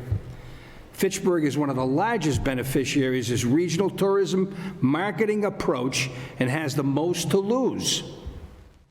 Direct visitor spending from tourism in Fitchburg was over $45 million in calendar year '19. And there were nearly 300 jobs directly attributable to tourism in the city. FY 2019 tourism also generated over $1.3 million in rooms tax revenue for Fitchburg in FY 20, and it was nearly $1 million lower due to the pandemic in the last quarter. It was trending up prior to the pandemic. The Chamber is not just important for the business community, for the community at large.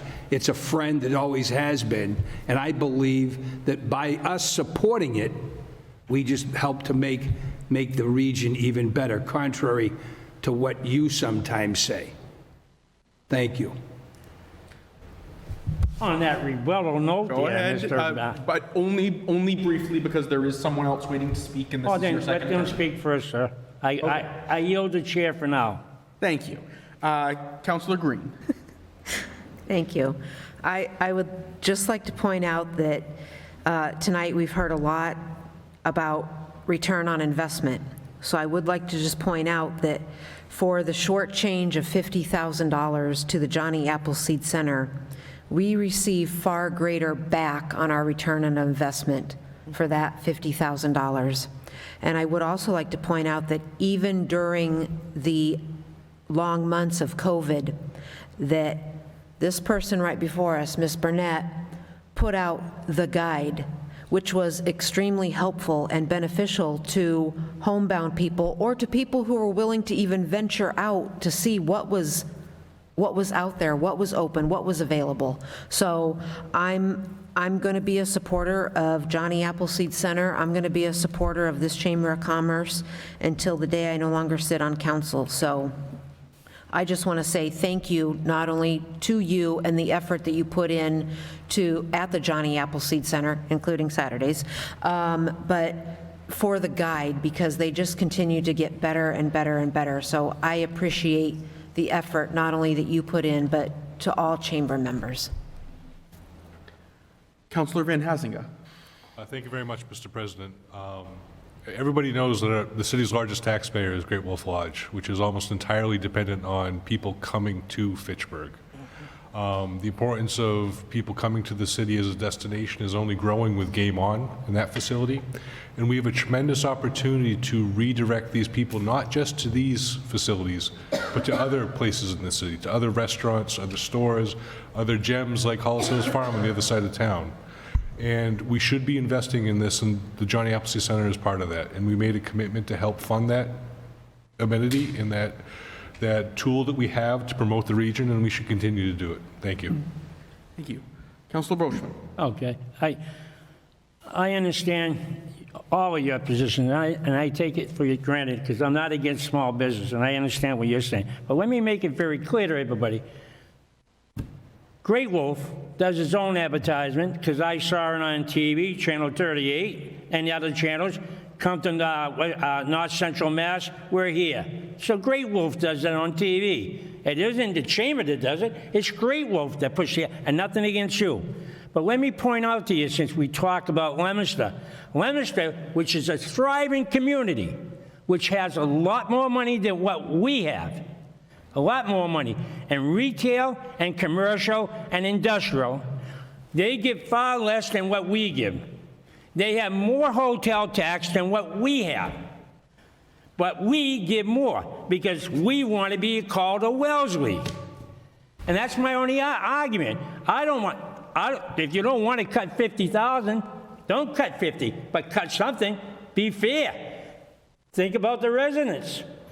Leominster only gives 35,000, and they can afford it. They can literally afford it. But we're giving 50,000, and we really can't afford it. We're using free cash to hire people. We got zero from Great Wolf 20 budget. The auditor's right there. I trust him. He told me. And I even got mad because I don't believe we should even add that into the general fund until we get the money in our hands. I told him that how I felt. That's how I operate mine. When I have the money, I spend it. When I don't, we don't know what we're going to get. We don't know what we're going to have. But when you tell me that it's doing good, I drove around the city of Fitchburg during the pandemic. Believe me, I didn't just stay home. I had my mask on. I didn't go far, but there were a lot more businesses not open that were not open in Fitchburg. A lot closed. A lot of people were afraid. I'm not against helping small business. I have supported them on time after time after time. It's only been the last 2 years since this problem came. And this is how I feel. And when I see a community that has more industrial, more retail, more restaurants, more hotels, and they get far more money in tax revenue than what we get, and they're only giving 35,000, there's something wrong with the picture. Seriously. We're trying to be something that we can't be. That's my opinion. We want to be a Wellesley because we don't want to hear the word, we're poor. We don't want to hear it.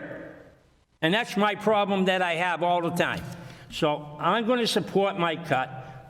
I'm asking you to support it and to think about the residents. If you don't want to go with the 50,000, then cut something, because it isn't fair to the people out there that pay the bills that we're giving this kind of money away, where a community that's got more than what we have is giving far less. And they benefit more because in the summertime, you'll see Johnny Appleseed Party. And sometimes I say, geez, did Fitchburg pay for that? When they see that in the big downtown, when they block it all off. So, you know, that's all I have to say on that. And that's how I feel. And I know some of you are upset, but that's the way I feel. And I'm not going to support. Ma'am, I'm sorry. You did a good job, but this is how I feel. So, briefly, I'd like to just comment that the council may recall the discussion earlier this evening about the false alarms. I promise this actually relates. It's about signaling and incentives. It's what signal do we want to send to influence people. If we cut our support for small businesses simply because we're not making quite as much revenue off of them this year, that sends a signal that our relationship with small business and with the chamber is essentially fickle, that we'll support them as long as they're doing well, but as soon as it's not an immediate benefit, we're no longer willing to make the outlay. Further, I'd say, you know, if we, so we're spending more than Leominster on this, okay. It's just possible, in my view, that if Fitchburg is doing something differently than Leominster, it might be because Leominster's not doing it as well as we are.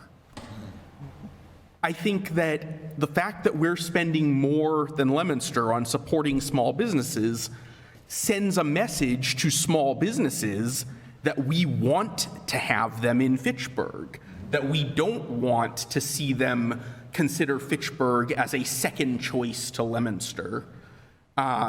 It sends a signal that we want to develop our business community because, we don't have the revenues that Leominster does, and we never will if we don't invest in improving our economy and in drawing more businesses in. This $50,000 won't directly draw more businesses in. That's not what it's for. It's not for creating new businesses or anything, but it's all about the signals. If we show business investors that we are a city that is willing to spend the money to support business, that makes us more attractive to businesses that are looking for a place to open a new shop, open a new branch, open a new startup. They're going to look at that and say, yeah, you know what? Leominster could afford to spend a lot more, but they're not. What does that say about their commitment? And I don't know, maybe Leominster has a very good reason for it. I'm not trying to bash Leominster here. I'm just saying, if we're spending more out of less, that sends a pretty strong signal about our commitment. And that's going to pay off down the road. We've talked a lot about return on investment, and I think we make a pretty good short-term return on this investment, but it's also about long-term. If you only look at your short-term return on investment, then you might be, you may have heard before the distinction between being rich and being wealthy. Being rich means you have a lot in your bank account. Being wealthy means that you have assets. It means that you have stuff to fall back on. It means you have a revenue stream that isn't dependent on the daily grind. If one person has, $100,000 in the bank, and that's it, and another person has $20,000 in the bank, but has, a business or has, a home that's going to grow in value or something, The second person's probably wealthier than the first one. We can become a rich city by focusing on the short term. We can only become a wealthy city by focusing on the long term. And so I will strongly support this expenditure, and I hope that my colleagues will as well. Next, I have Councillor Di Natale. You know, I get very defensive when I hear statements like that, and the counselor said he knows that we're mad at him. I mean, I am not asking people to put their rose-colored glasses on and pretend that we don't have challenges in this city. But it feels like every 2 weeks we have to hear from at least one of us that how terrible this city is. I love this city, but I'm going to say how poor and destitute and how we're going backwards the city is, but I love the city. We hear it every 2 weeks. I mean, forget Johnny Appleseed. That is a classic marketing technique that doesn't help us. Having one of our own elected representatives say those kinds of things. Counselor. So, Mr. President, I'm not attacking him. I'm repeating what he said. Okay? If he doesn't want to hear it, he doesn't have to say what he just said. Counselor, we do have a rule that... Well, I know what the rule is, Mr. President, but I'm commenting on what he just said. Okay? So... Confine your remarks to the substance. This constant comparison to utopia next door, where there's no problems over there. I mean, we act like they are what we should be, and if we're not them, there's something wrong with us. I will remind everybody from a financial standpoint, you just heard the person who runs the facility and the mayor, concrete facts and data, and also by the chair of the head of the chamber. All of them gave concrete data and facts. The person who's railing against this didn't provide any facts, just subjective conjecture. So who do we believe? Look, in the relationship with Leominster and us and Johnny Appleseed, maybe Leominster doesn't have to spend as much because they have more industry than us, and there's a whole truckload of reasons why they do that we don't have to get into here. It's obvious. It's not because they're better than us. It's because they have a lot of things we don't. Beginning with the fact that our pension system is underfunded, where we've got to spend $15 million a year to cover that expenditure until 2033. Point of order. Leominster doesn't have to spend that amount. Counselor, I have a point of order. Counselor Boschman, point of order on what? He's going on a pension fund. We're not talking about the pension fund. We're talking about what do you call it, Johnny Appleseed, not the pension fund. Has nothing to do with the pension fund. And I mentioned nothing on the pension fund. As long as he confines it to a passing remark relevant to the current... I was going to get there. Yeah, I will allow it. I will keep an eye on it. We have to spend $15 million a year on pension systems. They don't. They spend a considerable amount less, which allows them to utilize their resources for further business growth that we are challenged by, so therefore we rely more on Johnny Appleseed than they do, which is why we pay more. That's one explanation. And every other city and town in the country is in the same boat we're in. So that may be why we spend more on Johnny Appleseed. But again, whenever someone brings this up, they don't provide any concrete evidence to support why they're not helping us or why we don't get a benefit. And then when the information is provided in concrete figures by 3 different people, I don't know what we're listening to here. So we've already heard once tonight how we're going backwards, and now we want to cut a situation that's going to further incentivize the backwards mentality. And my colleague was talking about free cash reliance.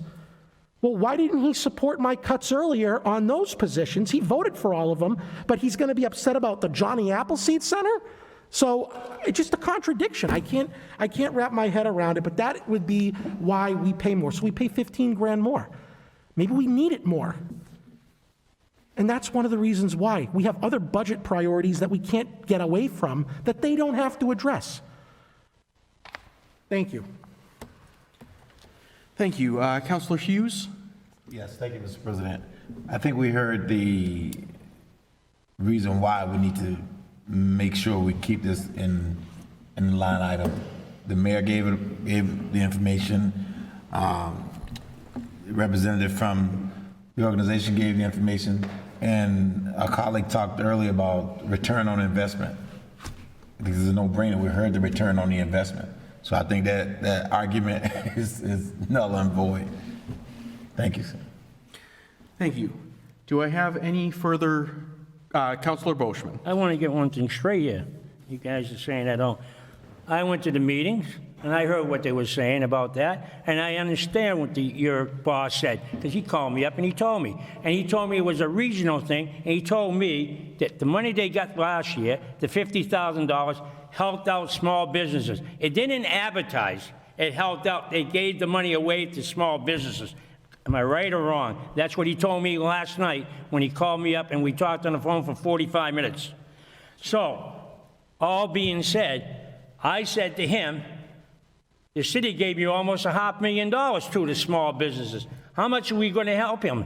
How much? The federal government's coming out with more money for small business. And my argument is this. The ones that are suffering are the residents of this city.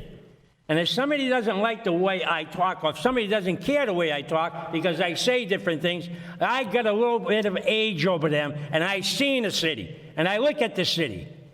And I am an investor, a big investor.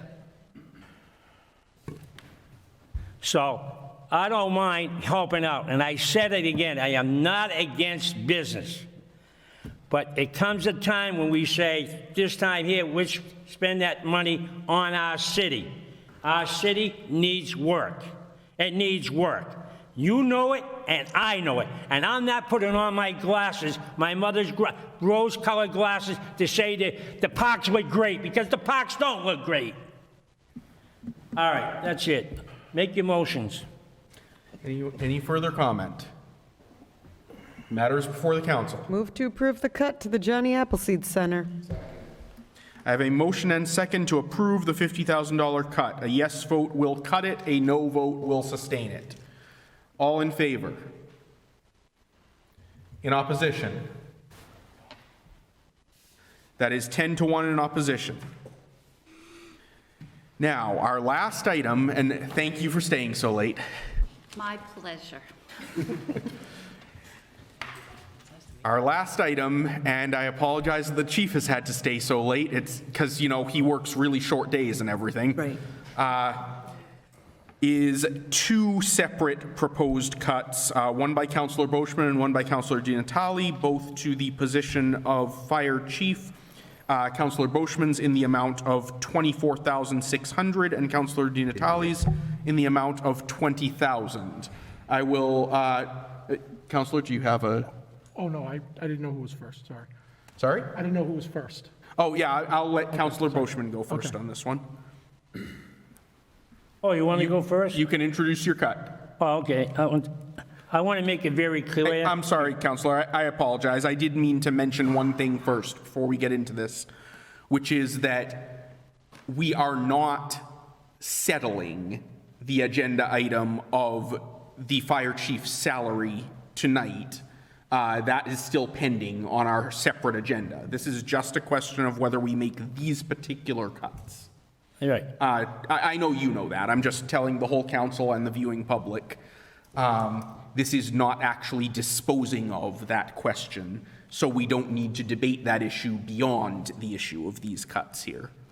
That said, Councillor, you can proceed. Before I start, I want to make it very clear, because sometimes people take everything the wrong way when I speak. So I'm not going after the new chief. There's nothing about the new chief. It's about the money. The problem that I have, that many years ago, and I think the council to my right, I don't know his name, is over here to the right, he was on the council. When we took the police department out of civil service and we gave it a contract because we wanted the right to hire and to fire. If we were not satisfied with that council, that policeman, the chief, we could get rid of him. That is the reason why. So Demora came in. The mayor gave him $160,000, if I'm not mistaken, but I'm just saying what I remember. And that was underneath the Lisa Long administration. Chief Roy was kind of offended because he felt that he had 40 years of service, where Demora only has so many years of service, and that he should have got as much pay, equal pay as he did, because the two chiefs. So that's just how that came in. How Roy got a contract, I never voted on it. Talked to prior councilors that were on the council when Demora got there, they voted on that, but they never voted on the chief's pay. My argument is that this $156,000 for a new, I don't know if I can say it then, because you kind of limited me, that I feel that's unjust, where I can prove that a guy with 38 years of service, 38 years of service, but everything he gets $144,000. This is a guy with 38 years of service, 10 years as the fire chief. That's my argument. My argument is that I think that 156, and I was very, very disappointed with the financial team. I was very disappointed with the mayor of the city of Pittsburgh on this particular issue. Nothing against the chief. It has to do with the money aspect. I look at it, I'm looking at it 20 years down the road, 30 years down the road, he's got 30 years, and you figure it out, he's going to be a lot higher than 160 by the time all said and done.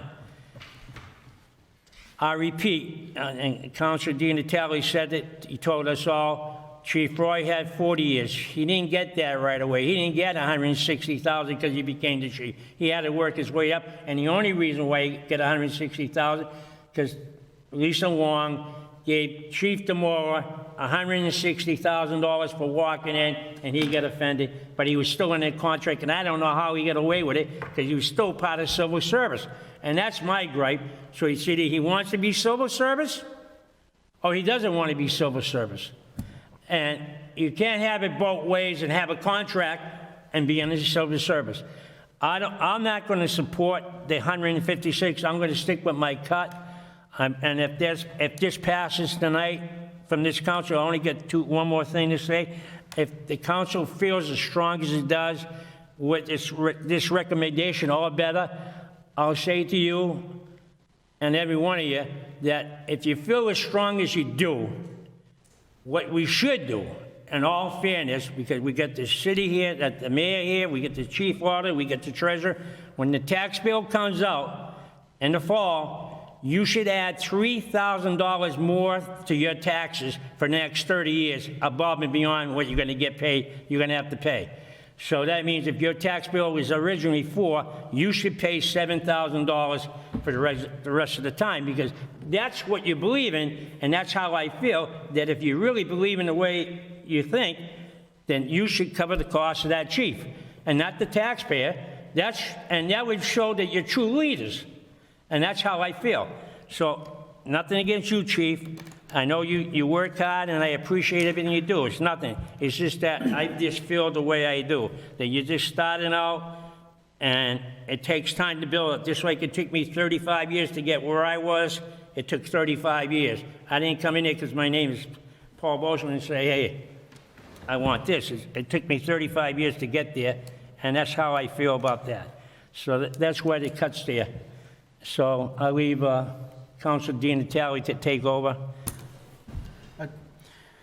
Yes, Councilor DiNatale, if you have additional comments? I know the hour is late, and when I put this cut forward, I don't know if the council is going to agree with me on this, but I didn't really want to get into a huge discussion on this tonight, because recognizing the fact that we do have 2 orders before the body that we have not yet acted on that will negate this line item in one shape or form. One shape, manner, or form.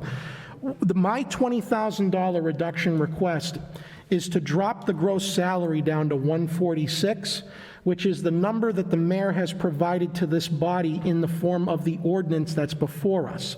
Kind of like a reset, because we still have, as you mentioned, Mr. President, another opportunity, maybe two opportunities later on, to debate this solely in council as a whole and have more of a robust discussion about it. We met a few weeks ago about this subject, or a couple of months ago, and I went off very long on what my feelings were.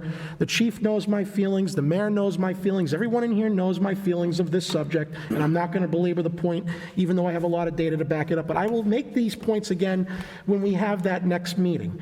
So the $20,000 cut that I'm advocating still is to put the budget in line with the ordinance. And then when we take up the ordinance, and whenever we do, the council has every right at that time to increase the amount in the ordinance to what we think is a fair salary as a majority, or whatever we decide to do with that state statute component that sets the base salary as a matter of state law. So I looked at this and I said, since we haven't acted on the ordinance, since we haven't acted on the state statute, let's set the budget right now at the number the mayor provided to this body in a separate ordinance, and then if we decide in that future meeting to raise it 10, 20, whatever, then it would have to come to us for a supplemental budget request or a free cash appropriation to raise the amount, and then the matter is put to bed. So while this is a cut in the salary, as you pointed out, it's not the end of it. I just want to have the budget tied to what we have before us as an action item, and not just pass 166, and then at the future meeting, you know, we may go higher. I would hate to, the concern I have is if we pass 166 and then for some reason the council decides, well, let's make it 155. At that point, then we're cutting the chief's salary instead of potentially raising it in the opposite direction, because 146 would give him a $14,000 raise. And I know from previous statements that people may want to look at something higher than that. So I think it's better to start low and then work up higher with our next discussion than have it be this high and then we drop. It just doesn't make any sense to me. So I'm already opposed to the salary of 166, but I've made those points very clear already. But I think we should reset this budget so it matches what's before us, before council as a whole, and then we have that meeting. We dedicate how many hours we have to, and have the chief give his presentation at that time why it should be more than 146. It's kind of just no different than what we have before us already. So I just want the budget to align with that, and then we have the battle whenever we have the battle beyond that. That's my logic behind it. Thank you. Thank you. So before I go to Councillor Green, just very briefly, I would like to note that the context in which this whole matter comes before us is an ongoing discussion or negotiation over the chief's salary between the mayor's office and the chief. If we are to reach an agreement on that, and the mayor is proposing an amount of 156, which amounts to, I forget the exact number, somewhere in the mid-160s in terms of total compensation, for the council to then contemplate a number lower than that would be moving us away from a deal. If we are to from a deal, from a mutual resolution. So if we are to still hope for a mutual resolution on this matter, I would think it would be unwise to cut lower than the amount the mayor is currently offering. That said, it is, of course, the prerogative of the council to do so. Councillor Green.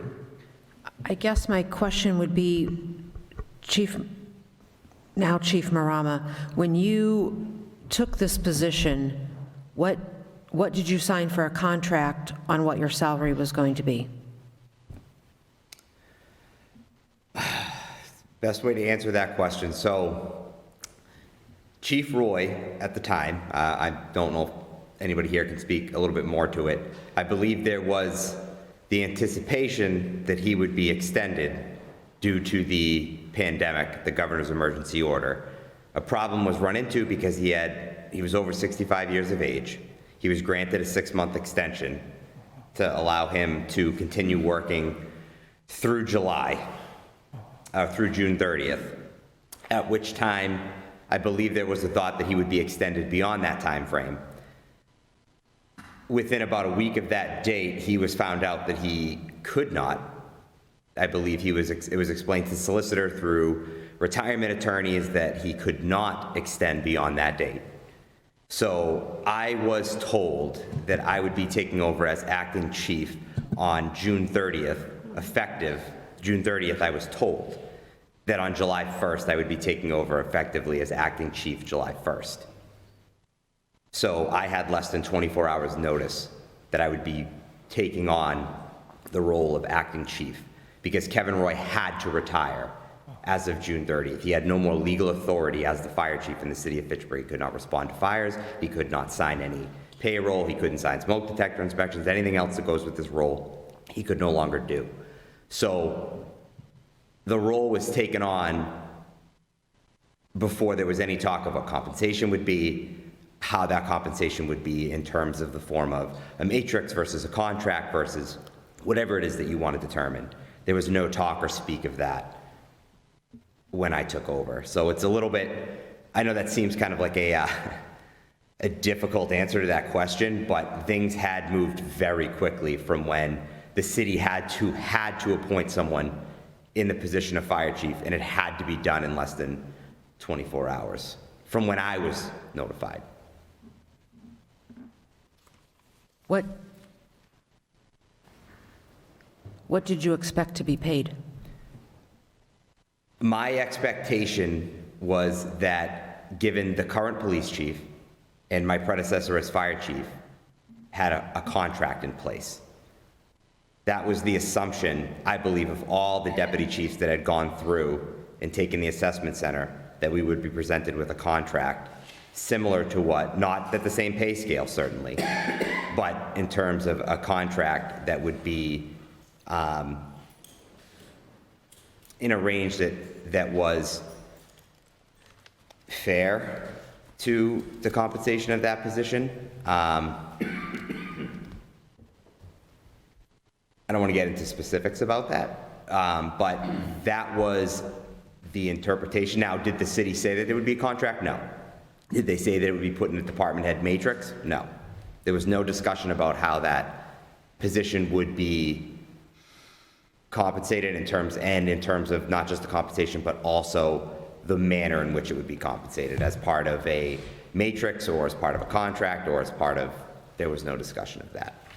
It was more about getting someone in that role, because that's obviously a very important role in the city that needs to be fulfilled, and making sure that there was a transition that could be done in a manner that ensured that that responsibility was held at all times. So before that, you were making a deputy salary? I am still making my deputy chief salary. 130, give or take? Yeah, I mean, the number that's in place, there were certain stipends I did not receive under the anticipation that I would become a fire chief that I would not receive. So my degree, for example, I only received about half of what I would normally get for that. There was some workable holidays I would have worked that I was scheduled as deputy that I didn't. So my actual salary that I took home from last year is not the true representation of what I would have made if I had continued the entire year as deputy, because there's a few things that I didn't get. So. All right, thank you. Councilor Gianatali. Just to reiterate, if we're going to revisit this, are we going to do this tonight? Because, I mean, I'm not denying anybody the chance to speak on this, but I understand the president disagrees with me on this cut. I want to set the salary at what it equals to the ordinance that we're going to take up in a matter of weeks. I know the mayor put 166 in there, or 156, and it's 166 gross, but I want to align it with the minimum number that is faced before us, and then we have the lengthy debate on what it should be, if it should stay at that number, or it should go up, either through the statute or the ordinance, because it's not over, as you pointed out. We've got another bite at the apple of this. I think it's more prudent to start there than start high, because I feel as if we go to 166, then there's no chance that it'll go below that. But I'll just ask a couple of questions here, because I heard some of the questions asked earlier, and from the previous meetings, I think it's being lost on some counselors here. How long has the negotiations been going on for this salary? How long has the negotiations been going on? 12 months, 10 months, 10 months? 10 months. So when I hear everyone talk about a beneficial arrangement or a solution, my opinion is that ship has sailed by the fact that the mayor put that ordinance to us. That was his way of saying, I can't go on anymore. You guys dictate the salary because I can't come to an agreement. I'm a little surprised he put 166 in the budget. I already have told him, I don't know why they did that, why you didn't do what your ordinance says, and then the council's going to hash it out later on because it's kind of contradictory. You give us an ordinance for 146, and then you give us a budget for 166. So, I mean, we got nowhere to go but up then now. That's how I feel about it. My other question is, the fact that it's taken 10 months with no resolution tells me that there's not going to be a resolution. The fact that the mayor put an ordinance to us, that was his way of saying, I'm not getting anywhere. You guys do it. And so my question to the chief is, or to the mayor, were there offers made? Well, how many offers were made? 4. 4 offers. Can you tell me what the gross salary offers were made? $145,600. Whoa. I got it. We didn't pay our bill. 146,400, 156,900, and $158,000. Those are gross numbers? All in figures, meaning the chief's base salary, incentives, buybacks, and stipends. So 158's the highest number? Yeah, on this iteration. If you look at what we're offering, 156,600, right? Yep. That's in the 689 longevity, 3,000 for personal time buyback, 6,000 for vacation time buyback, bringing it to 165,689. Right, I was under the impression in the last meeting that we offered around 166, and that was turned down. Is that what the number is? That's a little complicated. 166,289. It was an inquiry? Yes, an inquiry. It was an inquiry. Oh, okay. An inquiry, exactly, right. But the formal offer we made, the highest number gross was 158 and change? Yeah. And the chief turned it down? Yes.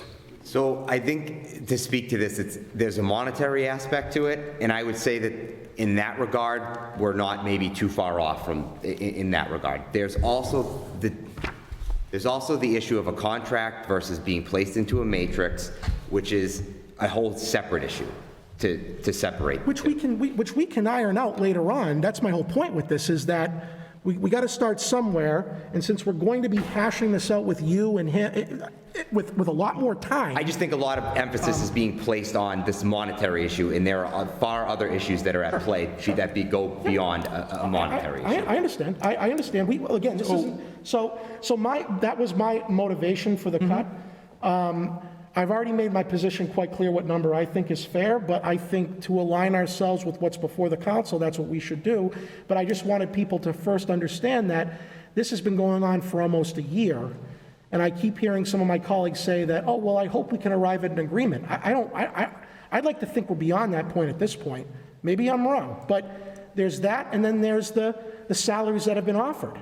So, I mean, so I know there was an inquiry for in the 160s, but we need to find out more about that later on. But I just wanted people to know that information, that this is not like this has been taken 2 weeks. This has been a long time. Right. So Counselor, I just want to note, as the person who's been sort of running point for the council on this, that the discussions didn't cease. That's part of how we got to where we are today, is that there have certainly been rough patches, but no one has given up on finding a mutual resolution here. Okay, thank you, Mr. Quinn. And I applaud both parties for continuing to work at this for the betterment of the city. So for my What vote, I would say is just, obviously, the mayor and his office, his HR director, his solicitor, we're in the middle of a pandemic. We've had lots of other things going on. I've been running a department that deals specifically with this issue. I think both the mayor's side and my side have put the constituencies getting through this pandemic on the forefront, and this kind of stuff being put on the back burner, and making sure that what needs to be done for the city gets done first, and this can be figured out after the fact. So that's why I think probably some of it has drawn on longer. I think his staff has some more important things to do right now than to be looking up comparables and things of that nature. I certainly know that I have more important roles to be filling than trying to go up and look at comparables and do those things. So I would say that I think that is a big reason why maybe it has taken a little bit longer, but that's only been because it's been in the best interest of what the city needs to get done. so if the council is going to majority vote tonight, vote to ratify the 156, which would translate into a 166 gross, I can't support that, because even though it's going to come up again, I am all but certain that number's not going to go down. It's going to go even higher. So the fact that the mayor has put this forward leaves me no alternative but to say no, and I will say no down the road, because I think it's too much, and I have plenty of data to support my analysis on that I know some of you disagree with, but I will go through that analysis again when we have that discussion down the road. But if the council sets the 166 tonight, the gross number, you're not going to go down from that. So we've already kind of gotten ahead of ourselves here by doing this. Again, I don't understand why the administration did this, why they didn't stick to their ordinance they submitted to us. I don't understand that. So I will support the cut, and I certainly won't support anything beyond that number. But we'll talk about that at another time. But I didn't want to get into a whole back and forth here tonight on this when I put this forward, knowing that we're going to talk about it down the road. So that's it, and that shouldn't surprise anybody, because I already made my position clear on this a while back. Thank you. Thank you. Councillor Hughes. My take in terms of working together, so I'm really encouraged by the fact of they're putting the city first and the issues that we have. I'm not saying that the salary issue is not important, but in the scheme of things, they want to put the bigger picture first. And so that means that they're willing to come back to the table at a later date to try and put together something that's comparable for all parties involved. So I'm encouraged with that. That being said, I agree with Councilor Di Natale in terms of using the base to move forward. You know what I mean? I'm kind of concerned with that starting at that high ceiling. You know what I mean? Could that push us over the edge? Or maybe not. It might start there, and it might end there. I don't know. But I just want to make sure that we're not going to start here and then, well, let's see now. We get, because is there a chance for that? I don't know. I'm not in the negotiating room. I just want to be sure that, if we're going to do that, then what happens if the chief decides in 2 years, I'm going to move on. New guy comes in, right? Now we starting out here, and he says, well, hey, they started out here, so I'm going to go here. So, that's my concern, that's all. Thank you. Councillor Van Hazinga. Thank you, Mr. President. I think it's important to consider the timing of these discussions we've had with this budget amount. That since the time that the matrix ordinance was submitted, negotiations have moved on. So it does no good to adopt an old number that is outdated now. The negotiations have moved on and the number has changed. And I think it is important for the budget to reflect the most likely expenses that we will have for this position, because we have to plan accordingly. And it doesn't do any good to throw in a number that we know is not going to be the number, that's going to be higher. So we're not going to decide the contract tonight. But I think we do have to take a general look at the level of compensation to say, is this a accurate number, or the most accurate number that we have? And if the mayor's putting it forward, that's a big step. I think, so what's proposed, and just using round numbers, is a shade under $157,000 for the base, and then with the buybacks is a max payout of just under $166,000. If you take a look at the calculation methodology of 57G, which has its own drawbacks and is a separate thing, but if you just look at it as a guideline, and you double the salary of a four-step firefighter, and you apply the applicable stipends and incentives that the chief would be eligible for, you get to a little over $153,000. If you apply the available buybacks, it comes up to $168,000, which is slightly higher, but very close to what's being proposed. Another method of determining what the right number is to look at what the separation is between the chief and his immediate subordinates. Right now, it's negotiated that the deputy chiefs make 20% more than the captains. So if you take a look at what the deputy chiefs made in FY 2020, you apply the maximum buybacks and you increase it by 20%, you get to $166,000, which is right where our budgeted amount is. The other avenue you can take to determine is this a reasonable number is to look at what other chiefs are being paid. And this is the most difficult one because the availability of data is limited.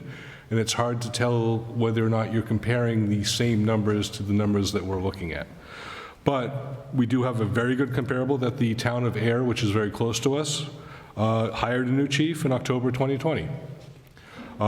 We know that the base pay and incentives, but before the buybacks for this position, is a little over $153,000. And this is a much smaller community, less than a fifth the size of Fitchburg, a much smaller department, but it's still a very close base pay to the 157 that's proposed. So all of these point to that it is in the ballpark of the correct number. And we're not deciding the contract now, but it's a reasonable number to use in the budget. And I think that's what we have to decide tonight. Thank you. Thank you. Councilor Schultz.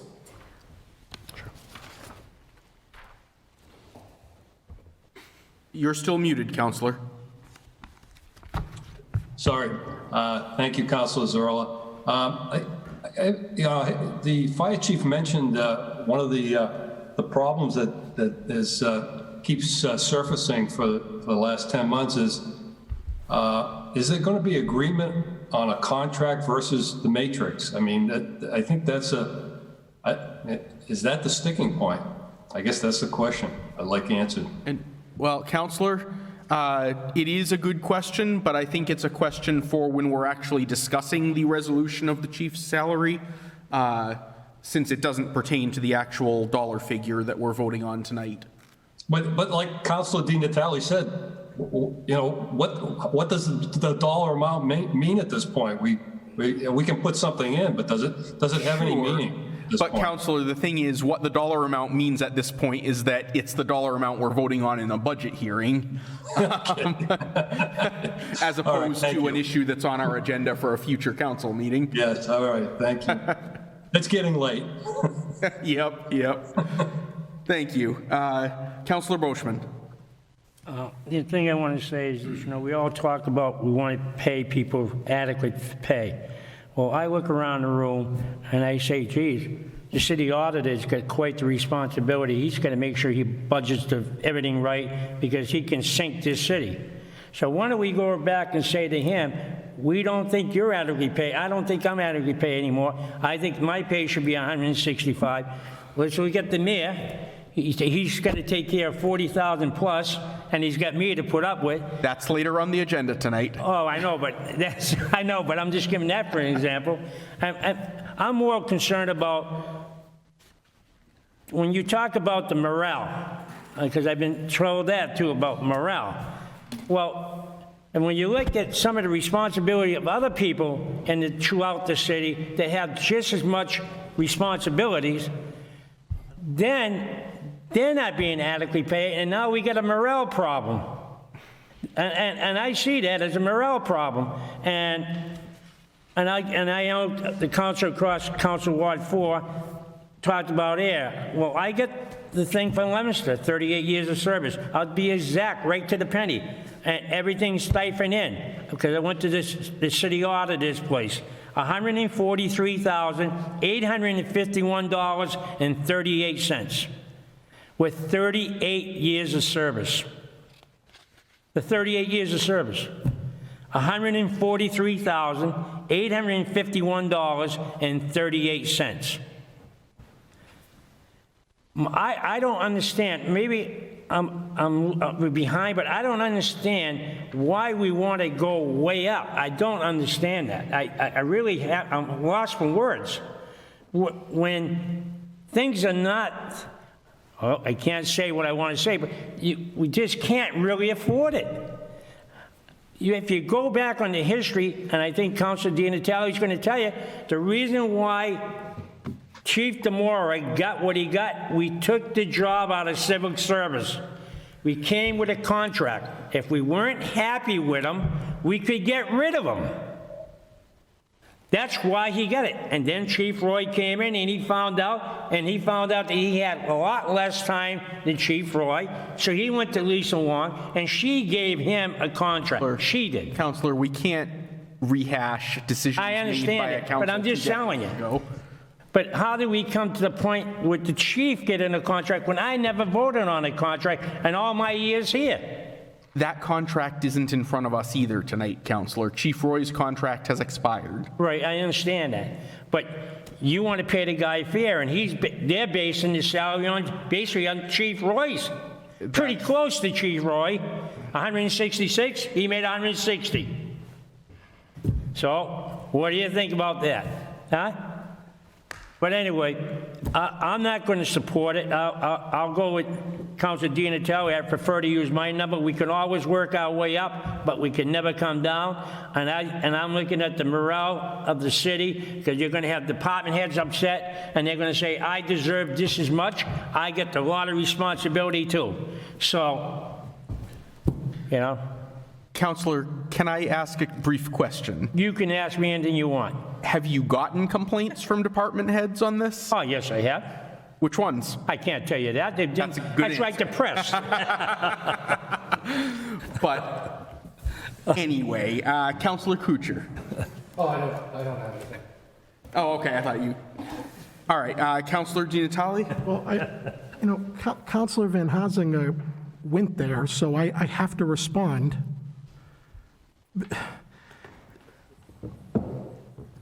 The numbers that I have here are purely based off of the predecessor. I don't care what other cities and towns are paying. I don't care. Because if you want a true apples-to-apples comparison, you look at what the previous person in the same exact job, for the same exact city, for the same exact call volume, for the same exact challenges, for the same exact workforce, what they were making, with years of service as a major factor, but not the sole factor. And you ask yourself, when you look at the prior chief, he was making, when he started in 1995 after 20 years on the job, and I will stipulate here, as I've said before, that both chiefs are competent, they're very good at what they do. One has more educational experience than the other. That is one of the big differentials, in my opinion. So there should be some factor into that as in terms of pay. You can't just compare it dollar for dollar, but certainly not astronomical. The previous fire chief, after 20 years of service, was making $84,000 in 1995. For inflation to today's dollars, that's $150,170. $150 gross, when he had 20 years on the job. The current fire chief has 11 years on the job, and the budget the mayor put forward makes it $166. $16,000 more. I'm sorry, folks, because I have a master's degree too. That ain't 16 grand. So I look at the fact that we have one person who was there 20 years making $150 to start in today's dollars. We have this current chief who's been there 9 years less, making $16,000 more than the prior chief. Now, I said from the start, I want him to be the highest paid person. I have no issue with that. But when I look at the average salaries of the deputy chiefs, it's $129,000 gross, the average of the 4 deputy chiefs. 166 would make him 30% higher than that average. Not 15, not 20, 30. If you take the highest paid deputy chief, it would be 24% higher. Still not in the 15 to 20% range, which was why I emphatically disagree that 166 is a good number. I think it's way too high. And again, I'm looking at an apples-to-apples comparison, factoring in the education components and certification components, to say that, okay, maybe they shouldn't be exact, there should be a little bit of a difference. So the number that I arrive at is, if you take the 150 that the previous chief was making when he started, and you look at the 146 that I'm proposing, that's only a $4,000 difference for 9 years of service and one person having better education credentials than the other person. That's not 16 grand to me. So if the first chief was making 150 after 20 years, it is reasonable to me to believe that the next chief, who's got 9 years less of service, makes 146, factoring in the education, which is why it's only a $4,000 gap. And that's very clean to me. I don't care what other cities are doing. Some are paying their chiefs more, some are paying them less. I want to know, considering they're both the same competency level, what a fair number is. That's the fair number, 146. It makes him the highest paid person in the department. It makes him highest paid over the next deputy chief by $10,000. And he's got so many years to go, and he's going to have so many negotiations that it's just a starting number. But I know he disagrees, and apparently the mayor disagrees because he put a budget forward for 166. But when I look at the prior chief's numbers and what we're going to pay this new chief, comparing years of service, education, and the fact that it's the same city, he's going to get 16 grand more than the predecessor. That makes no sense to me at all. Thank you. Councilor, may I? Actually, I have a quick question for you. Sure. Could you outline for us the ways that the department has changed over the last, what would it be, 25 years or so? Certainly. So in the last 25 years or so, obviously, number one, the call volumes increased. Number two, the administrative demands have increased exponentially over the last 25 years. Grant writing, I don't have a grant writer, other departments do. Everything runs through my office for that. Some people write the narratives, but I do all the other information that's required on these 40-plus page grants that we've been very successful in achieving the last so many years. We've taken on hazardous materials, we've taken on technical rescue, we've taken on dive, we've taken all these different areas that require additional administrative responsibilities. We're a District 8 command center. We oversee lots of that district stuff that's expanded over the last few years. That's all done administratively. Just a few things that we can highlight that the job has changed in that regards. Back when Chief Roy took over, he had 6 deputy chiefs, including 2 daytime deputy chiefs. I have 0 daytime deputy chiefs. I have 4. So I have no direct subordinate that works the same shift as me. All 4 of my major administrators are shift commanders, and I have to rely on seeing them every 4th day and making sure that information gets passed along. So as far as what I have for help at the chief level role, substantially reduced from where it was years ago. To the point about inflation, I understand the councilor's point. What I would say to that would be, we need to look at what the firefighter salary was, how that has been inflated. So while he says it's an inflation for the fire chief's position, how has that stayed in line with the firefighting position, potentially? It's one thing to look at one position with inflation, but you have to do that comparably with other positions in inflation and see how that's worked. As far as the deputy chief's salary, I know that there's been discussion about Deputy Chief Dadio. We shouldn't include him because he's retired. He wasn't for the first 9 months that I worked, and he was his direct subordinate under me for the first 9 months that I worked. Right. Also, to focus on that point about the deputy chiefs. Let's not get too much into the nitty-gritty tonight. I just feel like it's been brought up, and so I have to rebuttal the facts that have been brought up. Beyond that, the point is, some of those deputy chiefs, Deputy Chief Normandin, for example, does not have his degree. That is $10,000 a year that he does not get paid. I do have my degree. He also does not buy back all of his time that he's eligible to buy back for. So to just take a blanket number that what a deputy chief made is, that is not the number, the maximum amount of value that they could be earning. So I think that's looking at it with a half-truth. That's not telling the whole story. Thank you. Councillor Schultz. Thank you, Councilor Zarella. We had this discussion previously about experience, and it's a factor, but I really think the fire chief deserves fair compensation for his position right at this point in time.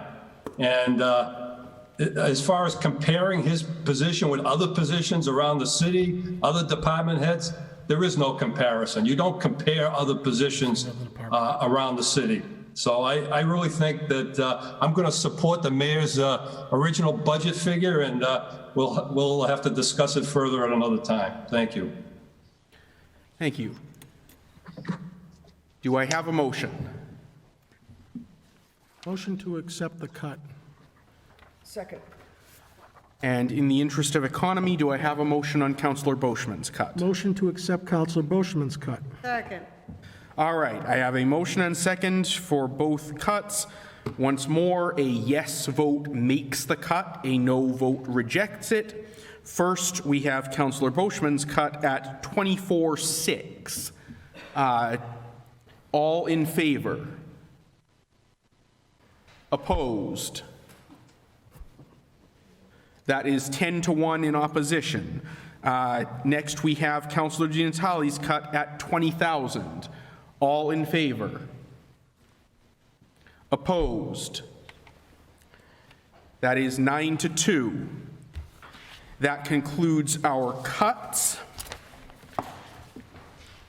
We now have before us the full budget as, well, actually as not amended, 9521. If there are no further subsidiary motions, can I get a motion on the full budget? Move to accept the full budget. Second. I have a motion and second to accept the budget. All in favor? That is 1, 2, 3, 4, 5, 6, 7. Opposed? 7-4. Budget passes. We now have 9621, ordered that there be and hereby is appropriated the sum of $700,000, same to be credited to the fiscal year 2020 tax levy and charged against overlay surplus. Move to approve. Second. Speaking on the motion? All in favor? Aye. Aye. Opposed? 4 in opposition. 7-4, motion passes. 9721, order that there be and hereby is appropriated the sum of $1,775,000 to be charged against available funds and credited to the fiscal year 2020 tax levy in order to reduce the tax rate. Do I have a motion? Make a motion, we approve. Second. I have a motion and second to approve. Speaking on the motion, all in favor? Aye. We can do this by voice vote, I think. Opposed? 3 in opposition. Motion carries 8-3. 9821, order that there be and hereby is appropriated the sum of $213,848, same to be charged against parking meter garage receipts and credited to fiscal year 2022 accounts as follows. Treasurer Personal Services, $100,848. Treasurer Expenses, $113,000. Move to approve 098. Second. Motion and second to approve. All in favor? Aye. Aye. Opposed? 2 in opposition. Motion carries 9-2. 121, ordered that there be and hereby is appropriated the sum of $15,000, same to be charged against cemetery sale of lots and graves, and credited to the fiscal year 2022 accounts as follows. Cemetery Personal Services, $15,000. Move to approve 100-21. Motion and second to approve. All in favor? Aye. Aye. Opposed? One in opposition. Motion carries 10 to 1. 10121, order that there be and hereby is appropriated the sum of $6,200,000. Oh, I'm sorry. Auditor Brooks? 9921. 9921. Yes, thank you. I'm sorry. 9921, order that there be and hereby is appropriated the sum of $25,000, same to be charged against PEG access and cable-related fund receipts and credited to information technology PEG expenses. Move to approve 099. Second. All in favor? Aye. Opposed? 2 in opposition. Motion carries 9 to 2. Let's see, it was on 10121. Order that there be and hereby is appropriated the sum of $6 million. I'm sorry. No, we did 100 before 99. I skipped 99, then went back. Move to approve 101-21 through 103-21. Second. All in favor? Aye. Opposed? 2 in opposition. Motion carries 9 to 2. Move to approve 104-21. Second. Motion and second to approve. All in favor? Aye. Opposed? 2 in opposition, 9 to 2. And lastly, we have 10921 to review the mayor's salary and city councilor's salary as required by Chapter 3-43 of the Code of the City of Fitchburg. Given that we are at 11:26 at night, I am going to recommend that we kick this forward. It is not, I understand it's not ideal from a budgetary standpoint to do that, but I do not believe that we have the time to get into a thorough discussion on this matter. Councilor Giannatalli? Mr. President, I have to recuse myself for obvious reasons. I don't know if we're going to talk about this or take a vote, but I need to. No, go ahead. Exit, because I happen to know who the mayor is, so.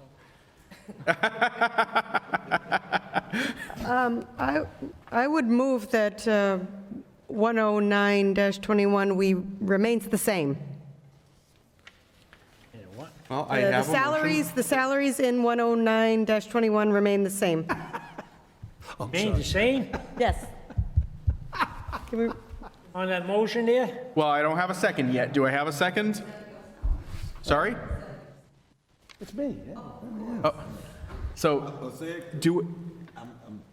Councilor Squalia has made a motion that the mayor's and councilor's salaries remain the same. Speak on the motion. Well, there is no second yet, so it's not before us. Is there a second? I see no second. Motion fails. Okay, move that we hold this petition until the next meeting.